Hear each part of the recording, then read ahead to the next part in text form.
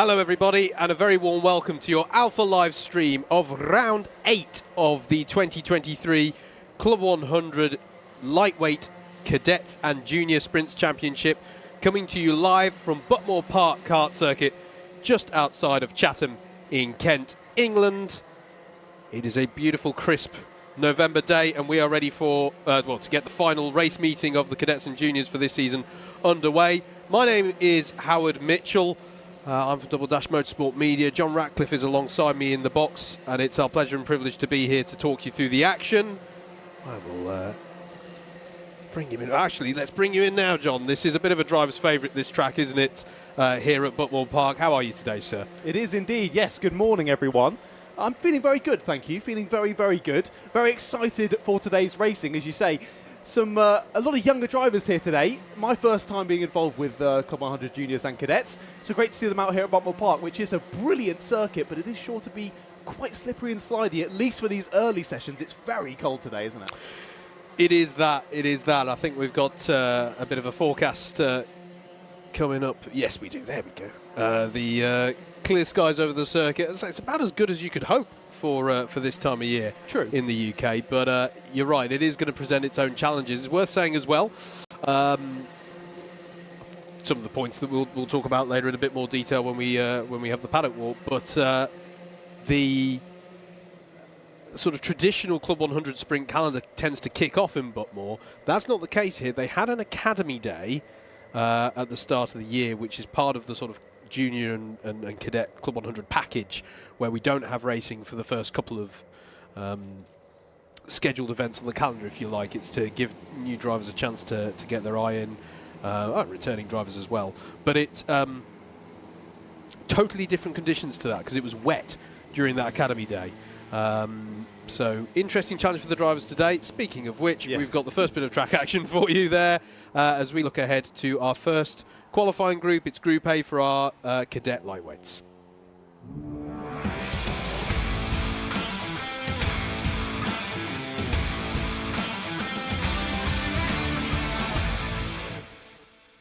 If you're just joining us then for the first time this season, then welcome along. There's plenty of action for you to go back and enjoy in the archives of the Alpha Live YouTube channel. But we get a nice chill. Maybe you followed us for the seniors, perhaps, a bit more this season, or maybe you followed the BUKC towards the start of the year. What are we doing format-wise here? We get a bit more of a chill intro to the day, nice and relaxed. Well, maybe not so much for the drivers. For us, at least. For us.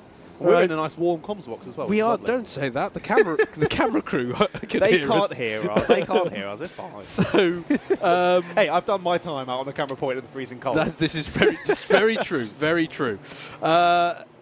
We're into an 11-minute qualifying session now. Then we're going to have 3 qualifying groups per category. So just to we gave that intro there. We've got the lightweight cadets and lightweight juniors today. If you're tuning in for the super lightweight of either of those 2 age categories, they're tomorrow. They're the second part of the streamed action we have for you here this weekend. So that'll be running tomorrow. So today we're about the lightweights, as some of the drivers jostling for a bit of track position there, I think, to set a good lap time. I think it was Oscar Stock the King getting a little bit of a hit to the rear there, but I think that was just a bit of a lift off, trying to give himself some space, not realising there was the driver behind him. Yeah, I think that was bit of a 50-50, or it's difficult as well. It's difficult, to find the space. He's doing what he should be doing in a qualifying session like this, slowing down, finding that space, because you can often get caught up in little battles in qualifying sessions, where often when you're on quite similar pace with someone else, and you end up just wasting each other's time going through and then letting the other person through, and it's just wasting time. Especially at a circuit like this, you don't really get too much benefit from slipstream at a place like this, so it's often better to just find your own space and just continue pushing on with the pace as quickly as you can. But as you say, 11 minutes, a decent length of time to get some laps in, but not a crazy amount of time. No, exactly. It's at least we're not on too much of a changing track. It's dry, it's cold. That's not about to change. But yeah, you do have to. You want to try and get a good banker in nice and early. But yeah, an 11-minute session. If you are tuning in to support a particular driver and you're like, I'm not seeing them on the timing on the left-hand side, the qualifying, the categories are split into 3 groups. So this is Group A of our lightweight cadets. We'll then have Group A of the juniors, and then we'll go round to cycle to the Bs. And this is to set the grid for the first of the 2 races that all drivers will have today. So we've got the pre-finals and then the finals. I have a question. Yes. For the A and the B and the C groups for qualifying, are those completely random? Those are completely randomly allocated. And what is more, there is technically a grid for qualifying. Now, let's not get too ahead of it, but basically that's to ensure, basically you get randomly allocated a kart for the session as well, to make sure that it is a truly random allocation. So yeah, it's just an even spread between the qualifying groups. There's no particular, it's not based off of championship score coming into the round or anything. It's just randomly allocated. So the grid as such for qualifying is simply the order that you exit the pit lane. Pretty much. Yes. My personal favourite is the British University's Karting Championship on Qualifiers Day, where you get a grid for the qualifying session for the qualifier race. That's still my personal favourite, but anyway, we don't need to worry about that today. So cadets out now. Who are the early pace setters then? Daniel Clancy has got us off to a good start. In fact, we've got the time. I'll just read out who we've got in this session. We should say as well, if you're tuning in to support a particular driver, as they have been all season, they have the same kart number. So if you can memorise the kart number, it might be useful just if, we mention some in the heat of action, as you wouldn't believe this is a qualifying session, would you? 3 wide and hairpin 1. If they'll... If they'll let me. I mean, that is Daniel Clancy in the 58, so the fastest driver on track there, I think, just catching up onto the back of some traffic and dispensing with it quickly. As there's a track limit warning for Oster Stockley King, he'll need to be careful of that. There was one of the practice sessions earlier where there was a warning put out to the drivers about the amount of track limit violations. This Buckmore Park circuit is, I always think of it as the pinnacle of safety for kart circuits around the UK. We've got a lot of tarmac runoff. We don't have tyre barriers here in the conventional sense. We have these plastic barriers, which I have tested myself by completely messing up, and they are of the things to pile into in a kart. I think they're the nicest things. Still wouldn't recommend it, but I've been into a few different bits of track furniture, and this is definitely the comfiest. Indeed. We'll leave that one off the reviews for them though. But it is great. It is great this circuit and the safety. What it means though is the tarmac runoff though is that track limits can be a topic here. Just to be absolutely clear, it's so long as one of your wheels is on that white line. It is basically tennis court rules, right? If you've got a wheel that's on the white line, it's in. That's effectively it. So you will see the drivers here try and maximise. You can just see it there a little bit from the driver of the 23 there, just straddling that white line. That's absolutely fine. But there are certain areas, such as the exit of this next hairpin 2, that we're going to be seeing. They've got to be careful there. Bit of leniency shown on lap 1 of a race. When we get into racing, there tends to be a little bit of leniency shown. If you're going 5 wide out of there, then probably someone needs to take the tarmac. Also through this bit here, as you come through Symes Sweep and then through the left-hander there, it's easy to go over travel limits. And the bit they've just gone through there as well on the exit of Paddock. These are all places where track limits can be prone to infringement.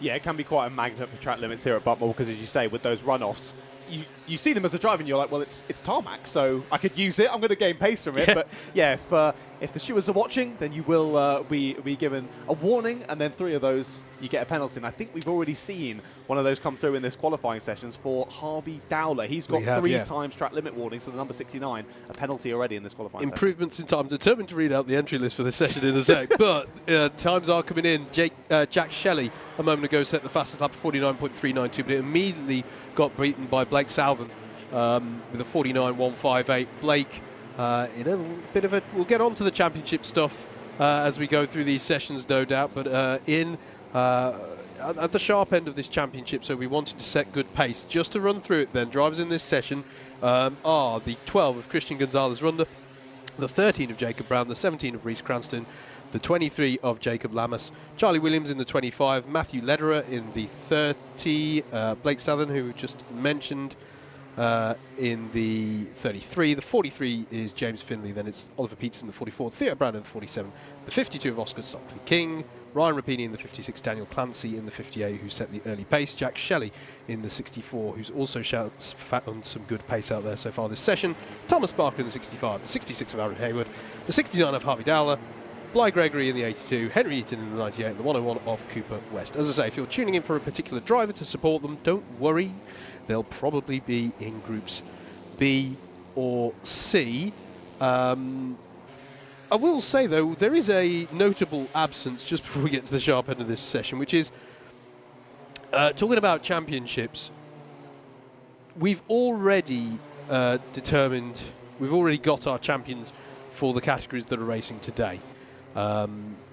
It's tomorrow that we're still looking to crown some champions in the super lightweights. And as I say, there's still some interesting fights going over the top 5 here, as we're looking here at Blake Southern. Currently 5th in the championship standings, so vying for one of those top 5 trophies at the end of the championship. But a word on Logan McAllister, who's already wrapped up the championship. He's not here today because, as I understand it, what I've been informed is that he's won the championship. Time for a treat. Let's go to the Abu Dhabi Grand Prix. So, that's a pretty cool treat. I mean, don't get me wrong, folks. I like Buckmore Park, but to be fair, if you're going to give me a choice between the Abu Dhabi Grand Prix or Buckmore Park in November, I'm strange, actually. I really like Buckmore Park. But to be fair, most people would go with that Yas Marina. It's got to be a little bit warmer out of Yas Marina. It's got to be a little bit warmer, to be fair, yeah. Yeah, that's fair enough. No suntan cream needed today here at Buckmore Park. Indeed, indeed. So,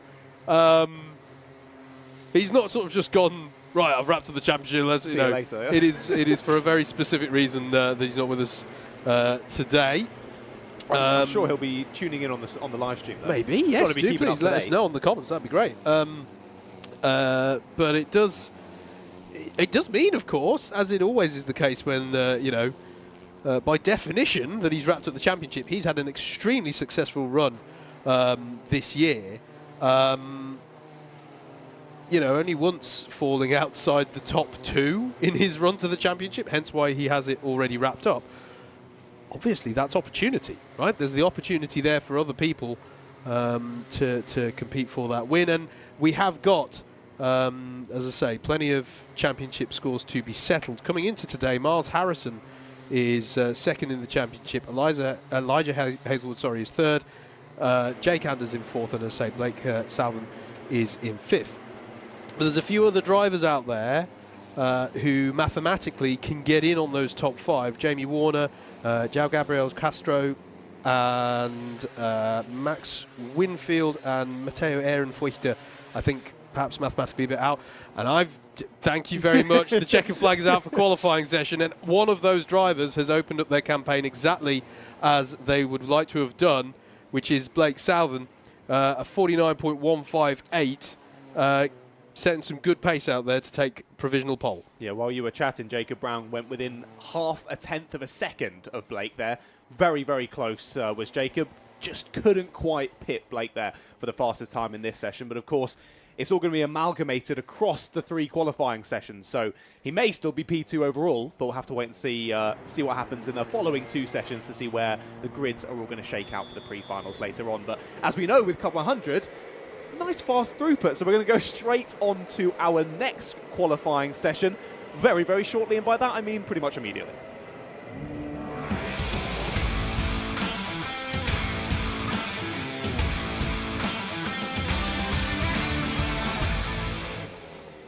Oh, showing the lack of grip out there on circuit already. Cold and chilly.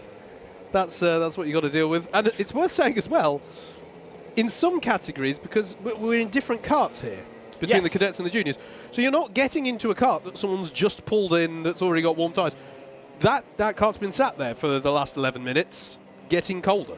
So it's definitely a challenge. Exactly the same concept then now for our juniors.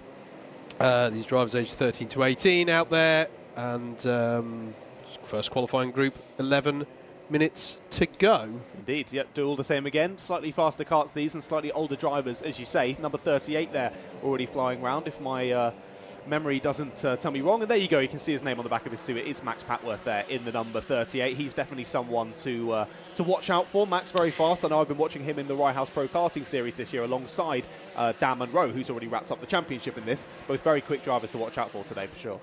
Yeah, and one of the drivers who, mathematically at least, is still in the hunt for the top 5 here. I think he needs things to go his way here today, but he had a fantastic time out at Rye House, did Max, getting a third and a second in the pre-final and the final.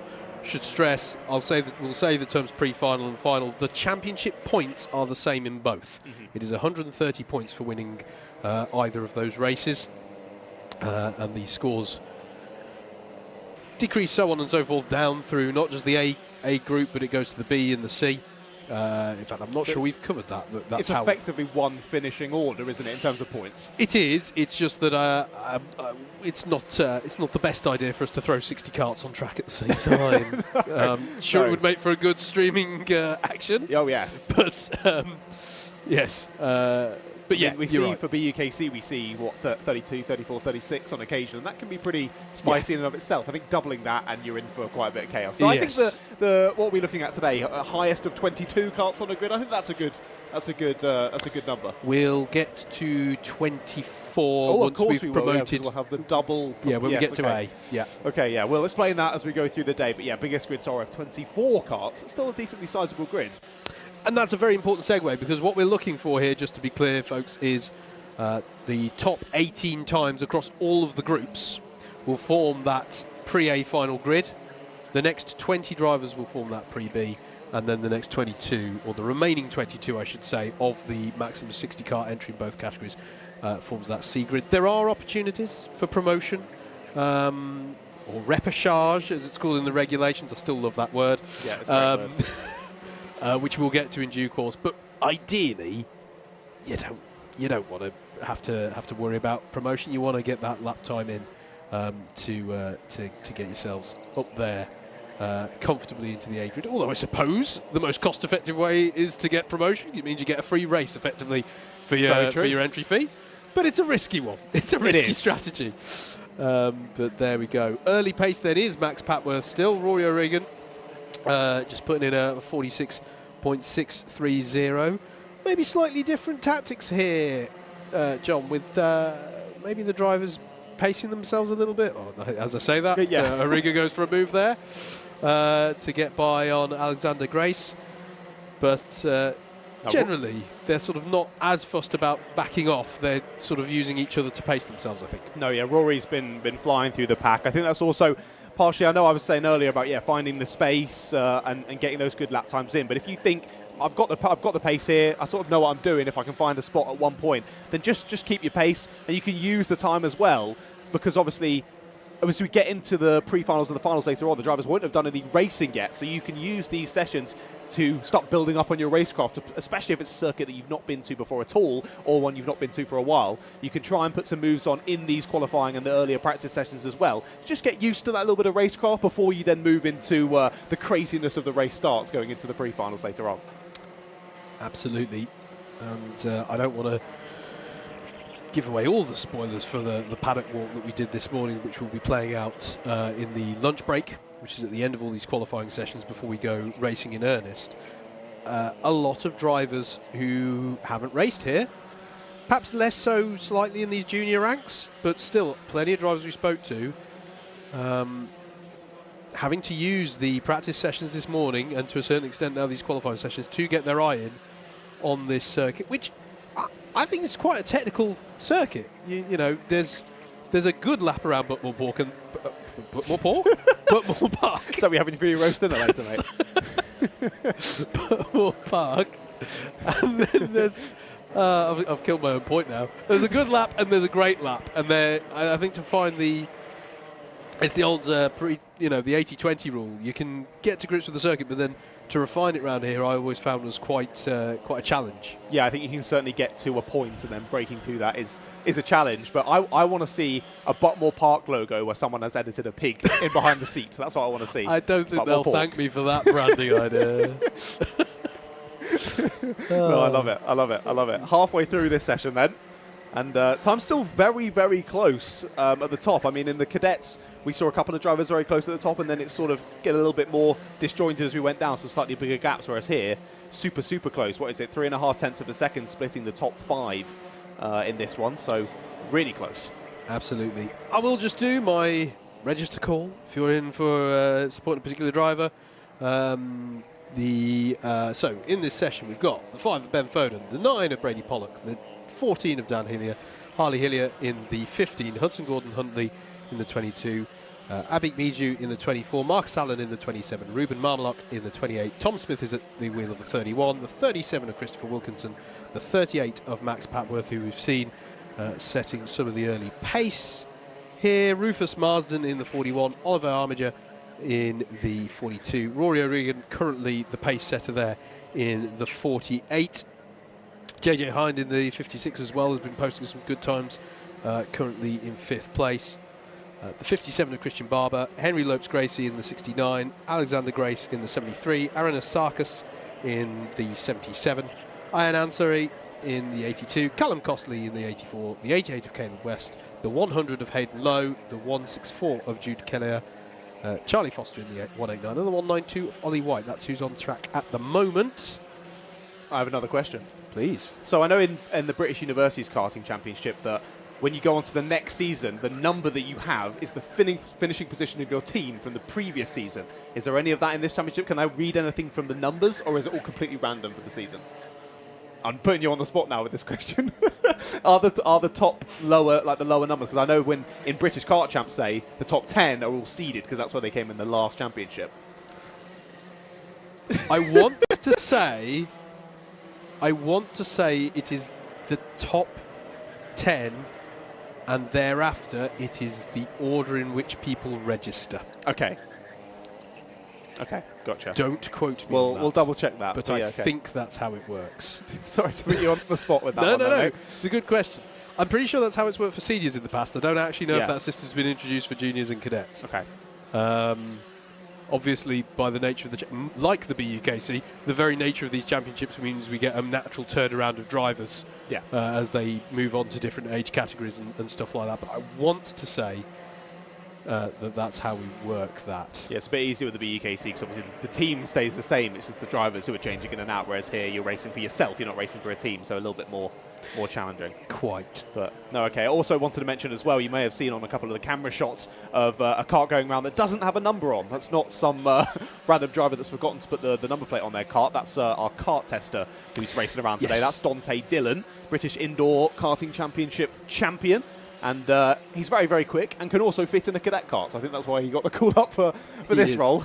He is. He fitted both of those criteria quite well. Unlike me, I remember the last time, I think it was here, I tried to get in a cadet car and it didn't end very well. I'm impressed I didn't rip my jeans, to be honest.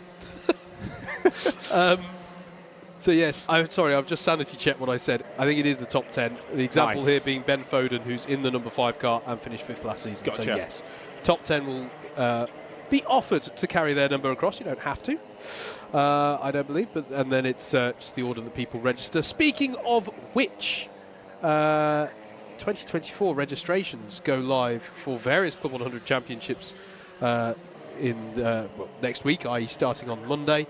The registration for cadets and juniors, I believe the first thing, now I think when the paddock walk goes out later on, I think I may have said this one wrong. I think I said Monday.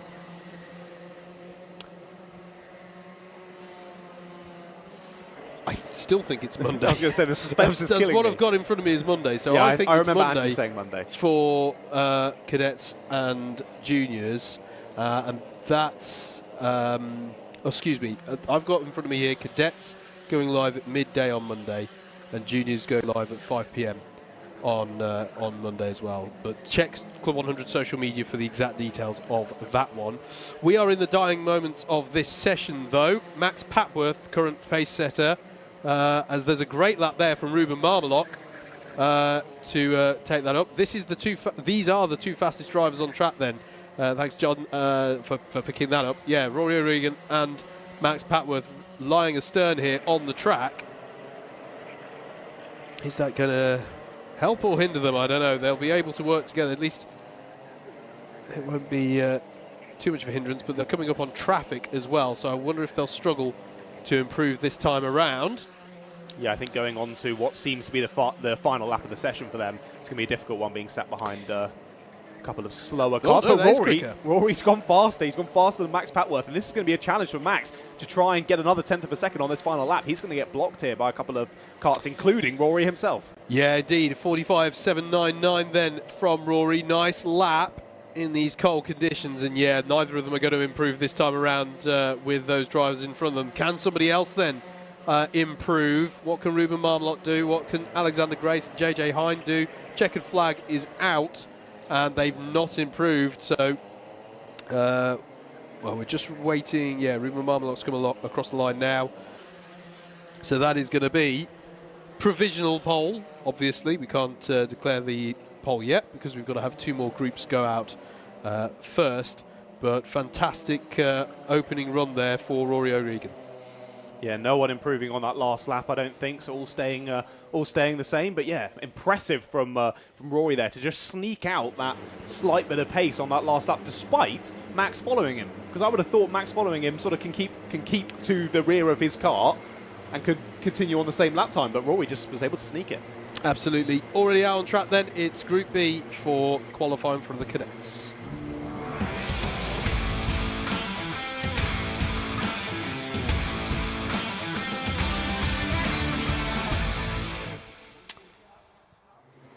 There they are. I thought that was a quiet shot then. I was told they were already on track. There they are, out for their qualifying session. I'll do the roll call now, rather than in the heat of the action. It makes sense Let's to do it at the start that of the lesson. in this group then. It does, doesn't it? The number 10 of Max Winfield, the number 11 of Jamie Warner, Adi Manu is in the 16, the 24 of Ian Bagger, Timmy Shahini in the 26, Leo Edger in the 28, the 32 of Solomon Adeniji, Adeniji, Oscar Blakeman in the 35, Ollie Moody the 41, the 46 of Joseph Baxter, the 55 of Elijah Hazelwood, Tom Justice in the 57, Bobby Peters in the 70, the 72 of Fawaz Adra, Marley Bowen in the 81, Max Miller in the 83, Yusuf Yakub in the 94, Louis Williams in the 95, Jack Harrison in the 102, and Leonidas Georgiou in the 122. That's the group that's out there right now on track, and they will have those numbers throughout the day, in spite of the fact that they will be in randomly allocated carts. You basically carry your number plate and transponder around the paddock with you, and you fit it to the carts for each session. And once again, a bit of jostling for position to find the track space to put a good lap time. The understatement of the session so far, possibly, Howard? A little bit of a jostle. Just a tad. Yeah, drivers trying to find that track position, being rather aggressive with that, but fair play. Fair play. Straight out the pit, straight on it. It's good to see. It's Leo Edger that's currently setting the pace. Solomon Adeniji was in behind, but now Max Winfield goes in between them. Very close on timing so far, but of course the session's only just really got underway, so I'm sure we'll see those times start to tumble as the drivers complete more and more laps of this session, but all pretty much continuing to stay in a pack. A couple of stragglers have fallen to the back and given themselves a nice bit of space, but otherwise all fighting in and close amongst each other. Now, I said in the earlier session that the slipstream doesn't have as much effect. It's going to have more effect in these cadet karts than it will with the juniors, because of course they're going down the straights for a longer amount of time because they've got less power, so they're going to have more time to make use of that slipstream as you fly around this Buckmore circuit. And it's also good as well, I think, for these younger drivers staying in packs early on in the session, sort of being able to tell what your pace is compared to the drivers around you, and you can watch where other drivers are finding that pace using those different lines and pressing on towards the front of the field. Now, Jamie Warner has now snuck to the front of the timing sheets. Just behind him, Elijah Hazelwood. I had a good little chat with him up on the up on the grandstand that you can see on the right-hand side of your screen there in the Paddock show, which you definitely want to stick around at the lunchtime to watch. We spoke to lots and lots of drivers, and Elijah was very optimistic for the day, and I think by all his admissions, he was wanting the win and nothing else. So Elijah doing a good job so far, up there in second place in this session. We'll see where that will, where he ends up on the grid later on. Yeah, and that's because he's in the battle for second place in the championship. So I mentioned that Logan McAllister has wrapped up the championship. He has done so. He is, and just to be clear here, what are we looking for in these battles? Because we'll be talking about it throughout the day, I'm sure. We're talking about, as far as Adra puts in a good lap time, 49.612. Ah, they're all coming in. Elijah Hazelwood tops that with 49.488. There's 8 rounds to the championship in all of the categories racing this weekend. 2 scores will be dropped from that. That is any 2 rounds worth of scores. So just to be clear there, if your pre-final is great, but your trophy final is poor, the trophy final can be dropped, the pre-final can be kept. It is not associated with the race meeting. It is any 2 rounds worth of scores that get dropped. And so I've got a question. Yes. So will that have to be 2 pre-finals and 2 finals, or could that be 4 pre-finals and 4 finals? Good question, because the way I just said it implied that it's 2 rounds in that sense. No, it is just essentially the 4 worst race results across the whole year. Good question. I like that. Thank you. So those will be dropped. I'm question master for I'm today. really glad that's not the system, by the way, because that would make our spreadsheet even more complicated. Yes. It's just the 4 worst race results of the year, which I should have said at the start. That's a clearer way of saying it. But what that means is we always have to be predicting what the maximum possible any driver could get if they won both races today. If they were right at the front, which is and the drop scores are what keeps so many drivers in the hunt for so long, because you're effectively you're fighting 2 things on a day like today. You're actually fighting your previous best scores. You're sort of competing for your scores today to count, because they are better than the scores that are lined up to be your drop scores, right? Obviously, if you don't beat those scores, your scores today would become those drop scores. Yeah. So you're sort of fighting against the past version of yourself throughout the season in that sense. It's like having the ghost on in a video game. Yeah, so you're sort of qualifying for today's scores to count, and then it's a question of, well, how well do they count compared to what your fellow competitors have got banked? So what we're looking at here is the maximum possible points that a driver will have if they were to win both races today, and how that compares against what their competitors have already got in the bank, such that if they had a terrible day, they would still already have those points. Yeah. Hopefully that's clear. Oh my goodness, trying to go 3 wide into the first corner. I promise we're not racing yet, folks. That was an interesting moment there. Jamie Warner was trying to find some track position against Max Winfield. Both of those drivers in the top 4 at the moment, so not too much of a pace difference. And I think that means that they had to be bold there. They still are. They still are. Just to finish the thought then, what that means, the way by which we know that Logan McAllister has already wrapped this up, is that nobody can beat, even if they won both races today, once you've applied the drop scores, they cannot beat a score of 1.808. That is, and we can confirm that, being as Logan isn't here, he's obviously not going to beat. Like, the 2 races today are going to form part of the drop scores. Yes. Because he's not here. So we can say that's locked in. 1.808 has won Logan McAllister the championship in lightweight cadets for 2023. For second place, it's Miles Harrison in the 22 who comes into today with a score of 1.767. Okay, bear that in mind.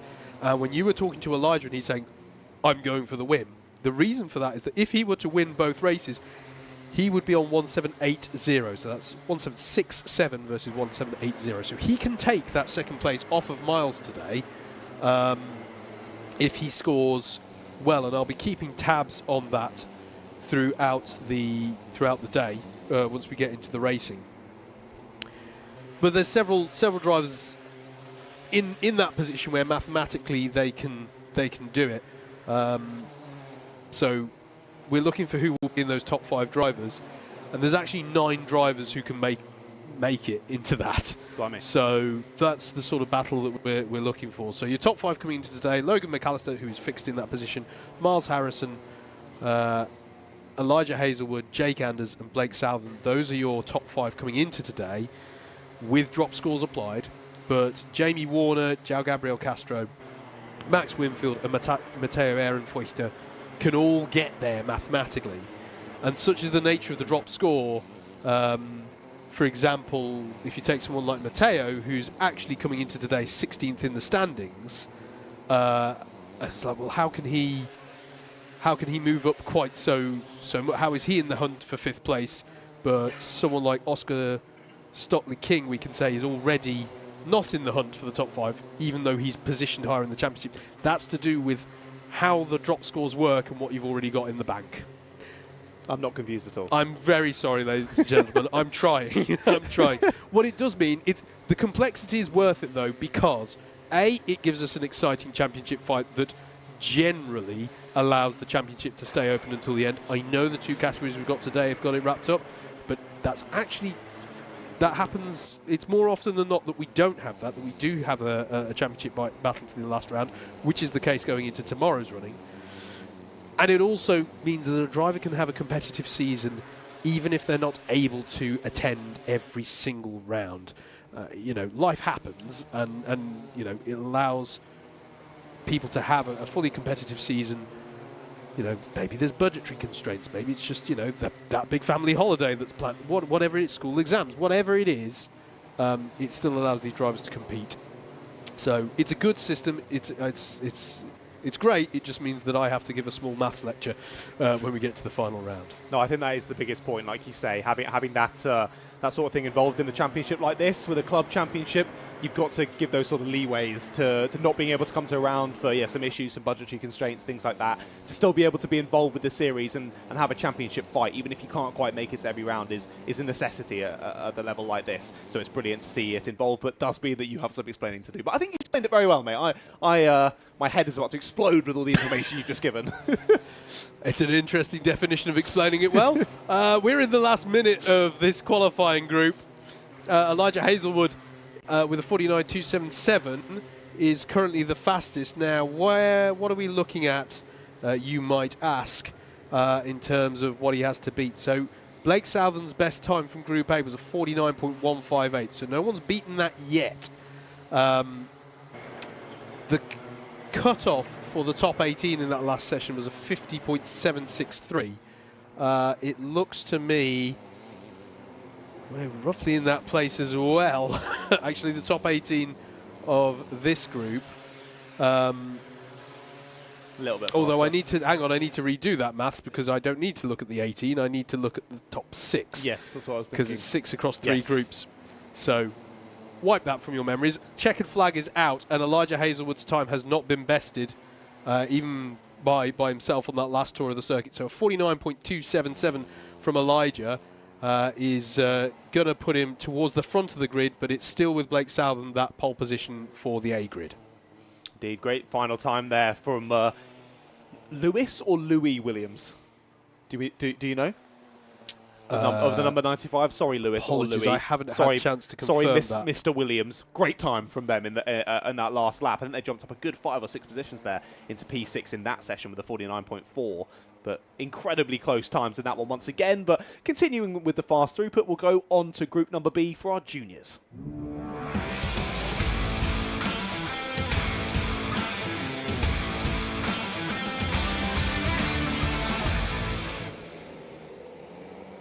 And with that, back out on circuit already, and I do know that B is not a number. My brain just did not work there. It's a letter, and we move on to Group B for our junior lightweights then. And again, we look back to, we've already got some spinners straight out the pits, as we've seen pretty much in every session so far today, but we obviously look back to Group A earlier on. Rory O'Regan, best time of a 45.799. That's the time to beat then for these drivers heading out for Group B. 23 out on circuit then, and a few names I recognise not only from the series as a whole, but from our little chat in the paddock this morning. A couple of pretty hard hitters, so I'm expecting to see some good times from this session, but already drivers diving out of the pits, trying to get those quick lap times in as quickly as possible. Now, I saw in the past session, I have, if you're not too constrained by something on that PC, Howard, I do have another question for you. Go on. There was, with the track limits, of course, you get 2 warnings, and then your third track limits is a penalty. Am I right in assuming that with a track limits penalty in qualifying, you have your fastest lap time removed? Is that what the penalty is in qualifying? Yeah, I think that would make the most sense, wouldn't it? I know we've seen one so far today. I think that was in the earlier Group A junior. The junior lightweight qualifying earlier on this morning, so one of those drivers losing a fastest time. I saw as well in the previous session Elijah Hazelwood getting the fastest time. He had one, just in this section we're looking at now, one track limits warning onto that red rumble strip on the outside of the circuit there, and had another one where he was pushed wide a little bit, wasn't too happy with it. And I think our fantastic marshals and Club 100 helpers here making sure that when penalties are given, they are rightfully given. Because a thing like that, you can often get shuffled wide, particularly in racing conditions, and you get a bit frustrated if someone knocks you off, and then you get a track limits warning for it as well. So good to see the Club 100 guys and girls doing a brilliant job there out on a very cold circuit. Hopefully keeping warm, lots of layers on. That's what they need out there on circuit today. I think the same for the drivers, to be honest. I know I saw a couple of drivers, one of the drivers we spoke to down in the dummy grid was going out with their coat on. They were like, I'm not taking this off, I'm freezing. It's understandable, I think. It might even be a good day to put on a wetsuit, even though it's not raining. It might just keep you warm. Yeah, indeed. I'm loving your questions, mate. I am actually going to correct myself and quote Rule 18A here. Okay. Where an offence punishable by position deduction is committed during qualifying, the penalty will take the form of a position deduction in the classified finishing positions. Oh, okay. So, yeah, that actually means that, no, they'll just be drop positions. However, I think the wording of key note there is where an offence is punishable by position deduction. I wonder if it's track limit violation, they may just delete the lap. Mm-hmm. Okay. Don't quote me on that. But I think it's just position. It's position deduction. Okay, sorry, I'm being really annoying. No, today. it's sorry, fine. I'm. If Andrew Mathers listening in, he'll be laughing his head off because he knows I hate not getting a rules question right. But you feel like you're on Mastermind right now. Yes, yes. I mean, bear in mind if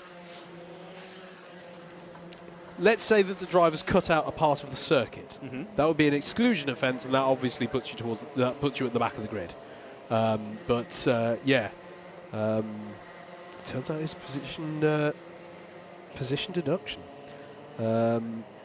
98 then on screen. Nick Fallon, currently second on the track. And seems to have found himself a good little bit of space here to try and set a decent lap of this Buckmore Park circuit through Syme Sweep. And then through Pullman's into Paddock. Up the hill here towards Garda. We are going to be looking here for a lot of overtaking action once we get into racing. In fact, we're already seeing a fair amount of it in qualifying, let's not lie. Yeah, there has been a little bit more than I would have assumed. Yes. So the reason being is that the line coming into Garda, the fast racing line, is you want to maximise the late apex there, the shape of that corner. And that means you take a very wide line in, and that just opens you up for someone firing a move up the inside. Short braking zone as well because it's uphill. So it's a short, sharp stab of the brakes, but such a golden opportunity for a block pass. Yeah, if you can get yourself in front at that exit, you can just block all the way around the left-hander, and you've got the position. You can halt there, good exit, round that left-hander, and you've got it up through Cafe. But I hope if anyone's here at the circuit who's racing today was watching that last lap from Nick Fallon, because he did go 2/10 faster, nearly, than anyone else on that previous lap. So he's gone to the top of the timing sheets. He has been a little bit blocked on this lap, so I don't think he's going to be going any faster. But times still tumbling, and the top 5 now within 1.5 tenths of a second of each other. It's super close now as the track is definitely gripping up as we go through the day. However, I say that the times aren't tumbling between sessions a huge amount. It's still not too grippy out there. It's an interesting one, this actually, from Nick. This is the strongest showing that we've seen as Sam Masters posts the fastest time of 46.347. Nick's been with us for a few rounds this year. He's not been with us for enough rounds to have a coherent championship score, as in enough that he's missed more rounds than just the drop scores account for. Last made an A final back at round 2, which was at Wilton Mill. But since then, he's not made it onto an A grid. So this, at the moment, Not sure if this is a local track where he's got some good knowledge of the circuit, but at the moment he is putting in some fantastic pace. He certainly is. He certainly is. Great one to watch this. Less than 5 minutes to go then of your second junior lightweight qualifying for the day. A very warm welcome once again to everyone who's in the live chat joining us today for this brilliant racing from Buckmore Park. Lots of people saying hi. Now, I know there's going to be a few names in here that were from previous sessions of saying hello, but we'll give a couple of shout-outs to some people in the chat. Indeed. Bob the Builder was in. Bob the Builder, I love that. That's great. I didn't realise until I said it. Bob the Builder. Fantastic. So let's go Thomas B. Oliver's saying he's very much looking forward to this. Of course you are, Oliver. It's going to be brilliant. Alexandru says go on Leo. Oh, Daniela Sutton. Hello, John. Hello, Daniela. I hope you're doing very well and you're enjoying some Club 100 racing. Milky Cereal says, These are some let's great go Blake. names. Let's go Blake. Lovely. I mean, there's very few cereals that shouldn't be milky, I feel. I feel like most enjoy the addition of milk. But hey, each their own. They said a mega lap from Blake. It was earlier on in the session, a brilliant lap. In the earlier sessions in the cadets from Blake it was. Hey, Harry Eden says, come on Hayden. Come on Ollie White from Will Ford. Go Jude, says Sean Penny. Let's go Jack Harrison, says Barry Lewis. Andrew's karting vids is watching on and enjoying it. And Greg Smith says, afternoon guys, lovely conditions for racing for the finale of the Cadets and Juniors Championship. I couldn't agree more, Greg. Yes, certainly agree. I quite like the idea, by the way, that is just Bob's name, and he's now just going, what's... I didn't even think of that. Sorry, Bob, if that is actually your name, but there's no way that is a coincidence. We have our first ABC bump and pass in qualifying, though. Ben Smiles, sadly, is going to be getting a penalty for that one. He's then 13th at the moment on the number 39, fastest lap of 46.865. So just being a bit too eager in trying to get past someone in qualifying there for that. Yeah, indeed. Sam Masters, another driver who is trying to take the fight to get second in the championship. Comes into today 13. It's really close, actually, this we should note, between Matthew Bolton, second in the championship, and Sam Masters, just 4 points separating them coming into today. So they really need to you know, I mean, they're already they're secure-ish. They're secure-ish for the podium positions, although Rory O'Regan's breathing down their necks for that. Rory being a slightly... it's an interesting one. Rory comes into today on 1686, so less prominent scores banked. But if Rory has a really good day, can still take second in the championship. So it's all to play for there. He's got the fastest time so far, hasn't he? So exactly. He's doing what he needs to do so far today. Exactly. In fact, on that, let me just double check. The 45.799 is that provisional pole. So still 2-3 tenths off. Yeah, pretty comfortable really there. It's 46.079, currently the best time of this session. Just over 90 seconds left of it. Sam Masters here in the 45, then one of those drivers contesting for second in the championship. Needs to be a little careful on track limits there out of hairpin 1. Then you're into hairpin 2.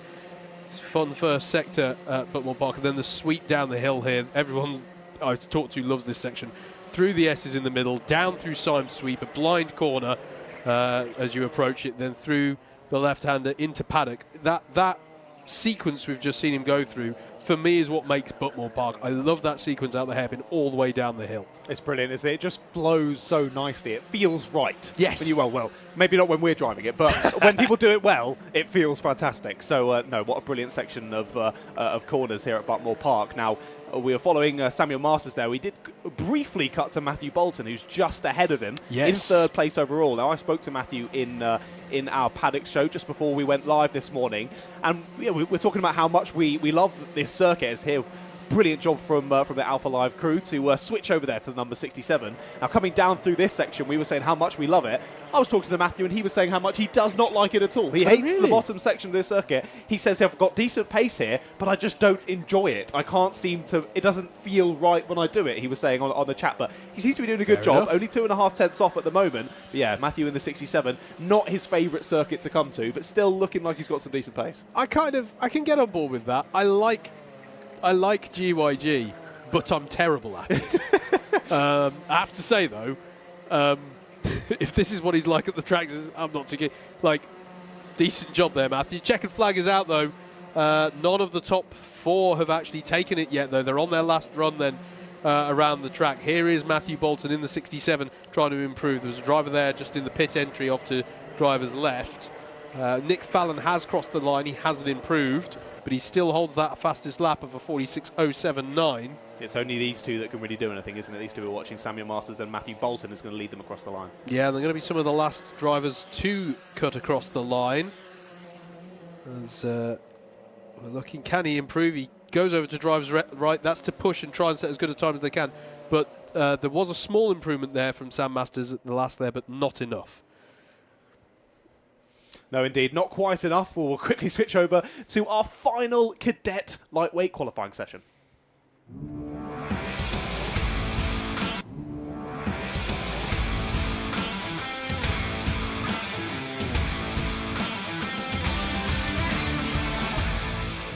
Group C qualifying session then for our cadet drivers. To remind you, there's no reason why a driver would be in A, B and C. It's all done completely randomly. So if you've not seen a driver that you're supporting out yet today, if they're in the cadets, they're going to be in this session. If they're in the juniors, they're going to be in the next session. If they're not in either, then I think you may have got the class wrong and they could be racing tomorrow. Indeed, they might be a super lightweight. They might be a super lightweight.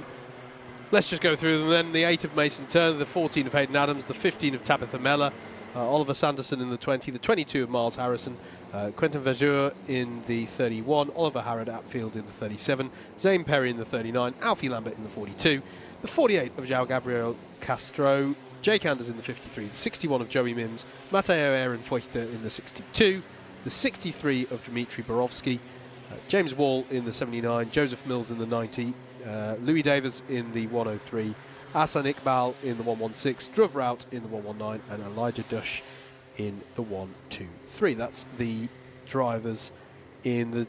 I was about to say the drivers in the top 20. The 20 drivers that are out there on track. I mean, technically, right now they are in the top 20. True statement for this session. True but, statement. Of course, not a relevant statement because they're competing against the 40 drivers in this category who've already set a time.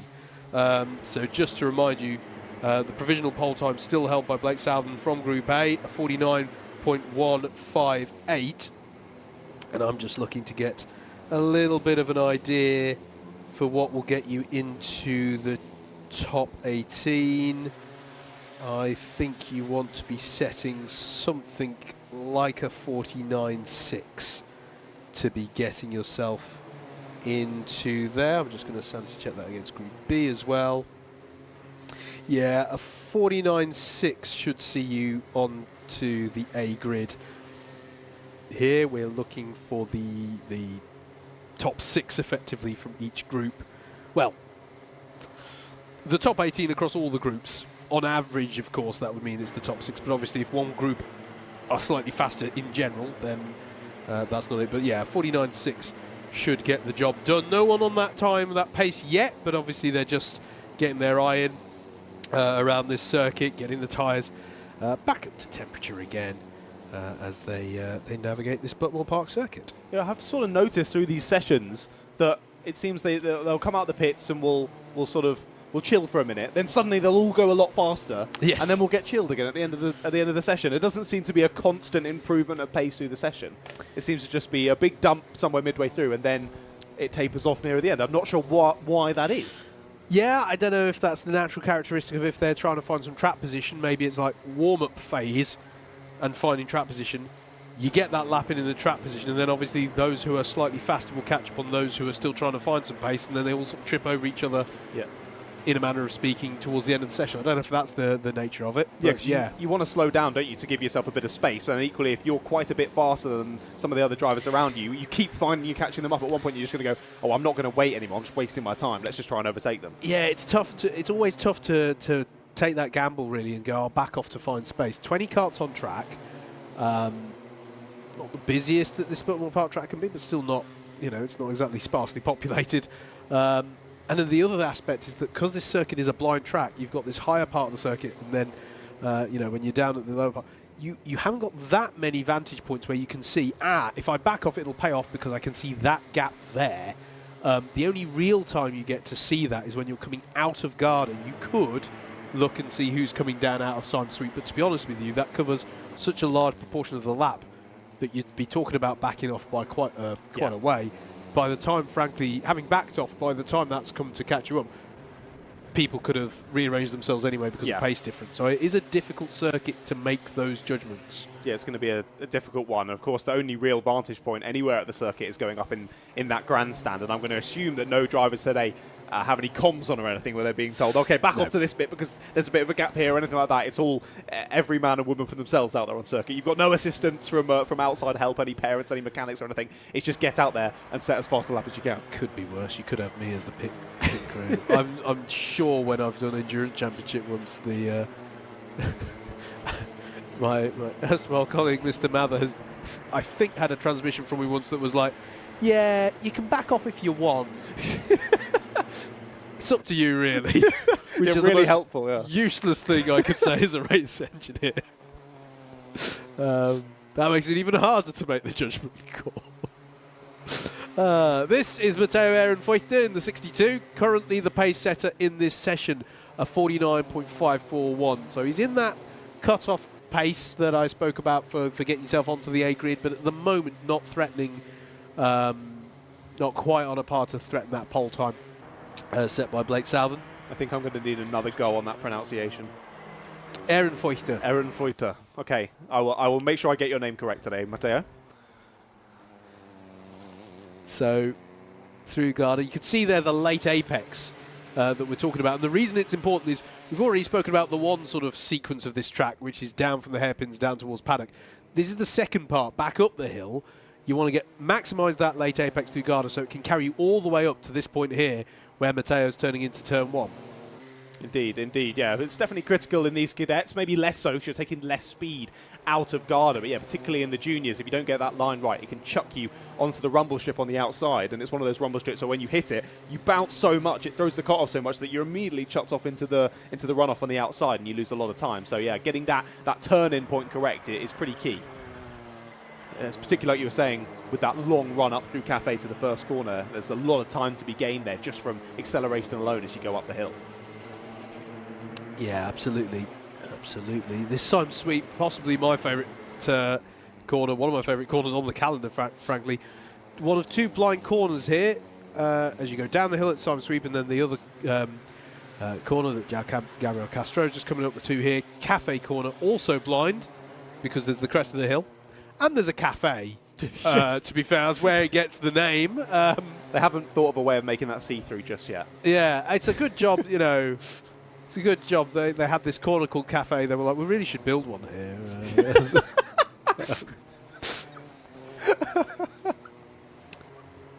3.5 minutes to go then. Driver out sets a good time there, 49.489.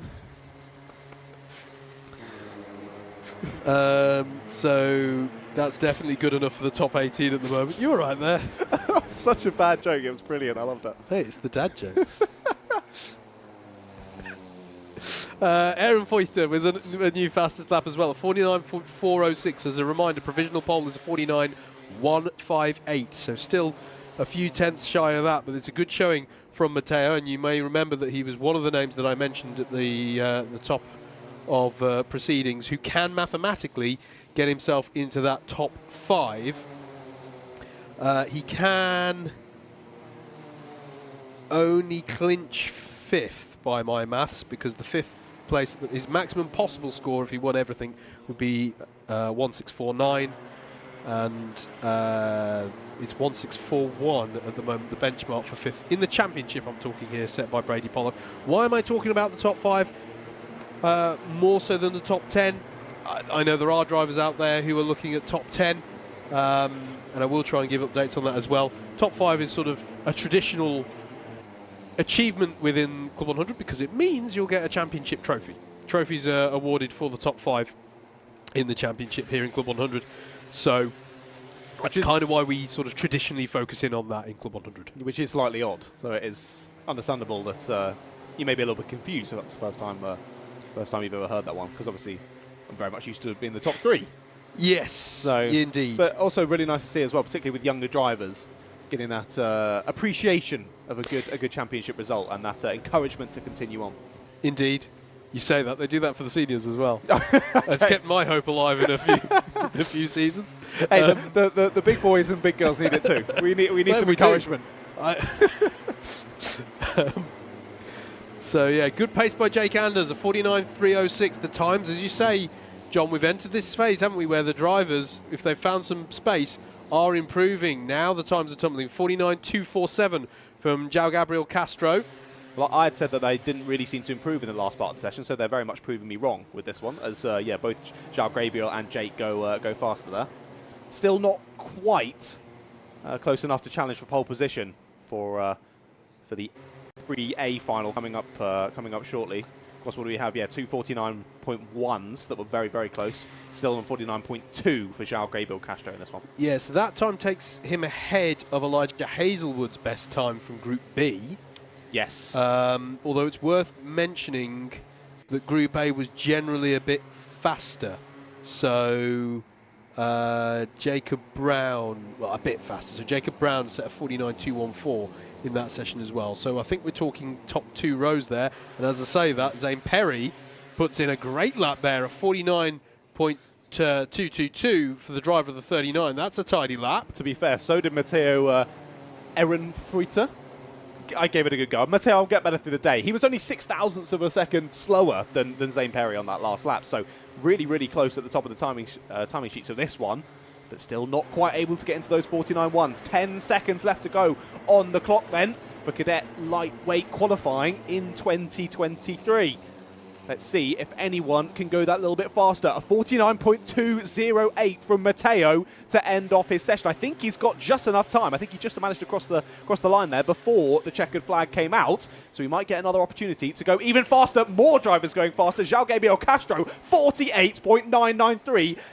That's pole. Providing no penalties, that is pole position for the A pre-final later on. Can anyone go faster? Matteo, of course, has that last lap still banked that he just managed to squeeze across the line. We'll wait for him to come round to finish that last lap. And I think he's going to be the last person across the line, but some incredibly quick pace at the end of this session. Yeah, absolutely. They're proving us wrong, aren't they? Yeah, they that have was a great wrong, improvement there. Thanks, from Castro. That was brilliant stuff for 48.903. The only driver to dip below the 49-second mark. But worth saying as well, Mars Harrison with a 49.192 will line up on the second row of the grid as well. Really competitive last session there for the cadets. We'll next see them when they go racing. It's Group C for the lightweights coming out now.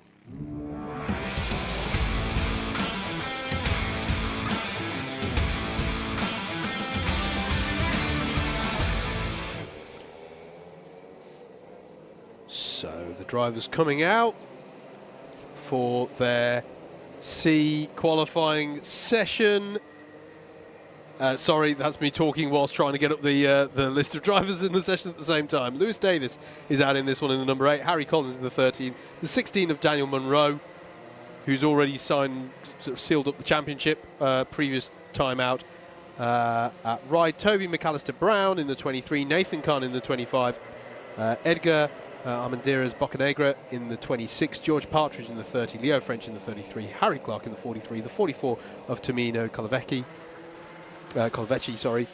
Cameron McDonald in the 49, McKinley Coburn in the 50, the 53 of Josh Spence, William Taylor in the 58, the 70 of James Reynolds, the 71 of Victor Renard, the 83 of Santiago Artiga Bruce, Jake Renshaw in the 90, the 91 of Charlie Wormsley Ride, Sam May in the 102, Vigo Swan in the 113, Ollie Hardy in the 119, Baxter Rawlings in the 120, Lionel Sinclair Ikaroha, in the 171, and Oliver Cunliffe in the 191. That's all of the drivers out. Haven't heard a name yet. As John was saying of the cadets, they're probably competing in the super lightweights tomorrow, which I don't think we've covered, by the way. When we talk about lightweights and super lightweights, that is... why have I put myself on the spot for this? 45 and 35 for the cadets. And I will let you know in a second the exacts for the juniors. I don't want to misspeak. But it's a 10 kilo difference anyway between the two categories, so not a massive one. Thank you, John. It's 70 kilos for your lightweight juniors and 60 for your super lightweights. I'm sorry, I've recently been reading the BUKC rules and they're quite similar weight categories when you get to the juniors. So apologies, but yeah, 70 and 60 kilos respectively. So drivers out on track right now have to meet a 70 kilo weight limit. That is the driver with the number plate and transponder. They are allowed to use lead ballast to lead themselves up to that. They can either have that as part of a lead seat insert, or they can attach it to two of the lead posts on these Club 100 Rotax Evo carts. There is a limit, though, to how there is a minimum. You can't just turn up as like a particularly light driver and go, can I be in the lightweights? They go, no, you need to be in the super lightweights. You can't just fit that much lead on the cart. That's sometimes the issue that we do have with BUKC is you can find is. very, very light drivers jumping in a heavyweight race, just putting loads of lead on the cart. And yeah, I think it's definitely the better option going with this option that we have today. Yes, I think overall, so. yeah. Yeah, absolutely. It's yes. I also find it interesting for this that we call the drivers lightweight and super lightweight versus when you get to BUKC that you just call the heavyweight. they don't make it any nicer when you get into universities and into adults. You're a heavy boy. To be fair, if these drivers were in any way called heavyweight, I would be offended. I think it's, if nothing else, it's to save my pride. But yeah. Indeed, those are the two That's categories. When we get up into sprints, you can get the super heavyweight. Yeah. The championship for us. Absolutely. Toby McAllister-Brown with the early pace in this one of 46.475. A reminder that it's a 45.799, the provisional pole at the moment, set by Rory O'Regan. I was enjoying there watching you somehow try and link us being fat back to the racing action. I gave up.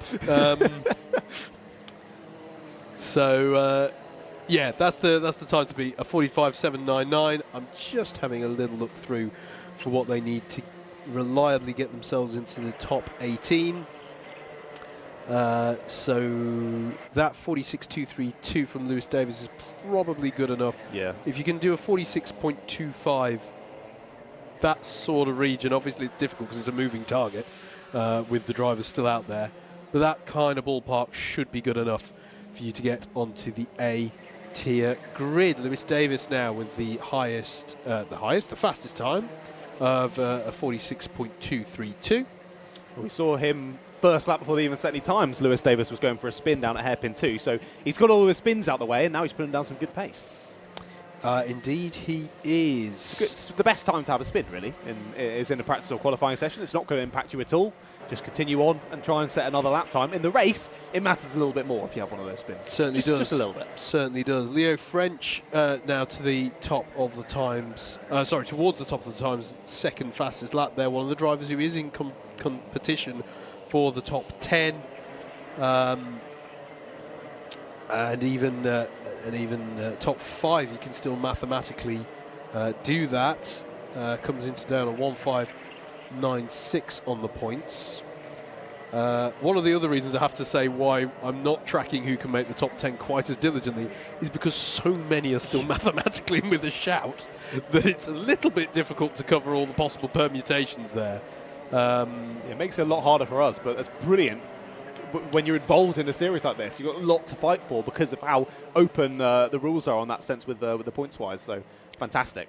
Yeah, absolutely. But Leo French is currently 10th in the championship, so looking to retain that top 10 or feature somewhere within that.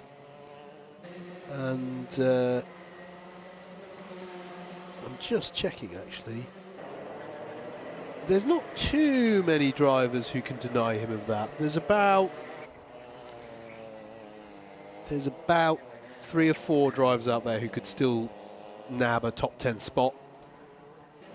So maybe I'm thinking perhaps a bit more of the cadets where there's so many in the hunt for that still. Just slightly closer in that one. But good pace from Leo French, and he has got the fastest lap time of a 46.223 now. He's just stolen that, hasn't he? He has, yeah. It was very close, less than a hundredth of a second in it between Leo and Lewis at the top of the timings. Now, interesting to see as well that the Group A group was quite a bit faster overall actually than Group B, it seems, because yeah, the top 6 cut off in Group A, as you said earlier, was a 46.3, whereas it was nearly a 46.5 in Group B. So yeah, looking for around there, and you're into the A final. And what was it? A 45.799 yes. time to beat for pole position. Yes. Now there's a penalty that Yeah. you shouldn't see in a qualifying session. Advantage by contact, bump and pass, but it's not actually come up on our timing pages yet. Should highlight that, by the way, before we get to all that. There it is confirmed. Yeah, Charlie Walmsley ride with that bump and pass. So that'll be 4 positions added to wherever he qualifies. Just for a bit of over-eagerness to press on, and you lose 4 places. Yeah, so there's 2 forms of ABC penalties that you'll see come up. It'll be ABC bump and pass and ABC takeout. Doesn't mean that you've gone and got them a nice takeaway. It means you've made contact with another kart to the point where they have come to a stop. So ABC bump and pass is a bit of a nudge of another kart where they've gone offline or something like that. A takeout is an out-and-out taking out of a driver, causing them to come to a stop. Good lap there from Jake Renshaw, just to fire up to 4th place. So we are in that phase where drivers are improving. There's a lot of blue and a few purples coming up on our timing screen. And before I forget, from an admin perspective, if you'd like to see the more detailed version of timing, you've got a spare screen or device free, then head over to, it's the time Sam May with a great time there, a 46.056. Fastest lap of this session by a 10th and a half, so good lap there. But live.alphatiming.co.uk and click on Club 100. That is live.alphatiming.co.uk. It's Alpha Timing, folks, not Alpha Live. alphatiming.co.uk. Click on Club 100. And if you want to see any confirmed results as well, switch that to results.alphatiming.co.uk and click on Club 100 as well. Yeah, these times flying in through this session. Lewis Davis did go a little bit faster there into 3rd, just over a 10th of a second off the ultimate pace from Sam May. Lewis needs to be a bit careful, though. Within the same minute, he's got 2 track limit warnings and a contact warning, has Lewis, so he needs to be careful there. He's on his last warning for track limits and his second to last warning of contact in this session. And as we said earlier, you get one of those penalties. That's 4 places lost. That is huge. So Lewis obviously wants to go a little bit faster, try and get from his 3rd place overall at the moment, or at least 3rd place in this session, but does need to be careful with how he presses on through the last couple of minutes of this one. Absolutely. Interestingly, I predicted that you needed a 46.25 to be absolutely confident of it. I can't help but note that at the moment, our champion-elect, Daniel Munro, is sat on a 46.269. So I think he's just on the bubble. As I say, he's got the championship wrapped up, but I think he might just be on the bubble here as to whether he'll get onto the A grid. I think he should just sneak in with the slightly slower times in our Group B. Okay, I think we're going to lose quite a few from the Group B, because 3rd fastest was Matthew Bolton in Group B, and he was a 46.3. Right, okay. So I think we might lose a few from Group B, and a few more from CNA will sneak through. That's interesting then. So the sort of fastest session is Group A, then the next fastest was C, and the next was B. So it's not to do with track conditions. No, I mean, usually you do see a slight variation. Obviously, it's randomly allocated. We may have just had an average drivers who are quicker in those sessions. So it's a multivariate thing. But yeah, it is interesting. That's not what we usually see. You can sometimes find as well, if you're a faster driver in a session with slower drivers, that you can sometimes go a little bit slower. What were you saying about Dan Munro, sorry? Oh, I was saying he was on the bubble. He's not on the bubble now. That is a 45.973, which is not good enough for pole. But that is, I think, did he hear us? I think he certainly responded. Great time there from Daniel Munro. Drivers now on their last tour of the circuit. Some of them have already taken the checkered flag. Leo French comes across the line. He hasn't improved on that last tour of the circuit, although he did set a fastest second sector. There are a few people with personal best sectors being set out there, as this pack of drivers is going to come up to the line. Can any of them improve this last time around? Across the line they come. They're sort of all together as a pack there. Dan Munro, Sam May, and Toby McAllister-Brown all come across the line, nobody improves, and that means that Dan Munro is your fastest driver from Group C. But provisionally, I'm going to say that pole position goes the way of Rory O'Regan with a 45.799. That's how they line up then at the end of the qualifying. That's all the qualifying sessions. And that's the final qualifying sessions for those drivers. Yeah, obviously we'll have a few more in the super lightweights tomorrow for you, but we're getting towards the end. It's like the end of term feeling, isn't it? We're getting towards the end of the season. But we've got plenty of racing action to come, of course. We're going into a lunch break now at the track. We've got our paddock walk that John and I went on earlier for you to enjoy. So please do enjoy that. We are scheduled to be back racing in around about 35 minutes time. So stick with us here. And we'll be going racing in earnest next here at Buckmore Park. Well, hello everybody. Welcome to, well, the paddock walk, but we're not actually starting in the paddock. We're actually here up at the grandstand here at Buckmore Park, because I think if you've not been to the track before, it's really useful information to know for if you do come here. This is, for my money, this is the best vantage point. Buckmore Park with its height changes. If you're down in the paddock, you can't see the upper part of the circuit, and to a certain extent, if you're over at the clubhouse, it's a good view, but you got some trees in the way. Yes. This is where it's at for me if you want to get a nice vantage point. The kart's coming right underneath you. So, yeah, it's a good track, this one, John. Bit of a driver's favourite.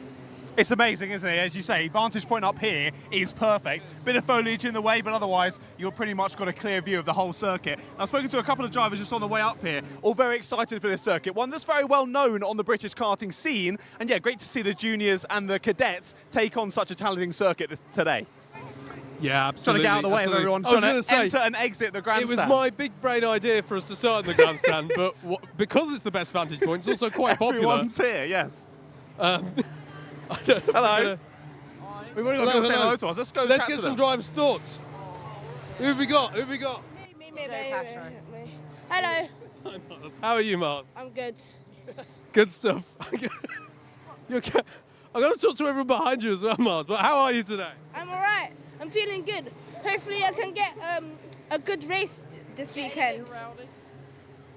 Cool. Okay. Good job on the crowd control. Who have we got behind you? I'm Jake Anders. Hi, Jay. How are you doing today? So you're sort of in. Is it fourth? You're in the champ coming in today. Fifth. Okay. I'm 10 points off fourth from Blake Southern, who's on track right now. Hopefully, I can beat him. That's the plan. So that's the game plan for today. Buckmore Park, is that a circuit that you've done well at before? I've only been here once, and that was a test day with CLUB100, and it was wet half the day, so it'll be an experience, but hopefully I can get that podium I've been missing all season. Good stuff. Who else? As Miles just bought his whole club here as well. Yeah. Who have we got? Salvador Newman. How are you, Salvador? How's the season been going? It's been going good, to be honest. A-fine in like every session, every race except from like 2. So I'm really happy with it for first season, and I'm better than him, especially. Fighting talk here up at the grandstand. You, sir. Who we got here? Alfie Lambert. And Buckmore Park, been good to you in the past? Your first time here, where does it stand for you? It was wet last time, so I'm overweight, so it was good for me. I was in the middle of the pack last time for test day, so I hope I can do it again. Awesome. Yeah, I'm a cadet. You're a cadet? Yeah. No, you're not. We're going to do a quick fire question. Favourite film? Film? Elf. Elf? Topical? Go-karts. Yes. Okay. Favourite film? Has to be Rush. Rush. Like it. Favourite film? Home Alone. Miles, favourite film? Home Alone. Also Home Alone. Surprisingly popular is Home Alone. I didn't know. I've spiced it up today. Usually on favourite food. Okay. Favourite film is Throwing 'Em. Interesting. Yeah. Sorry, I let you sort of get taken by the lions there a little That's bit. fine. I found Elijah over here to have a little chat with. Elijah, how are you doing this morning, firstly? I'm good, how are you? I'm doing very well, thank you. First person I've asked, first person that's asked me back. That's very nice to see some manners in the paddock. Right, we're at Buckmore Park. Is this a circuit that you enjoy? I've actually never been here. It's my first time. Yeah. Okay, first time. Have you ever done any like rental karts here, or is this first time ever? Oh no, I've been to Club 100 and other rounds, but this is my first time at Buckmore. No worries. But at Buckmore itself, have you ever done any rental karts, or this is the first time? Yeah. No, first time ever. Is it? Okay. Have you had any practices or anything this morning yet? Have you been out in the kart? Not yet, but I'll be soon. I assume you've been studying the track map, making sure you know exactly where your brake points are, where you can go for those moves. I've been looking at the track overtaking options and just been watching videos to see the correct lines. Lots of preparation getting ready. Of course, the last round of the season. How's the season been going? Has it been a good season, or has it been a little not quite as you'd hoped? It's been a good season. It's been quite fun, yeah. Okay, good. Where are you in the championship coming into today? I've only done like 1 or 2 races here, because, but I have no clue. No worries. Which rounds have you done this season? I've done clay pigeon and I did a test at PFI. Okay, cool. How was clay pigeon for you? Did you, I assume, first race weekend, it's going to be difficult to get up to speed with it all, but how did it go? It was quite good. I finished mid-B final. I had a terrible qualifying, but I won the C final and then I got moved up to the B final. Nice. Okay, so first event, you've already got a win under your belt. Amazing. Another win today, maybe in the B final this time?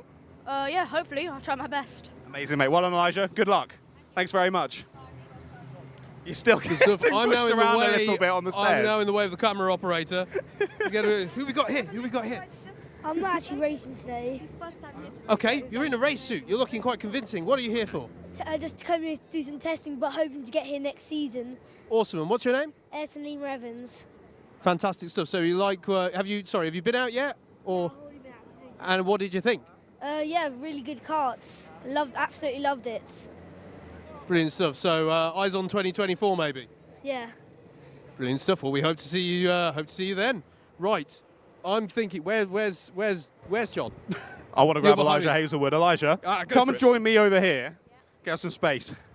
Try not getting people's way. Elijah, you're all McLaren'd up this morning. Yeah. Of course, Formula 1 going on this weekend.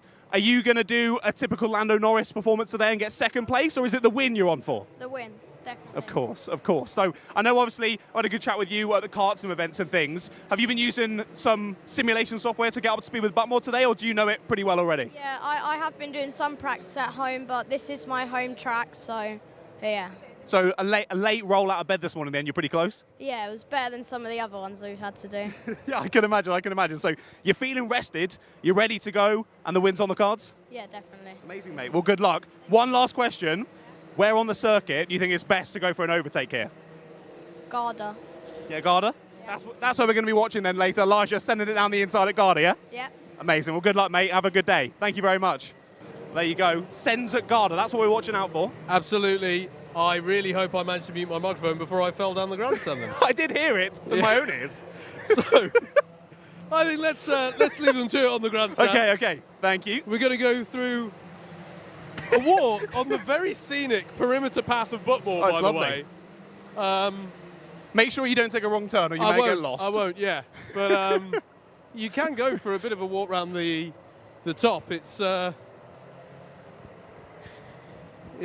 recessed this track into a sort of old quarry kind of structure. Yes. Very different to where you guys were for the last round at Rye House. Absolutely. Rye House very flat, this very different. Absolutely. So we're going to show you here just how close the grandstand is to the paddock area. If you wondered why there was so many people coming and going, it's because it's close enough that once people have supported their competitor getting out for their practice session, you can just head on up here. With I should say as well, this is a gorgeous, like, crisp November day. It's cold. Very Let's crisp. not lie. Yes. It's cold, but also pretty much as nice a conditions as I think you can hope for karting in the UK at this time of year. Yeah, to be fair, I'm surprised it's bright blue skies today on a lovely November morning. Exactly. I think people would have been unsurprised if it was absolutely chucking it down today. So luckily for them, it's not, but still pretty nippy out there. I feel like it's one of those days where you might be double gloving. Yes. Yes, absolutely. I remember those from in the BUKC where you get about 10 minutes into the race and you just cannot feel your hands at all. Indeed, yeah. So if you've not been to Buckmore Park, slightly unusual setup if you like, but it works very well. We've got the paddock area down here, and then the clubhouse, the very nice Buckmore Park clubhouse It's lovely. is up there, and likewise people will be very used to the pit lane and the start-finish straight being in the same place on the circuit. Here it's not the case. We've got the paddock area at one end of the track. You can't actually see the start-finish line here at Buckmore. It's so far up there, yeah. And it's not just because the sun's in my eyes, but you can't actually see over the crest of the hill. So it's a slight... It does add a bit of drama if you're down here in the paddock. Thank you there you go. I've got a bit of shade for you there. Be my shade. It does actually mean that there's a bit of sort of tension when a race starts, because if you're down here, you don't know what's happening into turn one. No. And that's again why that vantage point of the grandstand is so good, because it's really the only place, except for the clubhouse, where you can see that start. And I think today, especially with the cold conditions, those starts could be interesting. Absolutely, absolutely. Now, I believe we've spotted him, haven't we? Oh, we have, haven't we? Hi, it's Oscar, isn't it? Yes. Cool. So, we're not going to miss you, are we? That's a fantastic race suit. Is that a new one, or have you been... I've had this about a year now, so... Right, we're going to gloss over the fact... Lots and lots of washes. I'm going to gloss over the fact that as the commentator I haven't spotted that, but no. So, Oscar, let's talk a little bit about your season, how it's gone, and maybe as well, if you've been to Buckmore Park before, how that served you. So I've never been to Buckmore Park before, but I'm really enjoying the track. And my season, I've progressed the whole way through. I was towards the Bs at the start, and I've managed to get towards the front of the Bs, and hopefully I can qualify for the A after having a couple of A final finishes. Yeah, and I saw you out in practice, I've seen you out in the test session earlier. Have you actually been out for your practice yet? Yes. Okay. Went out for my practice. And how did you find it? I really like the track, and I think I put in some good laps as well. Good stuff, good stuff. Now, one of the things about this race suit, this very, very nice and bright race suit, you've got a lot of support here for you. Yeah, it's always nice to have a lot of people that support me, and I can appreciate it more because it helps me to pursue my dreams. Absolutely, yeah. Good support from the sponsors, and yeah. What have we got eyes on 2024 and what's next for you with the karting? So we're hoping to try and go owner if we can pick up the sponsors, and if we can't do that, then we're definitely going to do another season of Club 100 because we've loved it this year. Brilliant stuff. So yeah, Club 100 is giving you that opportunity this year, and it serves as that platform if you need that next year.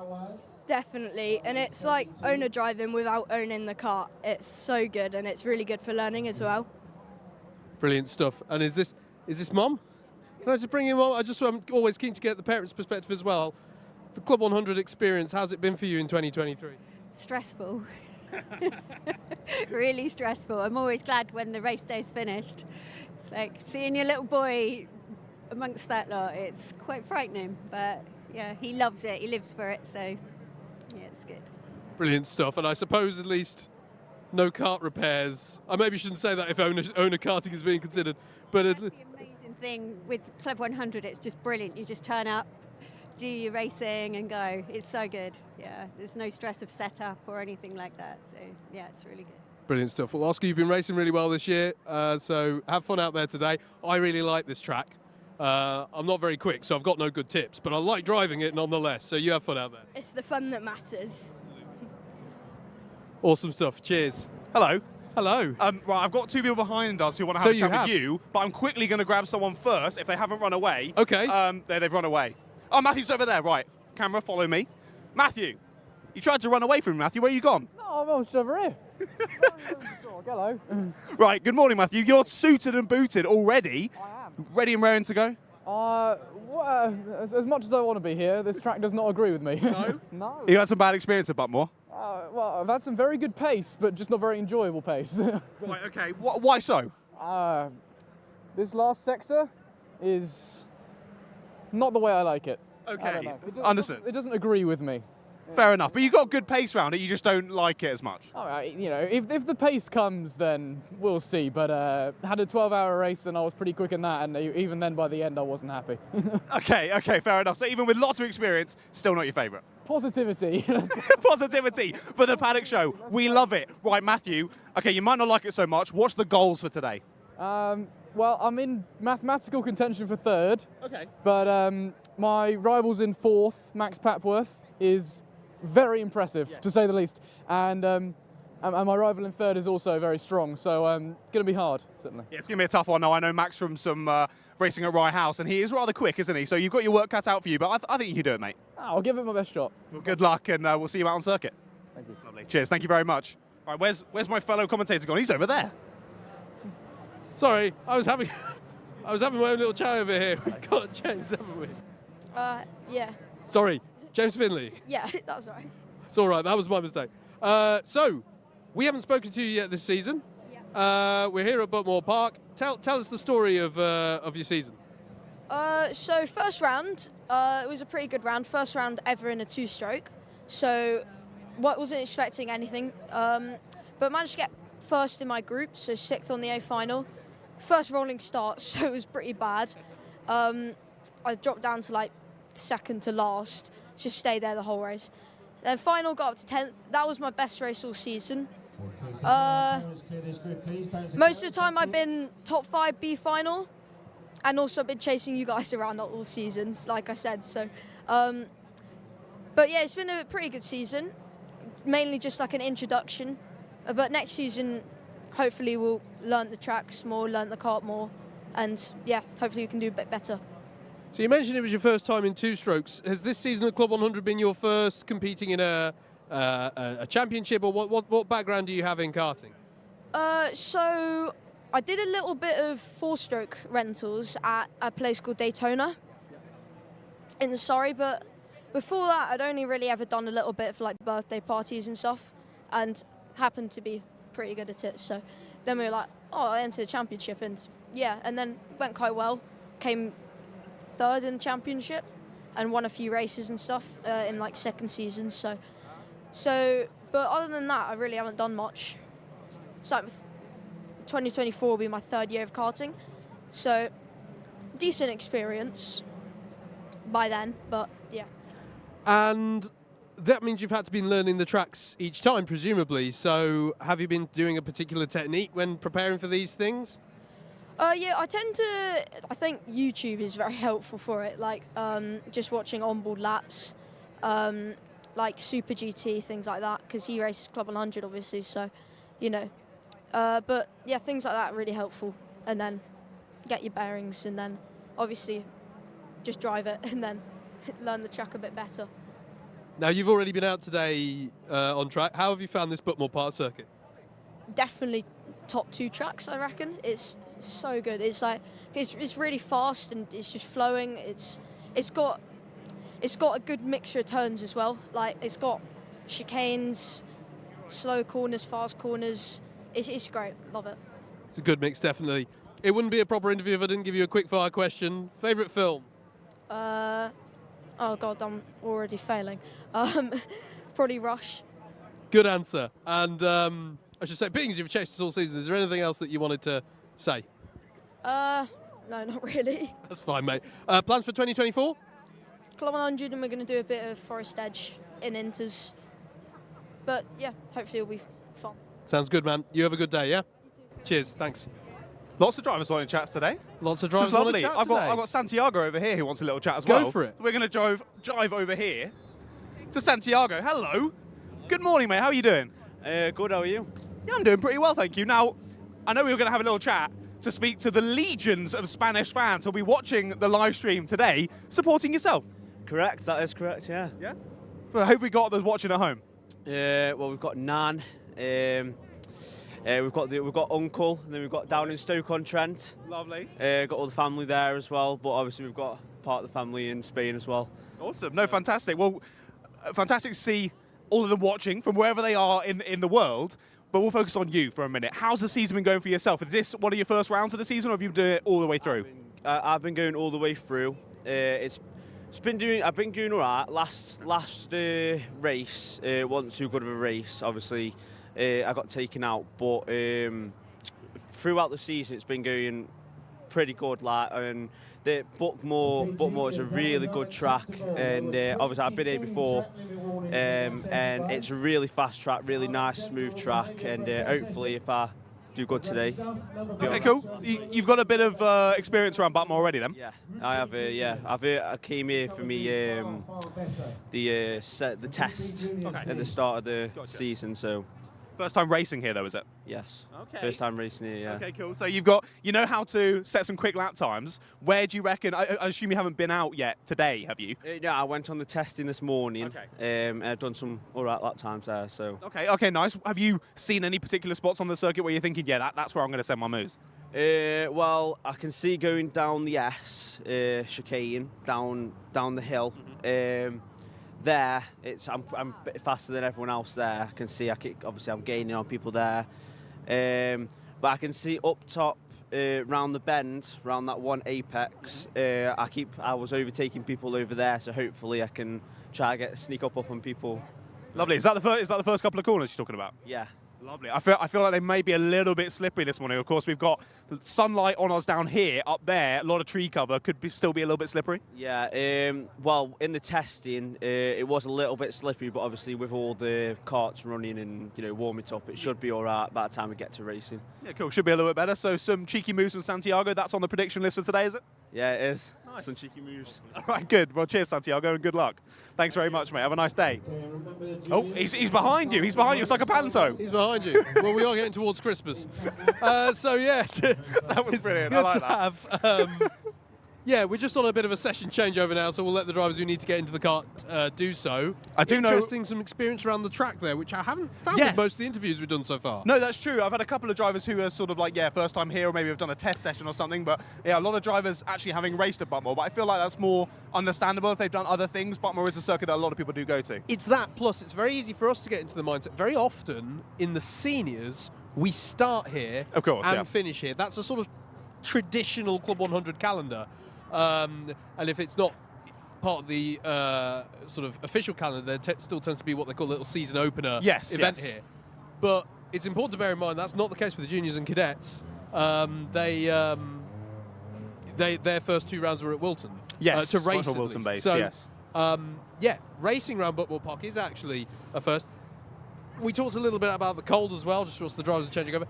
It is. So I could keep putting my hands in my pockets. It is. It is a little bit of a challenge here because it can affect the grip conditions. Definitely. Here it's particularly slippery at the other end of the circuit, up into turns 1 and 2, and that can be awkward because that's when you're leaning on the car quite a bit for grip. Definitely, yeah, definitely. We were chatting when I was chatting with Santiago, he was saying about the first couple of corners being a good place to put a move. But yeah, as you say, can still be very slippery, and the carts will be coming through and be clearing that sort of water off of the circuits, that dew on top, but. Still, when you come through those sections to send a move, coming off the racing line could still be very tricky. Yeah, absolutely. Good to hear a few drivers as well who are thinking about 2024. Some people even here just to be testing ahead of that 2024 season.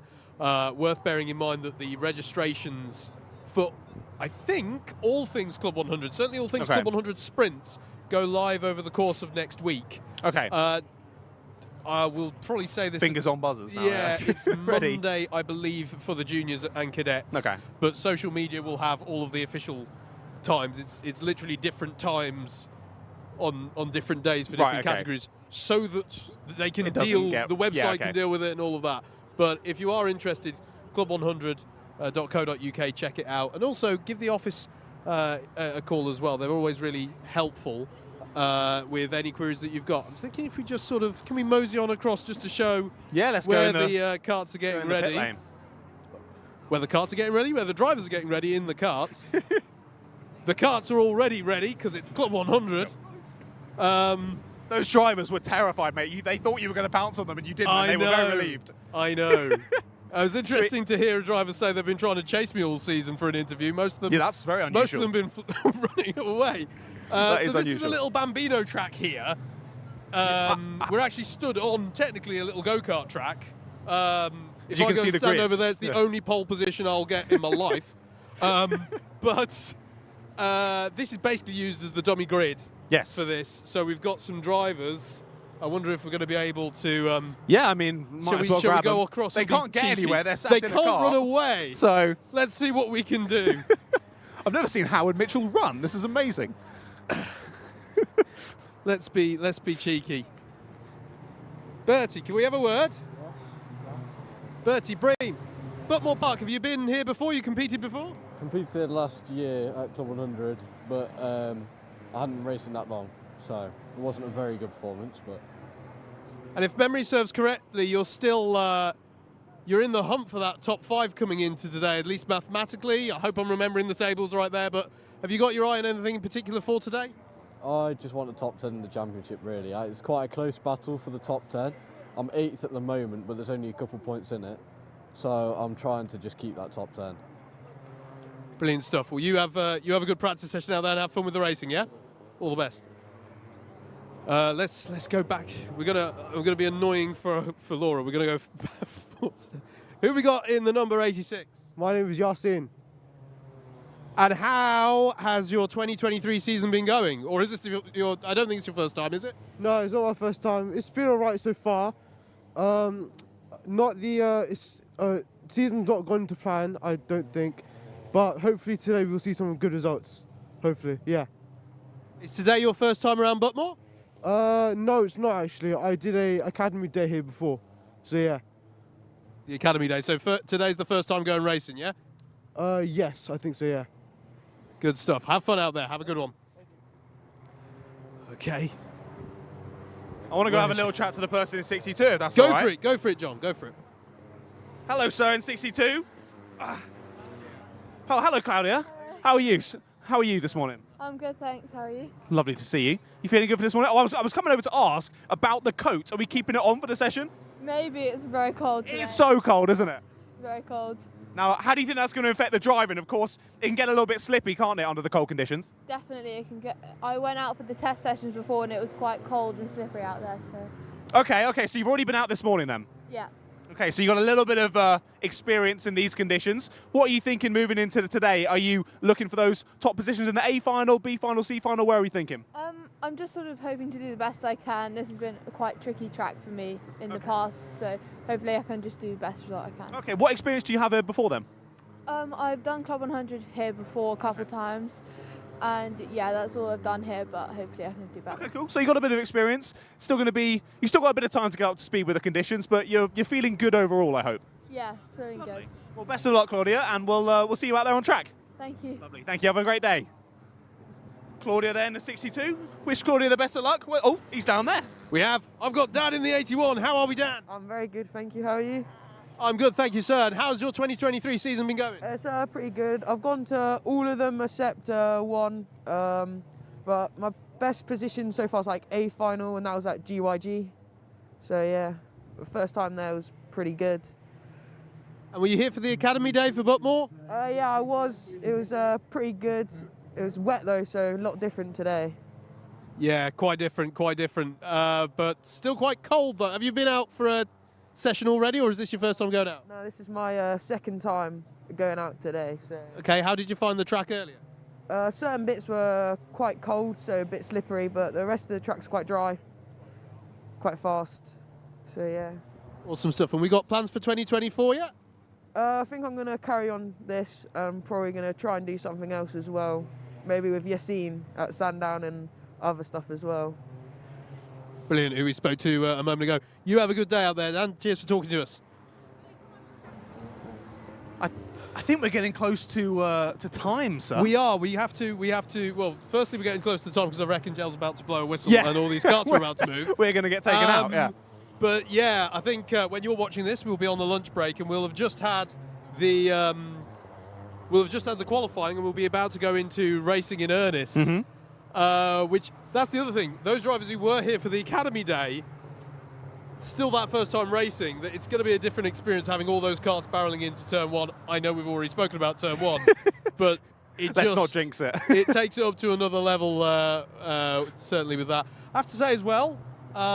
What we've been moaning about a little bit on the paddock walk can also be a factor. The sun, it's low. Yeah. Right now it's over there. By end of the day, it can be over there. And as you're cresting over that hill, you're going to know about that quite a bit. Yeah, very much so. Particularly on a circuit, on a section of the circuit where you're going very fast. Yes. So a lovely combination there for the drivers. Hopefully lots of them got the reflective or iridium visors to help, but yeah, some definitely still have the clear, and that is going to be an issue. I've just realised this terrible with my cardinal directions. It won't be over there. It's over like there because it's actually in your eyes as you go over cafe. Yes. That was it. Yes. That's fine. I know where I am. Close enough. We're not sun men, we're cart men. Yes, indeed. Indeed. So we've got the cadets coming in now, we haven't we? have So got juniors cadets, are going to be going right, out pretty soon. Have we got time? We got time maybe to get a thought from like one cadet. Why is there only one cadet? Oh, I think he may have might come be in a asked to little come bit in. early. Maybe now's not the time to talk. No, maybe not. Or indeed perhaps draw attention Maybe to which not. driver it is. We shall wrap it up there then, Yeah, shall I think we? so. So yeah, our lightweights, the championships, at least at the top position, all wrapped up now. Going into the racing this afternoon. Yes. There's a few people who've got their eyes on top fives, top tens, but I think for the most part, mate, it's just going to be about enjoying some good Club 100 action to close out the year. Fantastic. Yeah, I spoke to a few drivers who were nice and confident today. A few drivers who were a little bit more optimistic or pessimistic, I should say. But either way, I think it's going to be a good fun day of racing. If it stays like this, hopefully it continues to be dry. And yeah, first time I'm back involved with Club 100 in about a year or so. So I personally am very excited to be back in the comms box with the lovely Howard. Indeed. Could you hear anything I said then? No, because of the cards. Did you just close us out? I said I really like you a lot.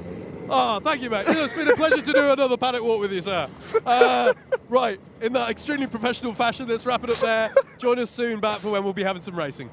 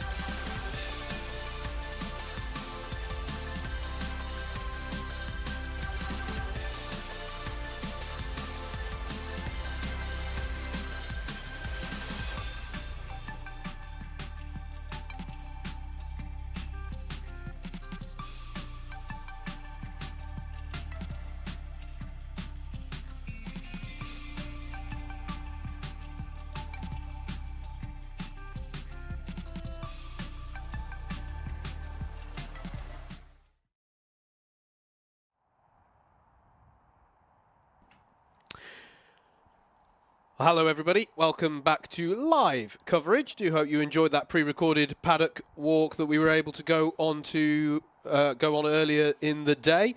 Still, same conditions though. Lovely sunshine here for this late November day here at Buckmore Park, and we're getting ready to go racing in earnest for the first time at this race meeting. For round 8, we're going to go into our pre-finals as they're called, but it's important to note, same value in terms of championship points as the trophy finals we'll get onto later. And this is something that we've been previewing a bit, isn't it, John? The number of carts we're going to have barrelling into turn number 1. It is. That was a very nice scarf we've just seen there. That's what everyone needs out on circuit today. It's super cold still, even though we're going into the afternoon. So as you say, very slippery with those cold conditions. I think turn 1 could be particularly interesting. We'll wait and see, particularly with the C finals, as you said earlier, the most drivers on the grid that we're going to see today, if I'm not mistaken in my mathematical calculations there. No, we'll still get 24. We'll get 24, won't we? Yeah, Sorry, we'll get my 24 apologies. in the Trophy A final. The Of last course. race of the day will be the biggest. Okay. Because you'll have had to... Nice segue, though, because you'll have had it by way of repechage. So the key thing that we're looking for here is for who finishes in the top 2 of this next race, because whoever finishes top 2... Say you've had your qualifying sessions haven't quite gone how you wanted, and to be honest with you, we've seen traffic come into play, we've seen penalties come into play, we've just seen really close competitive field.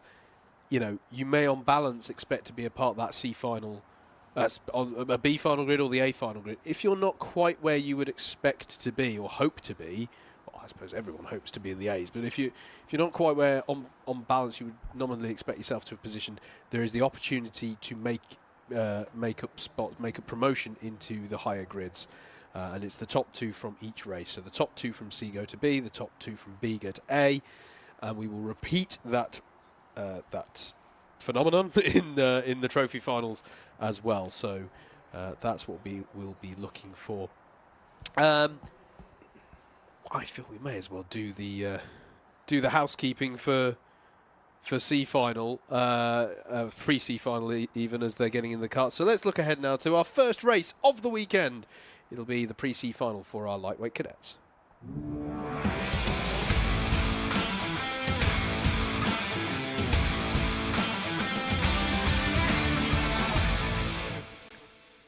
Let's take a look at the grid then for this first race of the weekend. It'll be Oliver Howard-Atfield on pole for this one with Jacob Lamas alongside Theo Brown and Matthew Lederer on row 2 with Yusuf Yacoub and Timmy Shahidi on row 3. Joseph Mills and Elijah Douche are next, and then it's Joseph Baxter and Joey Mims to round up the top 10. Cooper West and Leonidas Giorgio in 12th position on the 6th row of that grid. James Wall and Tabitha Mellor make up row 7 with Blythe Gregory and Tom Justice up next, ahead of Thomas Barker and Oliver Sanderson on row 9. The top 20 rounded out by Louis Davis and Charlie Williams. And there's Asan Iqbal and Bobby Peters to round out your 22 kart grid for this pre-C final for round 8. The drivers just getting ready in their karts on the dummy grid. Indeed. We were worried we might not make it for the race start here. We know the throughput is so quick with Club 100, but actually keeping it nice and relaxed as we were this morning as we head into the racing. But I'm sure in a few minutes' time it's not going to be quite so relaxed. Yeah, it's slightly tense for us. We don't have a camera directly down in the paddock right now, and we were definitely getting a parallax error of like, is that someone sat in a cart or are they behind the bollards? I can't quite tell, but here they are. Our 22 drivers who are going to contest this one, coming out in these Club 100 Rotax Evo Cadet karts. And of course, all these karts have been sat there over the lunch break, getting nice and cold. Yes. So definitely need a bit of tyre warming, as you see there from the number 15 as they fly out the pits. That's Tabitha Mellor. Had a good chat with Tabitha in the pit walk that you would have seen at the lunch break. So good to see how she does out in this C final. Now we saw across all of the qualifying sessions in the cadets and the juniors, there was some brilliant racing going on in the qualifying. So hopefully now we move on to where actually the racing matters, it's going to be just as good. Absolutely. And there will be that focus on the top 2 to get promotion, but of course, beyond that, it's about scoring as many points as you can and setting yourself up for the grid for the C final later on. So the finishing result of this race will determine that grid as well, minus the 2 who get the promotion spots, of course, because they'll then become a part of the B tier grid for the remainder of the day's running. So even if something wrong, if something goes wrong in this race for you, you drop down the order, it's still worth fighting up the order to get a better grid spot for the C final later on, to then potentially get into the B final as well. Absolutely. So it's not all lost if it goes wrong in the first couple of corners here in this initial C pre-final. Yep. Still lots to play for. All the drivers now coming around the first section, all starting to get into that 2x2 formation. Always an interesting characteristic here at Buckmore Park, because turns 1 and 2 aren't, you know, big braking zones. You can get overtakes into turn 1, but they're not big braking zones. That first braking zone doesn't occur until they get to hairpin 1. And they can often be 3 or 4 wide by that point. Exactly that. And then, just to make it more challenging, immediately after that right-hand hairpin, you have a left-hand hairpin where those who maybe lost out on the previous corner can make an attempt to fight back. So it's always a fascinating start for Buckmore. And then, of course, by the way, they have to, generally speaking, organise themselves into single file for the S's. So it can be a very, very challenging start here, as we're going to go round again behind the pace cart ahead of this rolling start. That was another thing that was interesting to hear. I think it was from James Finley in that paddock walk, of getting used to rolling starts being an aspect of competing in, you know, Club 100 two-stroke racing. True. Wasn't something that he'd had in formats of racing before, and it is something that's slightly less prominent in cadet racing with some of the categories that race. So, yeah, that's definitely an aspect that these drivers need to get used to, or have had to get used to over the course of this 2023 season. Looks like it might be good for a start, though. Absolutely. The stragglers at the back have managed to join up to the train and are about ready to go racing. Well, indeed, 11 minutes then on the clock for each of these races. Away we go. The 37 is Oliver Howard Hatfield, and he leads them away into turn 1. We are racing here at Buckmore Park through turns 1 and 2. Very wide moment there, I think, for Jacob Lamas, who started second, but he's been able to gather it back up again. Can be difficult with the grip levels on the outside. They all stream through hairpin 1, most facing the right way, but that is a spin there for Joey Mims in the 61. Through hairpin 2. He had a bit of a nasty hit on the nose as well, as everyone tried to stream either side in avoidance, but he's been able to turn it round. Relatively clean there to have just one car fall to the back of the grizzle, though, back of the pack, although obviously unfortunate for him as they all stream through Simon Sweet for the first time. There's a wide moment there for Theo Brown in the 47, who's going to come back to the track. Now, drivers have got to be careful returning back to that track. They do not want to be deemed to have gained an advantage by track limits, as they all stream up for the hill at the end of lap number 1. We missed that on the cameras, I think. Yusuf Yacoub getting up to the head of the field then, ahead of Oliver Howard Hatfield. Change for the lead. It's Yacoub, Baxter, Mills and Howard Hatfield, your top 4 at the end of lap 1. Indeed, some great battling on that first lap. A couple of fallers by the wayside, though. Sadly, a few, I think, black flags already in this one.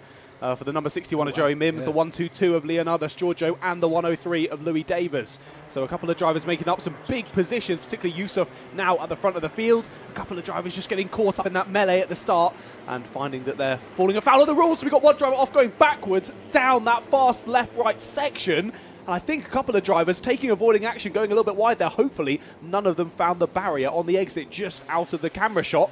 But continuing to have some calamities through this race. Fastest lap now goes the way of Joseph Mills in 3rd place, a 50.648. Those times obviously not quite close to the qualifying session times we saw earlier on, but that's understandable with the racing that's going on. They're not black flags, just They're not to clarify. black flags, sorry. We've been caught out by this before. It's braking formation. Braking formation, okay, apologies. As, a black flag on timing. I was sat there thinking, what else could BF be? I was really thinking, I've surely got that correct. I'm sorry. Yeah, not black flags. Yeah, so it's braking out the travel formation. Yeah, understood. Yeah, it's so yeah. If you're looking on timing, it says if it says penalty BF, it's braking formation. If it says black flag, it's obviously as stated. Track limit warning there for the race leader. Going to have to be careful of that, but he does currently lead. Although I should check who were the recipients of those braking formation penalties. Joey Mims was 1, so that's insult to injury for him because he was the driver who was spun around at hairpin 1. I don't think it affects anyone in the top 5, though. No, I don't think so. No, so nothing accrued yet for them. Yusuf Yakub in the lead. Joseph Mills is absolutely flying. He set is. another fastest lap on the last lap, and he's overtaken Joseph Baxter, now chasing down Yusuf Yakub in the lead of the race. And he is now dragging Joseph Baxter with him, to be fair. Yeah, and it's crucial for Baxter that he tries to keep in the hunt here for that promotion spot. That looked like Tom Justice going for a move on Oliver Sanderson, I think it was, at Garda. Here we go then, the battle over the lead, the battle over the top 3. Only the top 2 go through. And just in behind them, Oliver Howard-Atfield just got to the front of the next train of 3 drivers, himself, Matthew Lederer and Theo Brown. Those 3 need to make sure they don't start fighting here. They can see this battle going on ahead. They need to work together, hope that these 3 start to battle, lose a lot of time for themselves, and suddenly a 3-way battle for the lead could become a 6-way battle. Yeah, bump pass penalty for Joey Mims goes from bad to worse for him in this hit race, I'm afraid. Braking formation penalty and the spin on the first lap. Part of the issues he's had. Bumper pass penalty would be 4 positions added to wherever he gets, wherever he finishes on the road. Coming up the hill, then Joseph Mills makes the gesture to Joseph Baxter to say, "Let's work together here. Let's not go mad." And it's a reasonable time to make that call, that signal, I think, because he's basically saying, "Look, if we work together, we can both get promoted here. If we start fighting, we can't win." And we've got to fight over the scrap, as it were. As there is a look from Mills on Yakub. He's had good pace. He's prized open the door here. Will he have his nose in front for the S's? They're going to be side by side through the S's. Not too often we see that opportunity then for Baxter. Can he power through, down through Sime Sweep? It's gone. It's still Yakub in the lead, but that was a beautifully read situation by Baxter to pit Mills again. Mills fighting back, though, as they head up towards Garda. Yeah, amazingly read by the 46 there of Joseph Baxter to just steal away the position, but immediately gets repassed by Joseph Mills. I don't think Joseph Baxter was too happy with that one anyway, throwing his hand up after the move was completed. Yeah, good racing respect shown between Yakub and Mills through the S's to be able to go side by side, but as you see, it just holds you both up and it leaves you open to attack in that way. Yakub got away with it. He was able to retain the lead down through Sime Sweep, but that was costly for Mills, and after all that, it stayed as they were, but with a bit more breathing room now for Yusuf Yakub at the front. Meanwhile, this is that next pack of 3 that John was talking about that's now headed by Matthew Lederer. But still Oliver Howard-Atfield and Theo Brown are part of that. Yeah, I don't think they work together. No. I think they have just started battling, which is fair enough. You want to get the best position you can, but if you're looking to get into those top 2, move up to the next pre-final, then yeah, you need to start working together. I think only 5 minutes to go, though. So the top 9 have sort of grouped off into these groups of 3, because there's another one here with Jacob Lamas at the head, ahead of Tom Justice and Cooper West, and Oliver Sanderson trying to get onto the back of them at the tail end of the top 10. So this is your battle over 3rd, 4th and 5th, going through hairpin 1. Slightly different lines between Lederer and Howard-Atfield, and Howard-Atfield there has done the switchback and gone through at hairpin 2. And that's Lederer trying to keep his foot into it. He sweeps around the outside. Now that's going to be borderline for me with race control. Was he over the line and gaining an advantage, or was he forced to go out there because there was nowhere else to go? Yeah, I think that's tricky one. 6 of one, half done of the other on that one. We'll leave that to race control. Yes. I think that could go either way on that one, to be honest. Yeah, agreed. The battle continues, though. Theo Brown in the hunt as well in that 47. That pack of 3 behind them turning into a bit of more of a pack of 5 now as Oliver Sanderson and Elijah Dush gets onto the back of them. Lederer having to go defensive into turn 1. Or at least shut the door, and that's allowed Theo Brown to get through on Howard-Atfield behind, and then here's that pack that just got Jacob Lamas at the front. Back with the top 3, though, and that's changed because Baxter is now ahead of Mills. He is indeed, yeah. He had gone faster on the previous lap, and he moves up into 2nd place, gets the move done. These 3 still very close together, and those 3 in behind, 4th to 6th, still aren't that far away if these top 3 continue to battle as they have been throughout this. Now, it looked like it had swung the way with that break of momentum from those earlier moves. It looked like Yusuf Yakub have been able to create a little bit of gap. He had 5 or 6 tenths of a second in it out the front, but they've immediately closed that back down. And look how close now Joseph Baxter is. Oh, what's happened? Penalty. Bump and pass for Yusuf Yakub. So we did come back. When we cut back to them, I think it was Baxter. Joseph Baxter was sort of tapping his helmet. He was not happy about something as we cut back to them. I wonder if he'd just been subjected to a bit of contact from Jakub, perhaps trying to retake the lead maybe after a move into hairpin 1. But either way, that is a 4-place position penalty for Yusuf Jakub. He now can't, once everything's come out in the wash in the final results, he can't be classified as the winner and thus can't. And he also can't be classified in second, thus cannot be promoted. So what that's kind of done is that's cooled this front battle in terms of promotion spots, at least. Still very much in Yusuf's interests to try and retain the lead because it bags him the best spot, well, the best points and the best spot on the grid. But that's going to be frustrating for Yusuf there with that penalty. This is going to be the switch back through turn 2 for Baxter. That's beautifully judged. He'll have the inside line for the hairpin 1 braking. He goes through, and so too does Mills. I think there was a little bit of bumping there in behind from the 90 of Mills, just wanting to make sure that he forced his way through on the exit there as well on the 94, and manages to get it done off of hairpin number 2. That's given a nice bit of breathing room, though, to the 46 of Joseph Baxter. Though I say a nice bit of breathing room, maybe about a 1/10 of a second or 2, but that is a lot when it comes to racing. That's here in the cadets. Yeah, exactly. So 2 minutes left to go. It could all still chop and change up in these top positions, but these guys in the top positions, they might not know that Yusuf has a penalty. I mean, they will have seen he was at the front of the train and he did react to the penalty. So they may have known because of that and thus raced differently. I say that though, Josh has then gone for a move and now has the lead of the race. So, hey, everyone wants to win on track anyway. But what these three don't realise now is how much closer they are to potentially grabbing a top 2 position if the two Josephs at the front have a bit more of a battle and one maybe goes off of the circuit. Yeah, absolutely. It wouldn't take much, as there's a move there that puts Lederer back ahead of Theo Brown, who started this lap in 4th place. So it's now Lederer, Brown and Harrod Atfield in that order for 3rd, 4th and 5th. 4th, 5th and 6th, I should say. But as you say, John, it just takes one penalty in this top 3. These have all changed round again. And they have all changed round again. So Joseph Mills has now got to the head of the field and now taps his head to say, let's work together. Again, that's less... That's interesting. Was that another thing to say, let's work together?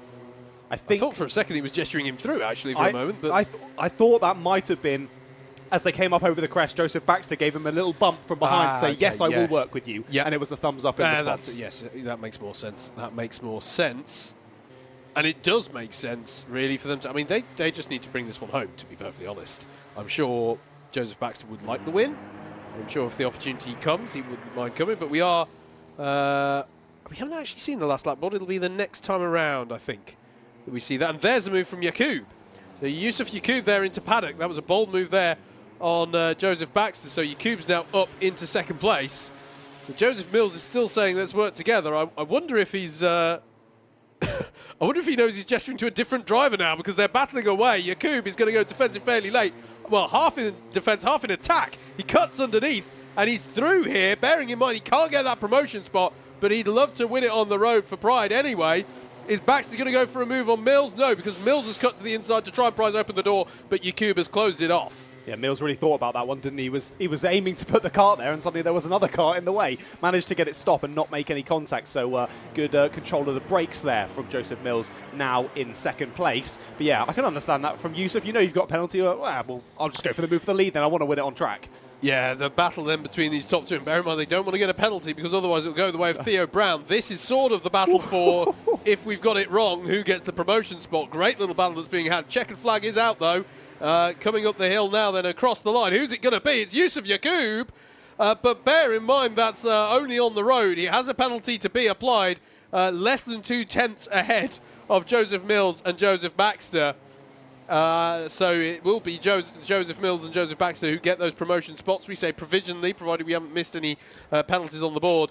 Then it was Theo Brown, Matthew Lederer to round out the top 5. Oliver Harrod Outfield, Tom Justice, Jacob Lamas, Elijah Dush and Cooper West round out your top 10 there. Well, some really good fights in the field there. That was a good little thing to get us started with the racing. That was brilliant. Yeah, as you said earlier, they sort of split off into lots of groups of 3, which made for some fantastic racing for us to watch there through the first race of the day. Also really nice to see as well Theo Brown and Matthew Lederer as they came across the line, giving each other a little fist bump. We saw that their battle was getting pretty heated, but good to see that lots of respect after the checkered flag has flown. Indeed. Pre-C final for your junior lightweights then coming up next.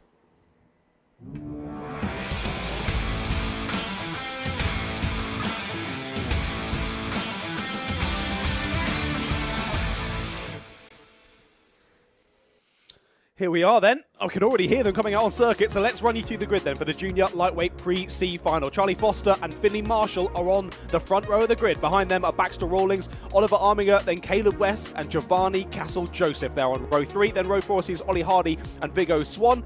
Then Josh Spence and Yassine Ali Khan round out the top 10. Row 6 sees Harry Loffer and Billy Raymond. Then row number 7 is Cameron McDonald and James Taylor. Sammy Barnes, Rufus Marsden, Callum Costley and Jude Kelleher are in behind them. And row 10, finalising the top 20, are Leo Cusden and Dan Hillier. Then it's Jacob Allian and Abhik Biyu. Then Edgar Armendariz Bocanegra and Ashley Haynes St Quinton there on 23rd and 24th. Finalising the grid is Harley Hillier and Ollie White there on 26th position for your junior lightweight pre-C final here at Buckmore Park.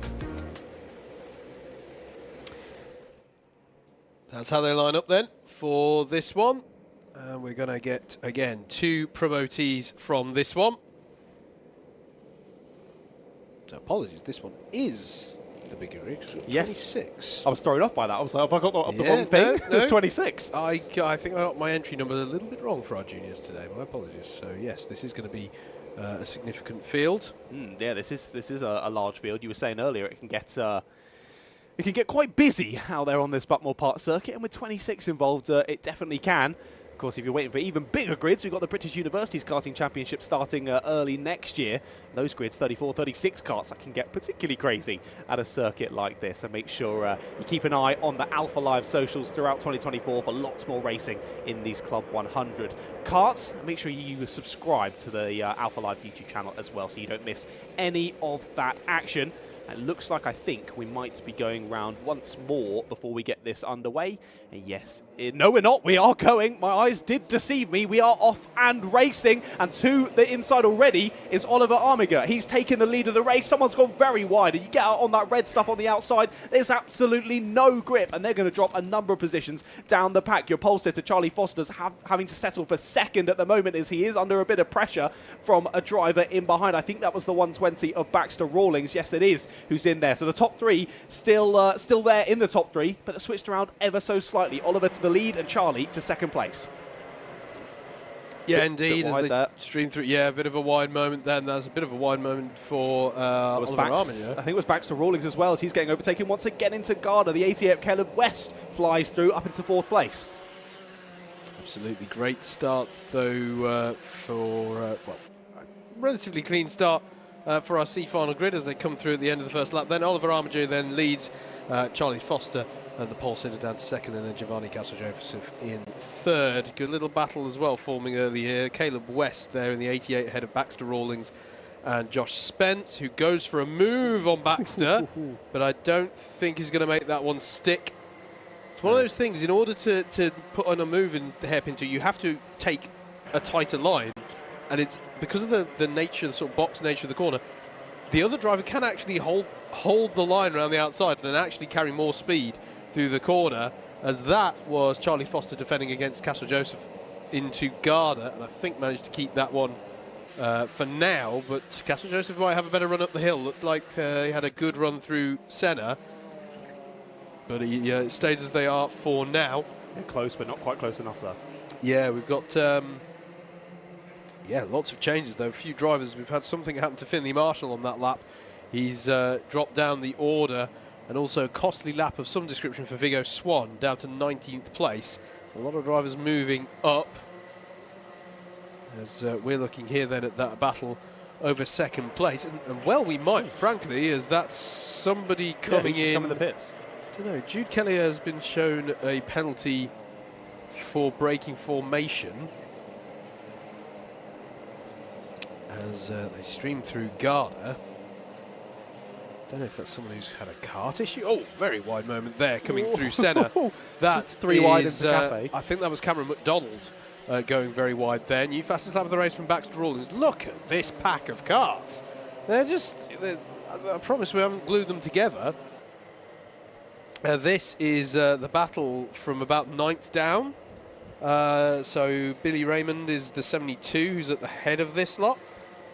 But they're having a good little jostle for position out there, aren't they, in this Buckmore Park circuit. And as they stream down the hill, I was just looking at who was getting a little bit out of shape through the S's. There's the 41 putting a move. That's Rufus Marsden trying to get through on Sammy Barnes. There has been a change, though, towards the sharp end of the field, we should note, though. Giovanni Castle-Joseph has got by on Charlie Foster that time through. That is a change for the all-important promotion spots, as Yassine Ali Khan sets a new fastest lap of the race. Here it is, then. Castle-Joseph in the 11. The 11 now ahead of the 189. And has pulled out some breathing space as well, which is what we've already seen from Oliver Armiger. So, relatively comfortable positions for the top two all of a sudden. Yeah, Giovanni had a really, really good start. It seemed like an inevitability that he would take second place at some point, and he has done it, and as you say, is already starting to build a nice gap. So if Oliver and Giovanni get anywhere close, they want to be working together in this just to make sure no penalties are inflicted, nothing goes wrong for them, and they move calmly up into the A final later on. But there are a few drivers looking to stop them. Yeah, you mentioned earlier, Yassine Ali Khan has set the fastest lap. That now goes the way of Josh Spence. I also saw Baxter Rawlings having some pretty good laps over the last couple of ones. So lots of drivers trying to get up involved in those top positions. Yeah, Charlie Foster under a lot of pressure now from Josh Spence, the 53, hounding the back of that 189 car behind them as well. Well, Caleb West and Baxter Rawlings were battling, but I think they've suddenly seen the opportunity ahead of them and have gone, hang on a second, now's not the time to fight. Now we can try and push and get up to these. Here is Josh Spence. He's going to fire a move up the inside, is he? But the door's going to be shut there by Charlie Foster somewhat, and it bulks Spence, but they're both held up significantly by that, and it's now all of a sudden become a sort of 5-horse race there with Caleb West and Baxter Rawlings catching up as well. And Ollie Hardy's not too far behind too. So this has suddenly gone, what was a second place and looking at a promotion spot here for Charlie Foster has now become a battle over third place. And it's going to be really difficult for any of these drivers really to catch up and challenge the top two because in order to get there, they're going to have to battle. Indeed, indeed. It's difficult to think of the wider picture when you're in this situation, the close battle, but I think the better thing for Charlie there would have been to give a little bit more room at the apex and allow for Josh Spence to make that move, because in holding both of themselves up, they've now allowed, 4, 5, 6 carts to get in behind them, and if they do continue to battle here and Charlie drops one position, often you can find in racing like this, when everyone's so close, that negative momentum kicks in and you drop not one position but 5. So we'll wait and see how that plays out. But he's held off Josh Spence nicely, and he is now starting to pull away ever so slightly as well. So hopefully they can start to scamper off just the two of them once again. At least they'll be hoping that. But the 4 or 5 drivers in behind will want to be stopping that positive momentum forward. Yeah, there is another story, though, in the top two, and that is the fact that Castle-Joseph, having secured that second place, just took half a second out of Oliver Armiger on that last lap. So it's not a done deal between for the top two positions. It has to be said. That's one that we need to keep an eye on. Still 1.3 seconds the gap that Armiger has in the lead of the race, though, in hand. So it will take a bit of an effort. But there is time. There is definitely time for that that gap to close.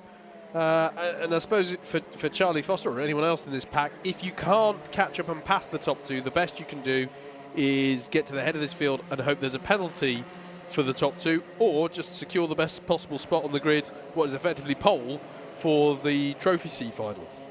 Yeah, either way, it's about getting the best possible position you can, whether that means you inherit a position in the A final or you've just got a really good starting position for the B final later on. Either way, get as many positions as you can without getting a penalty. Yep, that's absolutely. the necessities of racing in all facets, I think. John saying the most obvious statement of the day. But I will say as well, the 46.7 from Giovanni Castle-Joseph is faster than any time set by any of these drivers in the qualifying session. It's interesting how, in many forms of motorsport, we're used to qualifying as being the fastest times. It's interesting how if you've got drivers to pace yourself around, sometimes you can see that. Especially when you're in Giovanni's position of you're chasing the leader. Yes. You just somehow get an extra 2 or 3 tenths. It just happens. Yeah. It always happens. You're so focused on catching them that you somehow find that pace that you couldn't find in qualifying. Yeah, and Oliver's pace isn't bad at all. So you're learning all the while, basically without realising. You're just like, okay, he's gone slower through that. I'm quicker if I do this.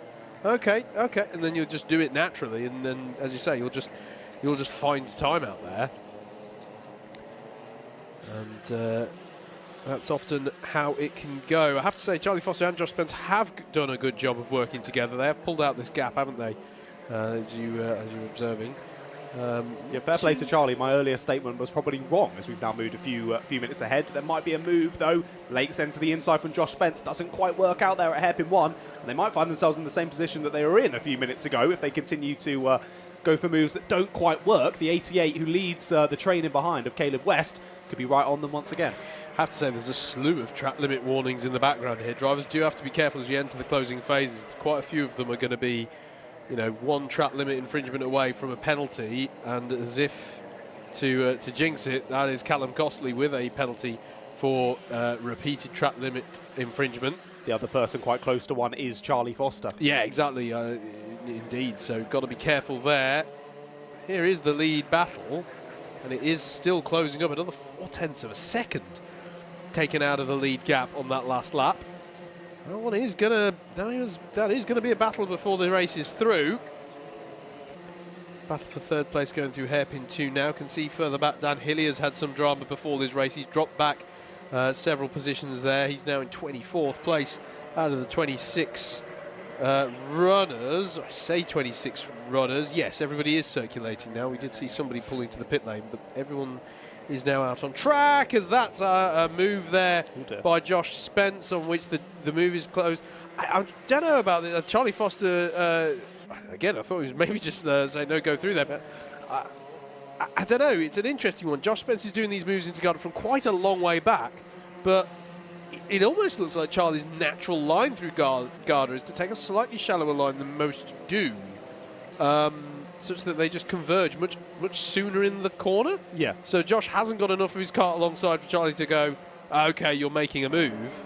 I don't feel like Charlie's intentionally cutting him up there, but the net effect is this sort of slightly clumsy pod to pod, and they've got to be careful of that one because they don't want it to all end in tears. As I say, that, yeah, we sort of zoomed in there, but it didn't look to me like Charlie took a distinctly different line that time. And that time Josh Spence wasn't going for a move. Though at the back, Yassine Ali Khan, who's caught up to the back, is definitely starting to pressure Ollie Hardy. That's for 7th place. As we cut back to the lead gap, the last lap board has been shown. So Castle Joseph has been working up to this. It's an interesting one. Do you go for glory? Or do you just sit tight and secure that spot on the B grid? That's exactly what I was going to say, because realistically, if you take this position, it's only one extra position on the starting grid for the A final, which isn't going to make a huge amount of difference when you do these 2x2 start formations that can all go crazy at the start. So do you go for the move and take that extra position, or do you sit back, make sure you don't get a penalty, and just take the second place? This time Charlie is taking a defensive line into Garda, no question, and that's going to be a great run off the corner for Josh Spence in comparison. He's going to have some overspeed up the hill. Across the line, though, for the win will come Oliver Armiger ahead of Giovanni Castle-Joseph. Those two will be on the B grid, and it is Josh Spence who's got through to the frustrations of Charlie Foster there for third place. And so we'll have, unless there's been any penalties off the back of what just happened there, pole position for the C final race later. Caleb West in 5th. Good battling there for Caleb to get to that point. Then it was Baxter Rawlings, Ollie Hardy, Yassine Ali Khan, Cameron McDonald and Billy Raymond to round out quite a frenetic top 10. It certainly was, yeah, but particularly from third down, really. It all became one massive gaggle, didn't it, of basically the entire top 10 having a great little battle, but Josh Spence just sneaking ahead of Charlie Foster on that last lap. Charlie Foster not too happy with how Josh squeezed into the exit curb there through Cafe, but equally there was a lot of squeezing going on throughout the race, so I think you can understand that. But we're going to go straight on to the pre-B final for our cadet lightweights.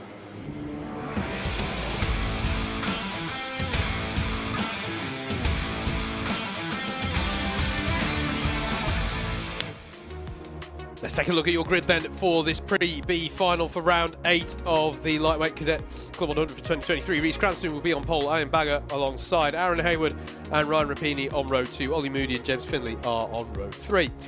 Fawaz Adra and Alfie Lambert are next, with the top 10 rounded out by Harvey Dowler and Henry Eaton. It'll be Solomon Adeniji and Hayden Adams on row number 6.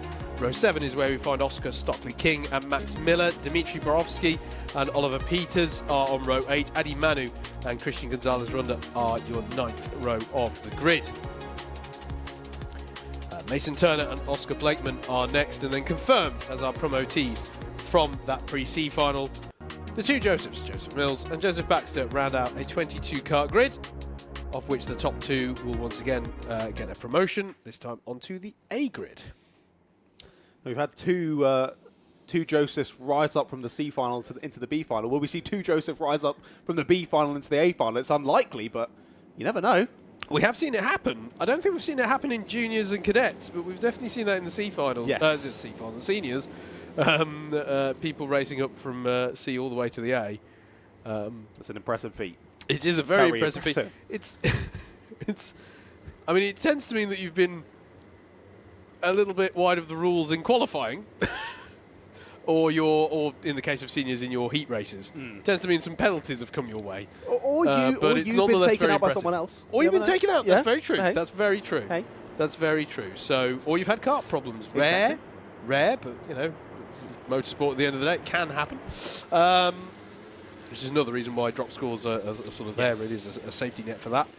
But yeah, it can happen. It can happen, and you know, you got to be in it to win it, and they are in it. So, are we good for a start? I think we're going to go round again. That's 17 there. On your left, driver's right, is Reece Cranston, and alongside then is Ian Bagger. In the grid formation. Do hope you're enjoying this coverage of day 1 of the final race meeting for Club 100 Cadets and Juniors. And really the last sort of streamed Club 100 karting action. We do have, I'm going to do a plug for the Club 100 iRacing Championship. That's got one more round to run, a bit of sim racing action. Do come along to the Double Dash Motorsport Media YouTube channel on Wednesday to see that. But yeah, last of our streamed action from Alpha Live this week, this season. But don't forget, we've got day 2 tomorrow. We're going to do all of this again with the super lightweights. Do please join us for that as well. And if you've not seen any of the rounds already from early in the season, don't forget that it's all there to enjoy, as are a plethora of other Club 100 championships. We're ready to go though. Reece Cranston's going to lead them away, and into turn number 1 they go. 2 wide, even 3 wide. Few drivers having wide moments, but they all stay pointing the right way. It's still Reece Cranston, though, who leads them into hairpin 1, as we've got a drive around from the mid-pack there. And 3 wide, even 4 wide into hairpin 2. They're going to have to sort themselves out, but it's been a great dream start even there for Reece Cranston, I think. It is, definitely. Yeah, these top 2 are already starting to break away. It was not the start they would have wanted for Ian Bagger, getting forced out wide in those opening couple of corners. We've seen that happen in a couple of races already this morning. The driver starting on 2nd place, just getting forced out wide, and when they touch that red runoff on the outside, there's no grip. They get sent to the outside. I think Ian's lost 5, 6, 7 places. Yeah, I say a dream start. It's not entirely, because he has got some pressure from Aaron Haywood as they come up the hill to finish this first lap. So at the end of lap number 1, it is Reece Cranston ahead of Aaron Haywood, and then there's this pack that's led by Solomon Adeniji going through turns 1 and 2 under pressure from Ryan Rapini there in the 56, the driver with the bright orange lid there. I'm afraid to say a few drivers had incidents though that put them towards the back. Henry Eaton, Oscar Stockley King and Adi Manu all dropping to the back of the pack on that first lap, so they'll be trying to pick up the pieces, regain what they can in this pre-B final, and hopefully set themselves up for a better time of it in the B final. Indeed, indeed. You were talking about Solomon Adeniji there as well. He was up 6 spots before that move was done earlier on in the lap by Ryan Rapini. So Solomon had a great start on that opening lap up towards the podium positions in this one. But of course, remember, the top 2 will be moving on to the A final. Those are the all-important spots. And look at this. Ryan Rapini, fastest lap of the race, 50.341. Himself and Solomon Adeniji are closing in on your 2 leaders. Well, make that 1. I think the overtake might have already happened. Yes, Aaron Haywood getting forced out wide, down to 2nd place. Sorry, down to 3rd place, potentially, down to 4th. As we look at this, battling going on in behind. That's the 72 of Fawaz Adra getting involved as well. There's the 66 making a move ahead. So that's Aaron Haywood back up into 3rd place, I think that is. Yes, it is. As the 56 of Ryan Rapini now gets up into 2nd place, which of course is one of the spots to go up into the A final. That's why he's checking over the shoulder. This is the position he needs to keep. Absolutely. That's gifted a little bit of a breathing space, quite a bit of breathing room actually for Reece Cranston. He can now focus on just getting his getting the pace down and hopefully maintaining or even growing the gap. Meanwhile, these drivers don't look like they're in the mood to work together at the moment. Oh, that was a beautifully read undercut there or switchback, I should say, there by Adenergy. And Iron Bagger is seeing the red mist descend as well after that poor start, getting forced out wide. Fastest lap for themselves on the number 24. And they're now getting involved in this battle, looking opportunistically to the inside. They're just missing the barrier on the inside of the corner. That was super close. They're still going 2 by 2 down the hill. Can the 24 hold it round the outside? Iron Bagger switches to the inside for the right-hander of the hill and does take the place. Beautifully bold move there by Iron Bagger. And it's not over yet because Faraz Adra is now having a go at Adenergy, who may rightly be feeling a little bit punch drunk after that sequence of corners. That was some great racing, though.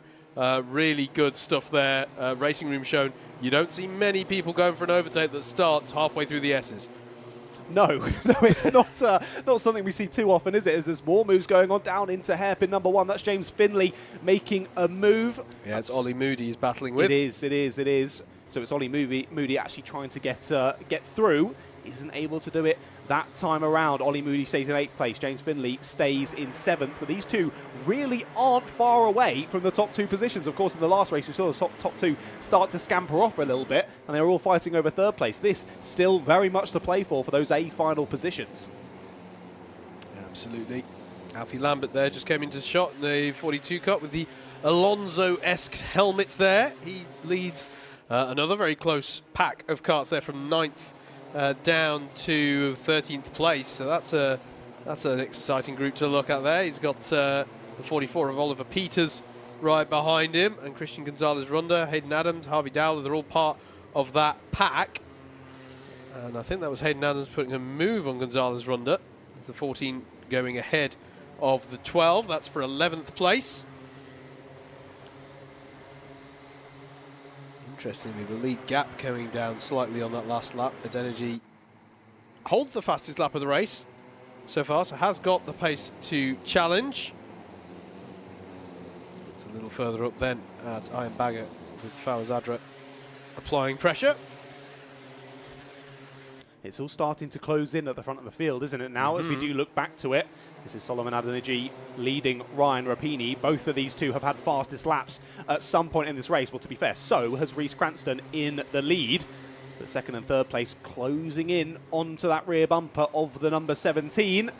Still, 5.5 minutes left to go in this one. There's still lots to play for. And look at this. There's only a small gap between those top 3. And then our next pack, now led by Iron Bagger, of course, coming back through after that difficult start, leading the rest of the pack. And Fawaz Adra just in behind with the new fastest lap of the race. It was Ollie Moody putting a move on Aaron Hayward as well at the back of this pack now. Yeah, the 41 there is now ahead of the 66. That was done into hairpin 2. Looked like Gonzalez-Runda was challenging Oliver Peters as well over 11th as they came through Garda. 5 minutes on the clock then, on to lap 8 we go. Drivers starting to think tactically about how they want to play this latter phase of the race. I was just about to say these three would probably want to work together at this stage, really. They're very close to the top 3 and ahead, and the top 3 are now almost line astern. So I say that. There was a little cheeky move to the inside on the exit there for the 43 of James Finley. He has just taken the fastest lap of the race, so I can understand his desire to get forward as quickly as he can, but he's got to make sure that he puts in those moves cleanly and doesn't give himself an unnecessary penalty. Here's the move for the lead. It is indeed. Lead battle then coming through Garda. Reece Cranston is forced to take a slightly compromised line through. He's going to be very slow off the corner there. Both he and Adenergy are going to be slow off the corner. Ryan Rapini with the opportunity, but couldn't do anything with it. Had to tuck into line before Cafe Corner. You really can't go through Cafe side by side. It's very difficult. Never say never with this pack of cadets. They've been proving us wrong on a lot of presumed single file sections of this course. Slightly shallower defensive line for Reece Cranston means that Adenergy is on the outside. Can he hang it round the outside? No, he can't. Does that open the door for Rapini on the exit? Yes, it does. The 56 pulls alongside the 32, but can't get it done. It stays exactly as they were, but you and I, folks, know that that was an exciting lap, even if the order stays the same. Yeah, Solomon Adenergy was brave there to chop off the nose cone going into the S's, and luckily the 56 of Ryan Rapini behind did back out of the move. I found it quite interesting there going into the first corner, how Reece Cranston gave the point forward, immediately realised he's not going to work together with me here. I'm going to take the inside line. I don't think he's going to work together. He's alongside me. Yes, exactly. Indeed, and he's going to the inside again here. I think it's just defend, defend, defend. Now try and push the other two into the rest of the pack. It is. It's a high-risk strategy, though. because all you're really doing is inviting, the one, that loses out. Inviting more people to the party doesn't tend to lower the noise of the music, does it? It's, I've seen it work out quite well for some leaders in the past, particularly if they've got a slight issue, maybe a little bit down on power and stuff. It's an impressively bold strategy, but it does work. It was made very famous earlier this year by a certain Carlos Sainz, wasn't it, in Singapore? So it can work out. Iron Bagger starting to come onto the back of this, though. Really becoming a factor at the front here, and James Finlay isn't too far down the road either. And this is a situation in which Aaron Hayward and Ollie Moody are going to look at the road and go, hello, yeah, all right, let's stop fighting. This looks good. Yeah, I think you just saw there in the background as well, Iron Bagger giving the point forward to James Finlay to say, let's work together. Is this a move for the lead, though? 32 of Solomon Adeniji does get to the lead of the race, possibly a change to a second as well. Ryan Rapini tries to follow him through, but he's going to be on the outside for hairpin number 2, tries to switch back on the exit. They're still going to be side by side as we head through to the S's. The 17 retakes it, though. And I'm just looking... there's been a penalty just come through for James Finlay, which is for ABC takeout, but I can't think... We've been watching them. Who that would have been, who would have been the aggrieved party in that? Into Garda, we're not going to have time to work that out. That's Iron Bagger. Iron Bagger isn't the person who got taken out because he's just going back through on James Finlay and having a go at Ryan Rapini, who's fallen off the back of the top 2. But that's going to be a costly penalty for James Finlay. He now can't get promoted no matter how it goes. Adeniji going defensive into turn 1. He shouldn't be going defensive at this point. They've just broken away as a 2. Both of them can get through here with a minute and a half to go. They're battling in behind, really, really battling in behind. They need to work together here to try and pull away. I'm trying to think. Max Miller has dropped to the back no of the pack, idea. but that's not from... It may have been from something earlier in the race. I mean, to be fair, James was coming up onto the back of this pack. We've not been...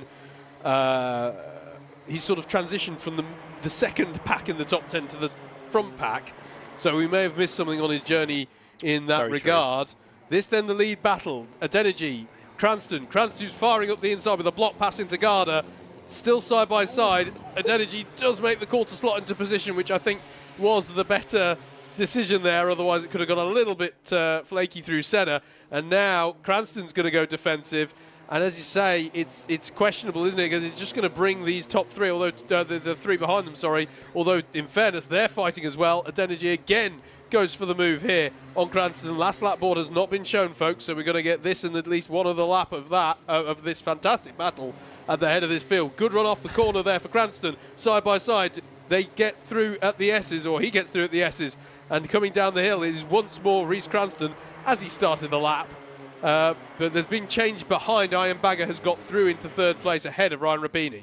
Yeah, the top 2 here of Rhys and Solomon might actually be saved by the fact that the 3 behind are battling just as hard as they are. So although they've been battling and losing time, they haven't lost as much time as they might have done if the 3 behind were working together. As you say, it's all switched around. They've started to eke out a little bit, and the drivers do see the last lap board. Yeah, last lap board indeed. One last chance. And if you're Rhys Cranston, you're just going to go a little shallower on each corner now, just to deter a move.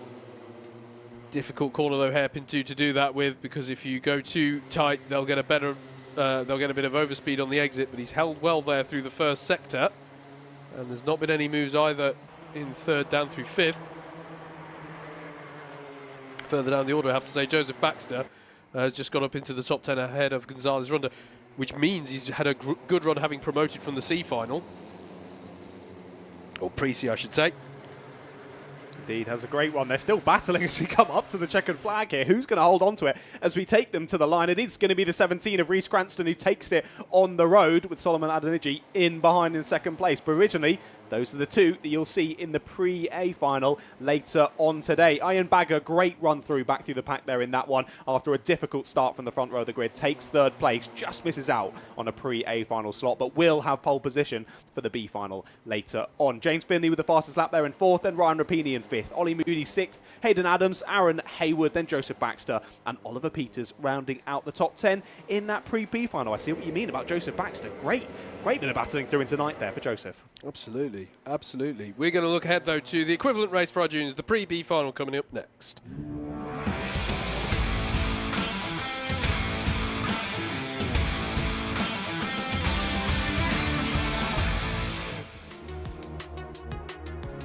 Here we go then. Another B final for you, this being the pre-B final for the junior lightweights. Hudson Gordon Huntley is on pole position. Alongside him on that front row is Harry Clark. Then it's Charlie Walmsley-Wide and Christian Barber, then William Henn and George Partridge there on row number 3. Row 4 sees Harry Collins and Santiago Ortega, Bruce, Aranas Sarkis and Bertie Bream round out the top 10. Then it's Salvador Newman and Tamino Colavecchi. Then Lionel Sinclair Ikorora, then Christopher Wilkinson, they're both on row number 7. Then it's Brady Pollock and Ian Ansari, then Tom Smith and James Reynolds, they're on row number 9. Rounding out the top 20 are Ben Smiles and Elliot Baker. Behind them, Marcus Allen and Jack Ryder on row number 11. Then it's Claudia Bushby and Dan Treadwell on row number 12. And that is your 24 starters for this junior lightweight pre-B final. With a caveat, on the grid graphic, but we get a promotees as well of Armiger and Castle Joseph, and we are good for the start for the 26 karts in this one. Hudson Gordon Huntley then leads them into turn 1 for the first time. Some drivers going out very wide there, but thankfully everyone's able to find good grip out there. So we've got a spin going into the braking, so that could be a bit of a hit in the mid-pack, and we've got several drivers round there. At least 4 drivers affected in that. It was William Henn who initially went round, but I think it wasn't on his own accord. No, I think he didn't have too much say in the matter. Just looking, I don't think that was egregious enough to warrant a false start flag, but definitely a costly start for some drivers out there. We're going to have to confirm who's been entangled in that by the end of lap 1. And there's penalties already coming through here. There's a takeout penalty for William Henn, and a couple of braking formation penalties as well for James Reynolds and Harry Clark. Well, William was definitely the one being spun around, so I'm not sure about that one, how that one's happened. But anyway, we finished lap number 1, and it is Hudson Gordon Huntley still in the lead of the race on the number 22. And due to that start, with some people spinning off left, right, and centre, it means we've disjointed ever so slightly. Some big packs in behind, but the top runners starting to pull away. Promotee from the Pre-C, Giovanni Castle-Joseph's gone up 13 places in that first lap. He just stood half the field casually in lap 1. Casually. Yeah. Chill. Just up to 13th place in lap 1. Well, he's definitely one to watch then on the number 11. Keep an eye out for him. Yeah, the other one as well to look out for is Lionel Sinclair Ikaroa, who has gone up to 3rd place. That's up 11 positions on lap 1. So a frenetic first lap, but it's given opportunities to many. Indeed, yeah. The Giovanni Castle-Joseph has had a good run, and he's in that pack. However, he's in a bit of a difficulty with, as I said earlier, those issues that happened on the opening couple of laps have meant that we have a couple of big packs, but they're all quite spread out. So even if Giovanni gets to the front of that field, he'll have a good 3 or 4 seconds to catch up to the next group. So it's not going to be too easy to gain another 13 positions for him. But I'm sure he'll try his best. That's an interesting one, actually. The driver another driver's had a storming start here. We've got the likes of Aranas Sarkis in this field. He's a driver who still mathematically can make it into the top 5. Bertie Bream as well, one of our top 10 runners in the championship coming into today. He is also in this race. So quite a few drivers actually who really should be looking to get a promotion based on their form thus far this season. Indeed. I think Howard's going to try and sort out a radiator in this room because I know it's surprising on a day where it's single digits outside, but we are roasting here in the commentary box. I know no one's going to give us any is going to care about us being too hot in this commentary box, and everyone else is freezing outside on the Buckmore Park circuit. The driver's definitely not freezing in this battle. It's heating up tremendously. Very wide moment there for the number 37 of Christian Wilkinson as he heads down the hill there. You're right on the edge of grip on these karts, as they're a big wide moment there for the number 30. I don't think the 30 even really tried to make the corner there. Who was that going by? That's George Partridge. Just decided the kart wasn't going to make it, and to the infield he went. Manages to rejoin and get back on track as Hudson Gordon Huntley out in the lead. Still a good half a second lead he has out there. And now sets another fastest lap of the race. 47 dead for Hudson there. And himself and Aranas Sarkis are breezing away nicely. A very different race to the one we saw just a second ago for the pre-Bs in the Cadet. So we had a big battle for the leading 2 positions pretty much throughout the race. This one seems to have been relatively decided in the opening couple of laps. However, never say never in Club 100 racing. Absolutely not. Bertie Bream leading this pack then down the hill. Lap 5. Still got a comfortable proportion of this race to go. 7 minutes of the 11 left on the clock. Still a sort of difficult transition. We're starting to get the sun falling on the circuit now. which lends itself to some of these difficult eyeline, sun in your eye moments that you can get at this time of year in particular. And that's something that the drivers are going to have to note as we get towards the darkness at the end of the day. Good little battle this. Then that's Christian Barber putting a move on Christopher Wilkinson through hairpin 2. That's the 57 going by the 37. That's for, I think, 8th place there. Frankly, so joined together, I'm struggling to count them. And we can barely even get a good shot with our cameraman up there. There's so many spectators viewing here for cadets and juniors. Brilliant to see so many supporters in and amongst the paddock and watching this brilliant racing. Absolutely it is. As that's a look there. Yeah, it's Kolovecki on Sinclair Ikaroa. I have to say, by the way, if you are watching us at the track, there is, of course, the awards presentation, end of season ceremonies in the clubhouse at the end of the day. So do please join us for that. I've heard there's a really, really lovely bloke that's presenting it as well. Oh, who's that? So hard on yourself, Howard. Oh, you. Oh, 44 there of Kolovecki using a lot of the track limits. Yeah, Christopher we'll wait and see if anyone picks up on that. Indeed, Christopher Wilkinson putting a move as well on Sinclair Ikaroha, who's having a bit of a costly lap here. As there was some drivers looking to go side by side through Cafe Corner, which doesn't usually work. Squeeze into the inside there, bit of side-pod contact. It's going to be like when you watch the F1 and the person doing the post-race interviews was someone who's been in the comms box. And you go, oh, they managed to get down from the comms box in time. That's what those award ceremonies are going to be like. Anyway, second half of the race. Hudson Gordon-Huntley and Aaron Asaka's controlling this one at the front. Yeah, the gap between them had closed to about a tenth or two a couple of laps ago, but Huntley has been able to, or Hudson Gordon-Huntley has been able to extend that gap once again to about 0.8 of a second. Indeed. Sorry, Kolovecki, it was me that caused that track limits warning. That was Marcus Allen and Tom Smith, I think, who we saw battling through Garda, but Harry Clark in third, Bertie Bream staying with him, as is Brady Pollock. Then we've seen plenty of battling that's seen Tamino Kolovecki get up to 6th place. Then it's this battle here of Sinclair Ikaroha. And Tamino Kolovecki does now have a penalty for 3 track limits. Oh, he does, yeah, sorry, yes. Sorry. Sorry about that. Indeed. And I said we were looking at the battle over 7th. We were actually looking there at the 3rd place battle. So there's Kolovecki, and then here comes the next pack, now headed by Christian Barber. Everyone's taking a turn, really. It's more like a cycling peloton, really. Just someone cycles to the front every now and again and sort of punches a hole in the air for everybody else. But this is really challenging as well, I have to say, for the people in the middle of this pack, which includes, as I said, Bertie Bream comes into the championship today in 8th place. At the moment, it's such a challenging situation to try. Well, clearly the top 2 repechage places are sort of out of reach for people here, so it's basically all about battling for the best points on offer.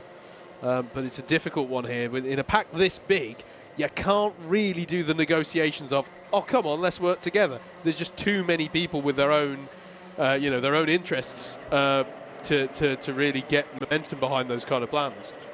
No, exactly. It's too many people involved, and it comes back to more of what you expect to see from a couple hundred sprints or BUKC racing, where it's every person for themselves out on track, and it very much is in this gaggle that we are watching now from 7th downwards. I think you can see as well, if you do head over to the live.alphatiming.co.uk/couple100 page on the track map, you can see sort of the top 3, then up to the top 6 are all sort of together, nice gaps between them. Then everyone else is heading through hairpin number 1. Yeah. It's quite the gaggle from 7th downwards, and they're all still going side by side. Absolutely. Marcus Allen ahead now of Christopher Wilkinson, and basically sort of forced the door shut at hairpin 2. There was a little bit of leaning there, and he just went, I am turning into the corner. It's going to happen whether you all like it or not behind me. That is the 57 of Christian Barber defending against Tom Smith as well. Sort of 3rd and 4th in this train of karts. Bit of a hip check there coming up through Cafe. Yeah. Not half. think it was Santiago Ortega-Bruce who had the hit check done on him there, managed to collect it though before they went through Cafe. Indeed. Further up the road, Brady Pollock has got by on Bertie Bream. That's for 4th and 5th. And then you say, Kolovecki running with some penalties sort of in the middle of all of this. And then you get to this pack. Actually, I say the pack. Marcus Allen has stretched out a bit of breathing space there. Here is Harry Clark in 3rd place. And then there, confirmed for you, is Brady Pollock and Bertie Bream in that order. I think they're going to be pretty happy that they are where they are on circuit right now. Yeah. take a look over the shoulder and you're like, okay, I'm quite glad I'm not involved in that. Yes. Yes, cause for a little bit of a sigh of relief. I think everyone in that big pack in behind has at least a track limit warning. Yeah. There's been a lot of pushing and shoving going on in that pack, and it's gone badly wrong for a few of them on that last lap. Tom Smith down 10, Santiago Ortega-Bruce down 7, Oliver Armiger down 7 as well. So there's been some coming together on that last lap. Yeah. Turning into a bit of a ruckus in there. Not surprisingly, we've got a few penalties coming in. Bump and pass for Charlie Walmsley Ride, bump and pass for James Reynolds. They've got to be careful here in the closing stages that, you know, after what I'm sure has been some fun battling, they're not throwing things away here. That's our race lead. Because the race leader, the top two are so far ahead, I was expecting to see the last lap board, and actually they've got plenty of time, so it'll be 2 more laps of this one. There's the bump and pass penalty for James Reynolds confirmed, 4 positions to be added to wherever he finishes on the road. Is now Wilkinson, Christopher Wilkinson's dropping down the order, a driver who's featured prominently in those battles. And he's a good few seconds off of that battle now, isn't he? So something's gone badly wrong there for Christopher Wilkinson. Yeah. Right at the dying moments of the race as well. Yeah, disappointing. Disappointing. He'll be hoping to fight back in the B final later on. So there is the 57 of Christian Barber, who ironically is in quite clean air now. I don't think blame has been apportioned to. Actually, he has got a contact warning just now.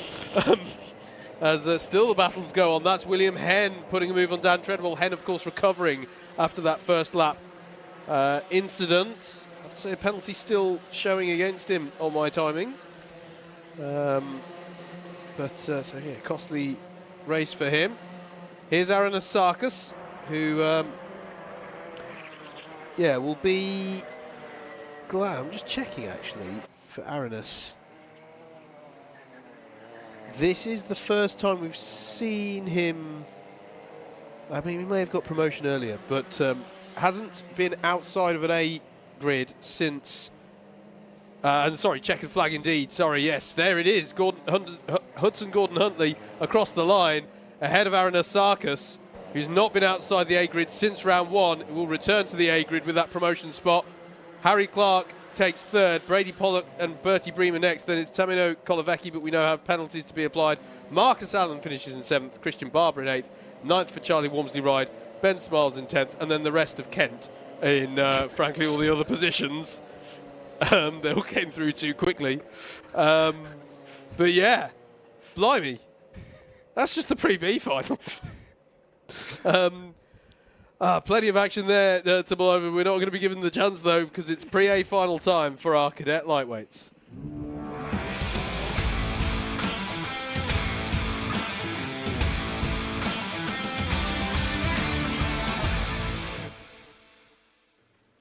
Let's take a look at the grid then for our cadet pre-A final. João Gabriel Castro is going to start this one on pole off the back of that fantastic lap in qualifying. The only driver to dip below the 49-second mark. Blake Salvin is alongside. Miles Harrison and Mateo Ehrenfeuchter are row number 2. Jacob Brown and Zane Perry are row 3.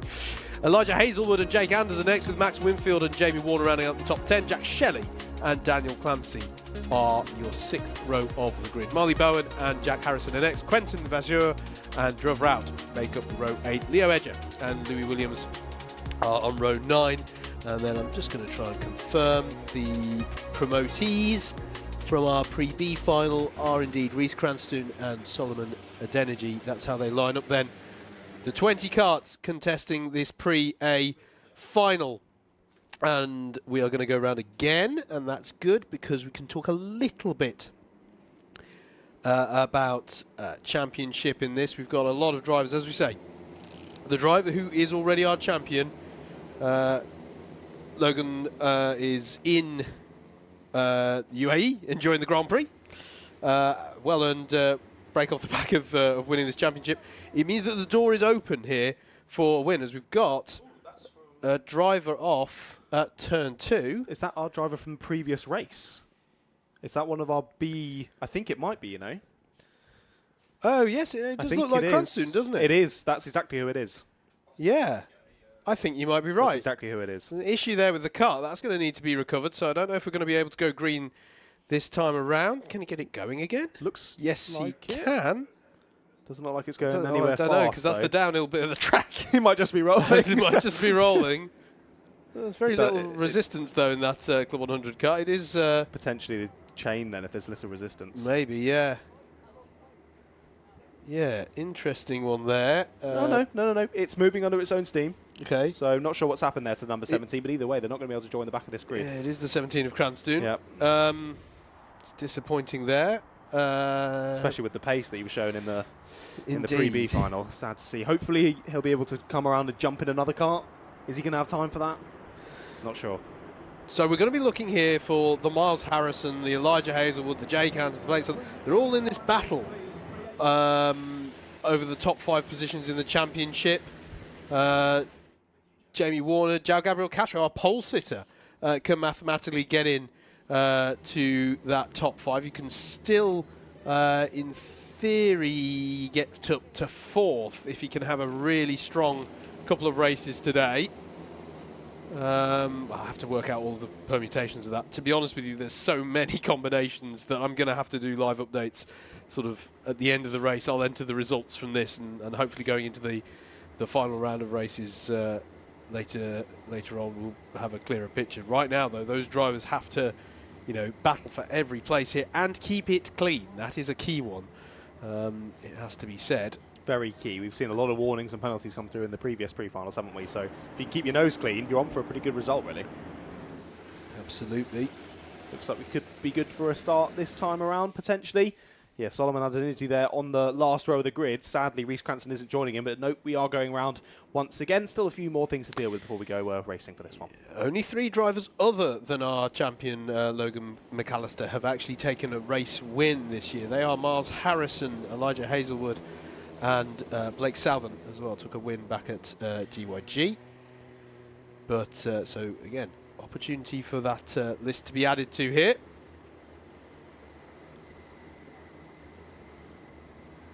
So they'll come round to the bottom of this Indy loop. I think we are now waiting for Reece Cranston to get that replacement kart and join the back of the grid, which is nice. Yeah, he's gone up to P1 on the timing, which makes you think he might have crossed the line again. Yes. And yes, you can see him there. He's just rejoined the back of the pack. Brilliant stuff. So he'll be... oh, it's a kart he's not had any chance to sort of get the... But to be fair, they don't get practice laps before the race anyway. We've got some drivers unhappy, though, with the grid order. Are we coming to a stop, or is this just... We are coming to a stop. Is that because they just all lost momentum? Well, we're definitely not going to be good for a start here. Someone's out of position. Oh, it's the problems for the 48. That's our pole sitter. It is. So there's an issue there for João Gabriel Castro. So that was the hold-up. Then was just because João Gabriel Castro couldn't get over Cafe Curve. Seems to have fixed itself now. That is...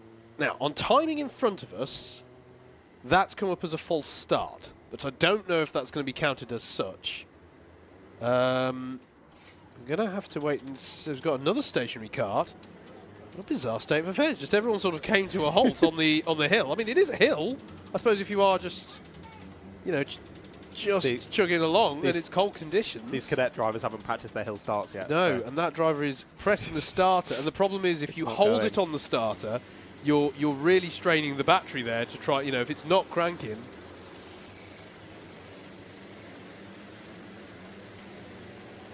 I mean, it's... we're not going to be able to get a start here, and I think it will be called as a full start. In other words, full start conditions mean that time can be taken off of the race. Okay. And it's generally 2 minutes taken off for every full start. Okay. I don't know if they're going to apply that here. We are certainly losing a fair amount of time in the schedule with, for want of a better phrase, drivers somewhat littering the track as their karts don't keep getting going. But I don't think it's...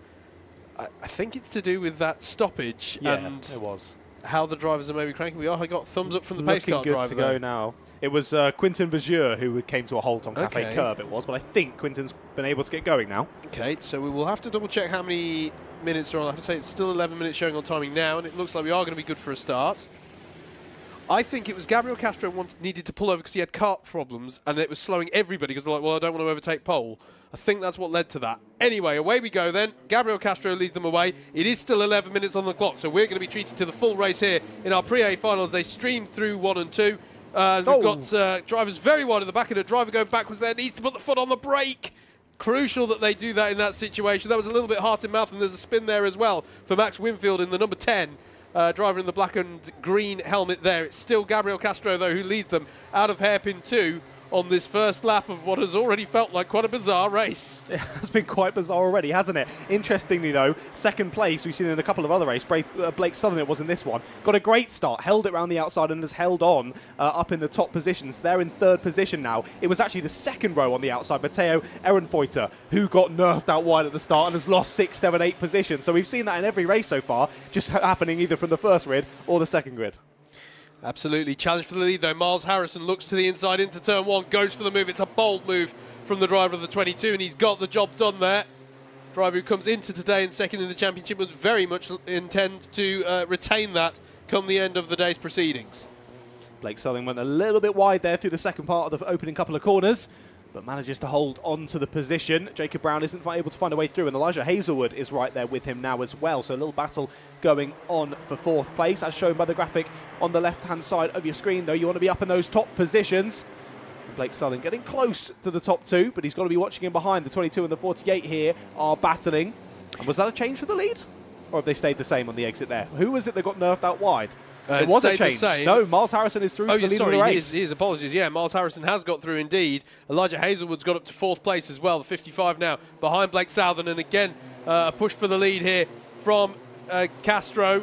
And Blake Southern's trying to follow through as well. Into hairpin 1 they go. Elijah Hazelwood can see the opportunity as well. Out of hairpin 2 comes this battle. We've got a stationary kart there unusually. That is Jack Harrison, who's run into some problems there. Again, guys, very interesting. I'm not quite sure what's doing. It's clearly something. I don't want to sort of just naturally defend the karts, but for all the drivers to have this at the same time, it seems a little bit odd to me. It suggests that something they're doing with how they're. We heard a driver just sitting on the crank button, and it's not what these little starter motors that we've got here aren't designed to do this. Battle for the lead into turn number 1. It's all changed. Gabriel Castro's back to the lead. He is indeed. And look at this. It's closed up again at the front. It was about a 4-kart battle. It's now everyone down to 16th. Yes. So it's basically part of this pack in some way, shape or form. Yes, we took a couple of seconds there just to look at the stricken car. It's all kicked off at the front of the field. Elijah Hazelwood now trying to find a way through into second place. He's made up a good position on that last lap. Blake Southern very much in there as well. He is in behind. It's Jacob Brown who now splits through, who now gets overtaken by the 33 of Blake Southern. Absolutely. Coming up the hill then. They've got to watch out for those track limits, though. João Gabriel Castro's already got 2 track limits warnings. One more of those, and there's no way he can win this race. Yeah, absolutely. Really got to be careful and keep it clean in situations like this. João Gabriel Castro goes defensive into hairpin 1. And Miles Harrison is going to try and get the switch back out of 2, but he's not going to be given the space to do so. Elijah Hazelwood really wants people to stop attacking from behind so that he can stay on terms with the top 2. Not worrying about promotion spots, of course, for this. This is the highest tier grid of the day. Just looking for who can bag those 130 championship points, as there's a penalty for Adenergy, one of our promotees from the Pre-B. Worked well into the top 10, but now has a track limit advantage. That usually is on the exit of Paddock, where he's just straight lined it. Rather than going through the tiny little kink that there is on the way up to Garda. Well, there's a little kink in there. There is. I just liked how you said it. Okay. A tiny little kink. Gabriel Castro must be feeling quite under pressure. Well, he is under pressure here, having to go defensive all the way around. Blake Southern. Tried it around the outside. He did try around the outside. Blake Southern continues to apply pressure to Elijah Hazelwood. And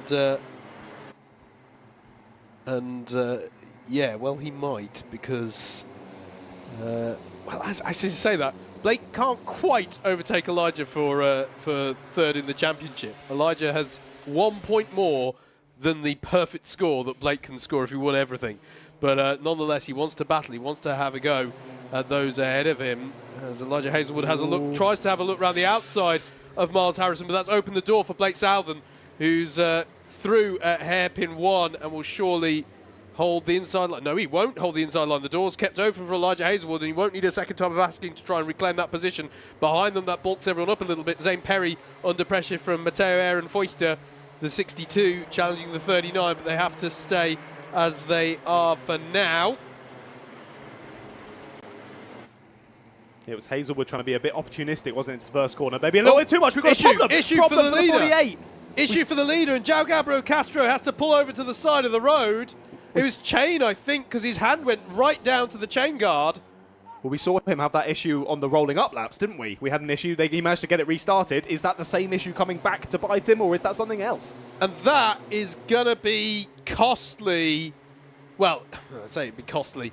That means that's got to be a drop score for him now. He's running again. He's got running again. Well, that's not chain then, is it? Weird. It seems to be the same issue he had on the rolling up lap where he just stopped. Yeah. So I don't know what's wrong with that car. It happened both times just after a right-hander, because he was having the issue before up to Cafe. I don't know. But meanwhile, Miles Harrison having to go defensive against Hazelwood into Paddock, and defensive again into Garda. Bit of change behind as well. Zane Parry has got through. Blake Southern's dropped down quite significantly off the back of that. I think Blake may have got held up by João Gabriel Castro last lap. And look at this behind them. The 17 of Reese Cranston, our promotee from the Pre-B, has put himself into 8th place, and it feels like the whole world is behind him at the moment. Well, 4 seconds splits the top 15 here. So just relatively close. That'll do. Yeah. That'll do. My whole 4 seconds, eh? There's the 62 of Ehrenfeuchter up the inside of Zane Parry. Gets the job done. The 62 ahead of the 39. Behind them as well, that looked like Blake Southern and Jacob Brown doing battle, as well as Blake tries to get back up the field here in the 33. It was Ehrenfeuchter who had that difficult start, wasn't it, as well? So Mateo's battled through nicely to get back up here into the top 5 positions, get back involved with this leading battle. Impressive stuff from him. Yeah, Quentin Vajur and Max Winfield having a battle as well further down the order. Hazelwood wasn't too happy getting squeezed out onto the runoff there. No. Contact warning as well for Blake Southern. They've got to keep it clean if at all possible. Elijah Hazelwood's darting around for different lines, but Ehrenfeuchter's going, well, you can keep doing that, sunshine. I'll try and find a way through. Up the inside of hairpin 1.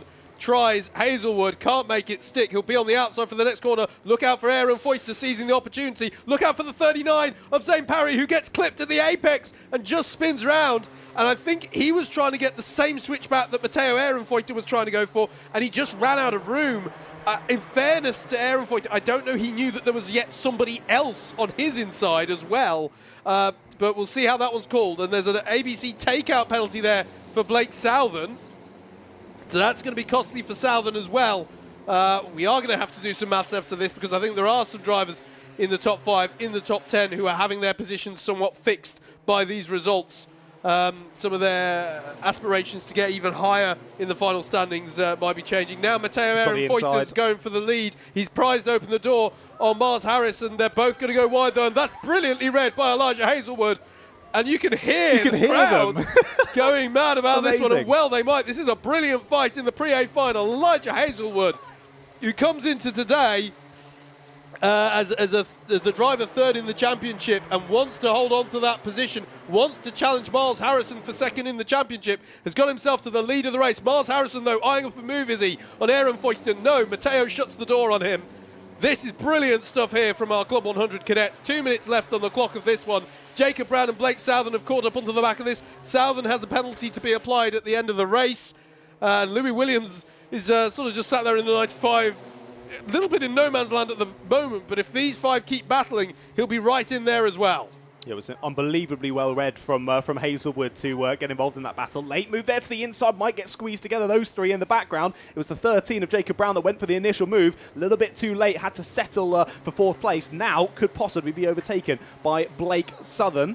However, I think if I remember correctly, Blake does have a penalty, doesn't he? Yes, he does. ABC takeout for Blake. So Jacob's not going to have to be too worried about that. But of course, we were saying earlier with penalties that drivers may not know. In this one, they're all so close together. There's definitely no way that any of them remembered who has penalties. So they're all fighting for that track position. Jacob Brown goes for a move there on Blake because Blake got by on him earlier in the lap.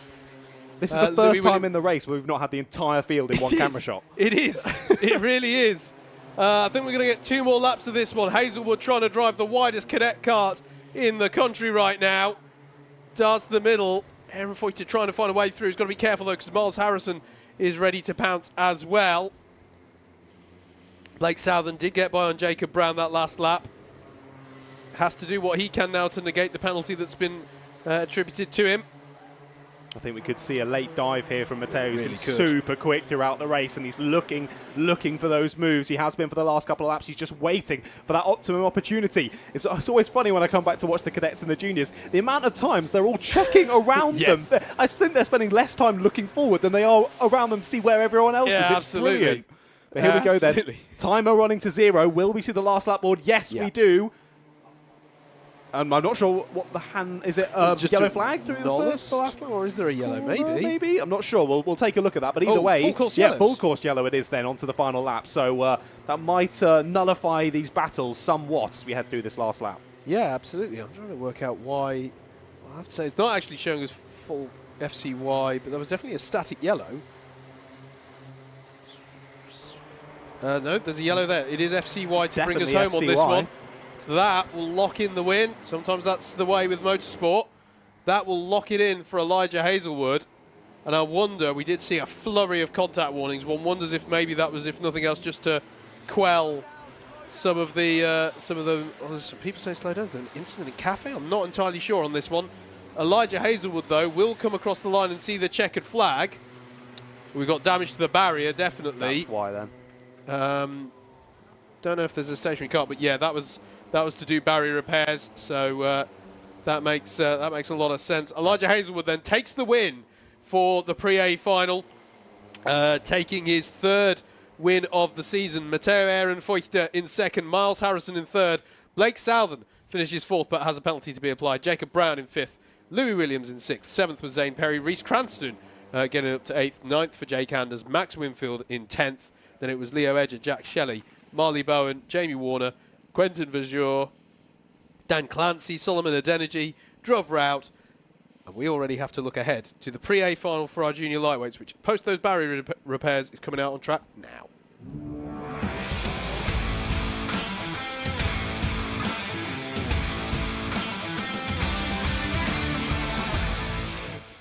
Here we go then for the junior lightweight Pre-A final, or the Pre-A final for the cadets was brilliant. Let's see if this one could be quite as good. Rory O'Regan and Max Patworth take that first row on the grid. Behind them, Dan Monroe, Sam May, then it's Nick Fallon and Leo French there in 5th and 6th position. Ruben Mamalok and Alexander Grace line up behind them, and Samuel Masters and Toby McAllister Brown round out the top 10. Then on row 6 is Lewis Davis and William Taylor. Row 7 sees JJ Hind and Henry Lopez Gracie. Then it's Jake Renshaw, Matthew Bolton, Joe Craddock and Hayden Lowe there on 18th place. Rounding out the top 20 is Ben Fodham and Jack Whitehouse. Then it's Matthew Cooper and Nathan Kahn to round out the 22 kart grid. And we'll also add on to that the 2 drivers who have come up through the Pre-B final, and that is Hudson Gordon Huntley and Aranas Sarkas, who'll be lining up on that back row of the grid. And almost looking like we're ready to go already in this one. Really quick work from the track stuff here from Club 100, and it is going to be the 48 of Rory O'Regan who leads us to the lights.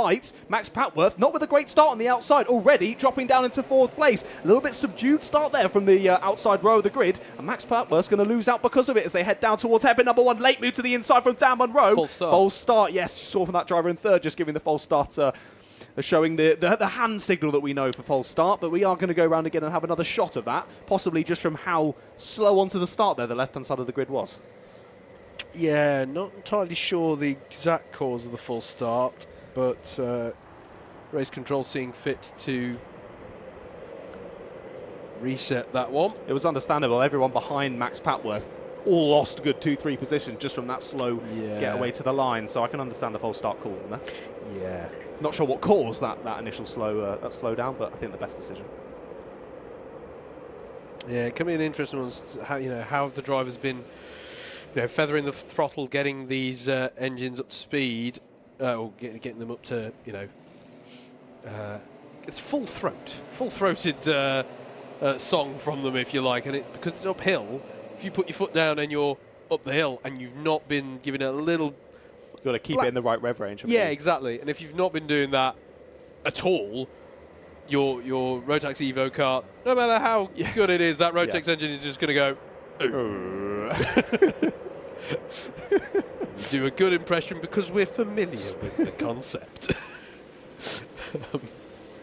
The Rotax impressionist. That's my next endeavour. That's our endeavour in the off season. That's our act. Like a barbershop quartet. Yes. Brilliant. Right, let's see if we can do this again then. 48 does lead us to the line. And again, a bit of a slow getaway from the 38 of Max Patworth on the outside of the grid. He's lost more positions than he did on that first start. Well, we'll see. It's continuing for now anyway as we head down to hairpin number 1, but differently to that first start. Not able to get the inside is Dan Monroe, and he holds on to second place. Still your leader of the race is that number 48 of Rory O'Regan. Yeah, very wide, 5 wide, even 6 wide on the exit of hairpin 2. They're all going to have to sort themselves out just to confirm, because it was a valid full start. 2 minutes removed from the clock, so it's a 9-minute pre-A final for our juniors, as that is the 35 of Joe Craddock taking a creative line through Sime Sweep and the subsequent left-hander. As they stream through Garda for the first time and up the hill they come. At the end of lap number 1, it is still Rory O'Regan who leads ahead of Daniel Monroe, Ruben Marmelot, Nick Fallon and Samuel Masters, your top 5. Yeah, great first laps and great battling up and down the field. I like that. I like that line. Creative line around the corner. Definitely the fastest line, but very much off track, sadly, for that driver. But we'll see. A lot of there has been some leeway in terms of track limit what is on the first lap, but I'm not sure about that one. I don't think they're going to miss that one. A couple of drivers, as you said, getting penalties for braking formation. Henry Lopez Gracie and Matthew Bolton getting braking formation penalties there on that opening lap. So that's not going to be ideal for them when we reach the end of this race, and likely means that they won't have any shot at taking the win. Cheeky move to the inside there from the 35 of Joe Craddock after that creative line on lap number 1. He has another creative line on lap number 2, but this one very much within the rules and very much taking a position. Significant aspects for those towards the sharp end of the championship. Matthew Bolton with a penalty for braking formation. So he's going to have 2 positions added to wherever he finishes, off the top of my head, for that one. So he's going to have to work his way up the field here. Remember, it's one of the closest battles. In fact, I think it is the closest battle of any of these top 5 battles that we're talking about between himself and Sam Master. Just 4 points in it coming into today. And I think Sam Masters just got another position as well. He was going side by side with Ruben Mamalok down Sime Sweep. So whether that's changed position or not, we'll find out when they come across the line. And it has done. Yeah, Mamalok's actually down 2 positions to 5th. Fallon has snuck through as well. And there's a penalty for Matthew Cooper that's just come through on the timing screens as well. New fastest lap for Rory O'Regan. He is steaming ahead in the lead of the race. He's already put a good 4 or 5 kart lengths between himself and Dan Monroe. And Dan Monroe then has a further couple of kart lengths back to Samuel Masters in 3rd. So if those two can just break away, they're on for a very good result here in this pre-B final. But here in behind, in the pack, it's definitely not sorted. I think that was JJ Hind getting through. It's the 56, yes, indeed, getting through there on the 102. So JJ Hind into 6th place. Sam May relegated down to 7th in this battle as they head up through Cafe Curve. Yeah, absolutely. There's the 38 of Max Papworth in that 38 kart. Got Leo French behind for close company. And that is, well, he hasn't got close company of Leo French anymore because that was Alexander Grace putting in a move from quite a way back there into hairpin 1, and instead Papworth puts a move in on Sam May and gets that job done.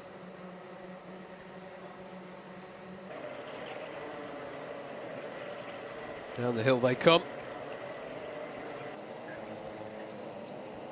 5 minutes on the clock still of this shortened race. I was just thinking, it's flown by, and then I remember, oh yeah, it's 2 minutes we've lost. Yeah.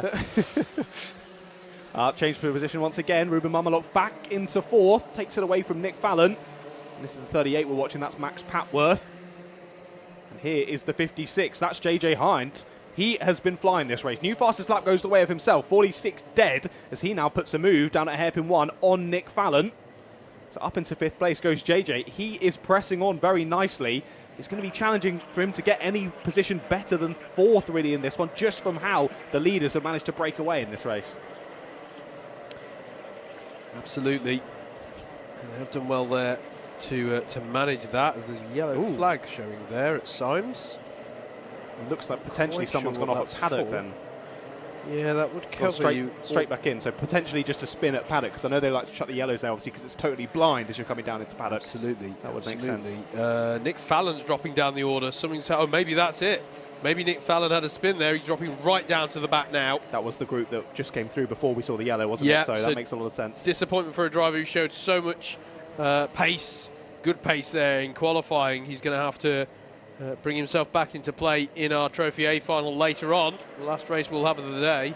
I will just say, our leader, Rory O'Regan, has 2 track limit warnings. True. He does need to be careful there. He's got a good nearly a second ahead of Dan Munro here. But you can see he's pressing on as hard as he can. He's getting those track limit warnings because he's pushing to the limit of the circuit, but he needs to watch out. He's got a nice lead here. He doesn't need to continue pressing the track limits as much as he is. And if he does get a penalty for it, there's no way that he can win this race. Yeah, absolutely.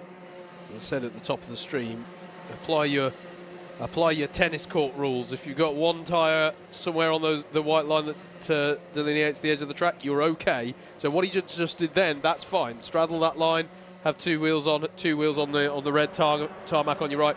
No problem there. He's got to be careful there though. That's where I think he might be falling foul of the rules. It's so easy to do it there. It is very easy because you're pushing hard through Symes. Your eye line is actually, you're looking for the next corner. You're looking for Paddock. But you really can't think. You really have got to think about it as you're going through and not get too greedy. And you're absolutely right. He does need to to be wise to that one. Yeah, I've had it on occasions down there through the left-hander before Paddock, where I've tried to take so much curb, I've nearly hit the barrier on the apex. Yeah. We're just trying to take as much as you can. But yeah, need to be careful of that because you can get a track limit warning. Most significant thing I think for me in sort of championship permutations at the sharp end, Sam Masters has just got past JJ Hind for 3rd place. Matthew Bolton in the 67 still down in 17th and with a penalty to be applied for breaking formation. That's 2nd and 3rd in the championship. That could be quite significant come the end of this one. Just going to have to do a little bit of maths to see how that would come out.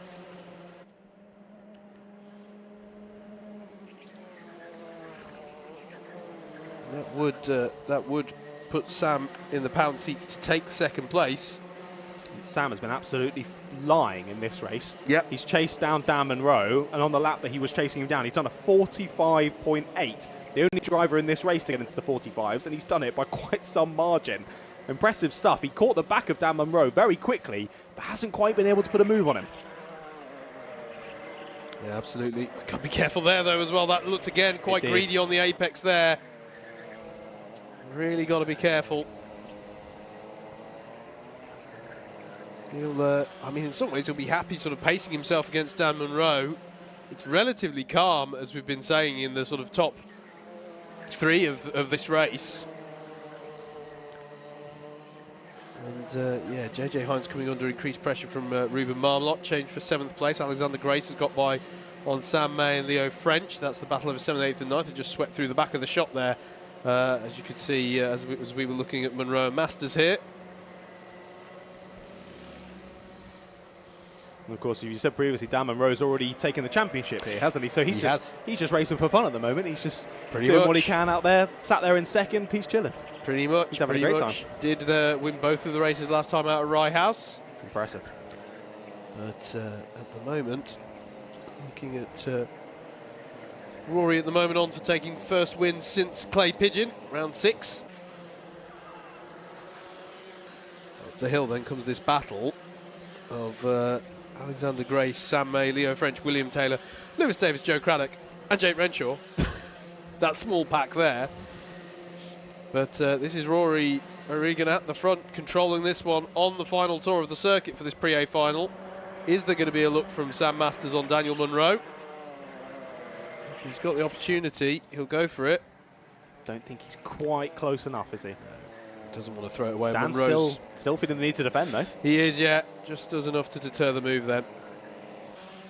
Might be a run up the hill, though. Nearly. Rory O'Regan's going to come through and take the win for the Pre-A final. 130 points are his. And Daniel Munro holds on for second place. And Sam Masters, I think, immediately goes to shake the hand. He enjoyed that fight, I think. JJ Hine holds on for fourth. Ruben Marmelock holds on for fifth. Max Patworth in sixth. And then comes this pack through. Alexander Grayson seventh. Then it's Sam May, Leo French, William Taylor to round out the top 10. Lewis Davis, Joe Craddock, Jake Renshaw, Ben Foden and Gordon Huntley. Not a bad drive up to 15th there from promotion spot. As to for Aaron Asakis up in 16th.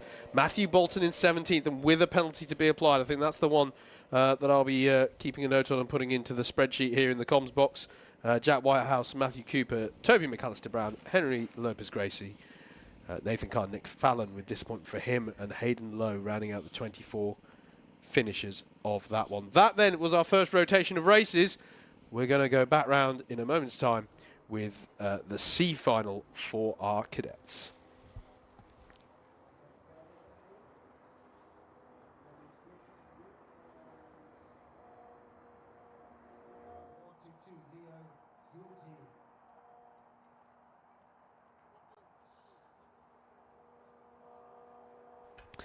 So I think we are just going to have a slight pause at the circuit whilst we get into that second rotation of races. We'll be back with you shortly here on your Alpha live stream.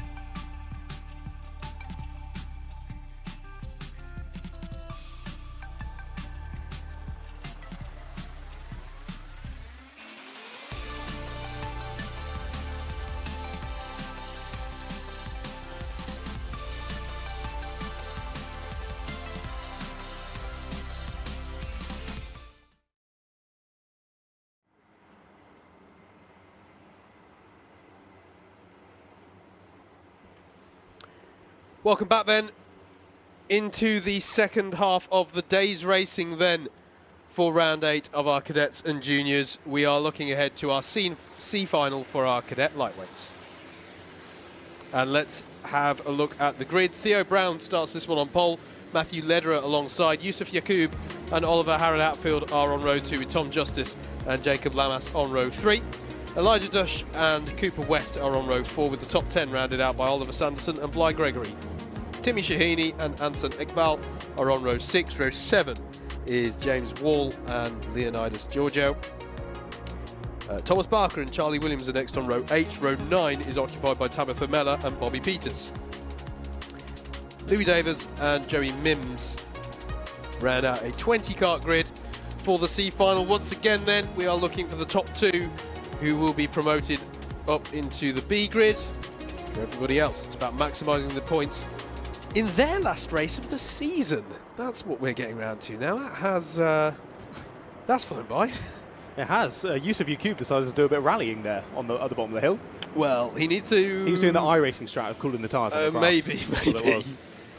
Needs to get that sort of thing out of the way, though, because he did have a penalty, of course. That's what denied him the promotion out of the pre-final earlier on. Away we go, then. Theo Brown leads them away in the 47. Into turn 1 we go. And Yusuf Yacoub with a bold move there. How did he get the drive there? Was that... That didn't look like he sort of prized the door open, but Theo Brown just lost grip there, and we've got contact at the back. And that's at least 5, I think 6 karts involved there. That one might be quite, and it is indeed. That's a full start. That was someone with getting all out of shape in the braking there. Yusuf's going to be gutted. That's called a full start, isn't he? Yeah, I mean, Yusuf's got to, he's almost got to be careful. It's a difficult psychological, because he won the pre-final on the road. Of course. And so that could lead you to a mindset of, I should win this. Yeah. I should win this. And that can lead to an impatience. Now, that was a really good start, but just needs to keep it cool. Just needs to keep it cool now. You know, if he doesn't immediately fire back up into first place on turn 1, he can't do any, he can't afford to do anything, you know, reckless with regards to that. Just needs to play himself into this one.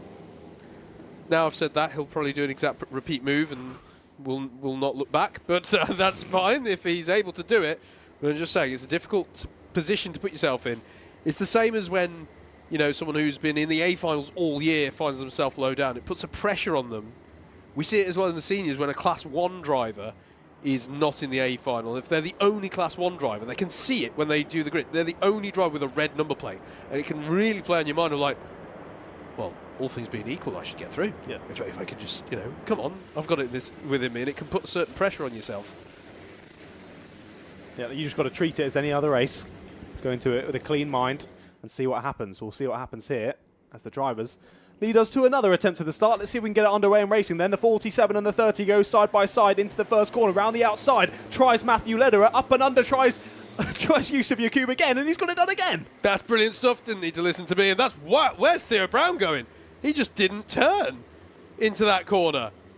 Theo Brown in the 47.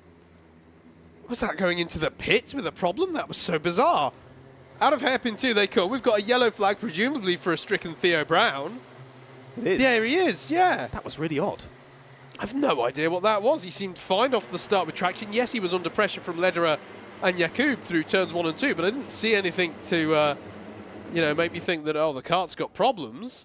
Giorgio has been given a braking formations penalty. At the end of lap 1 then, it is Yusuf Yacoub who leads ahead of Elijah Dush, who's gained 4 positions. Well done, Elijah.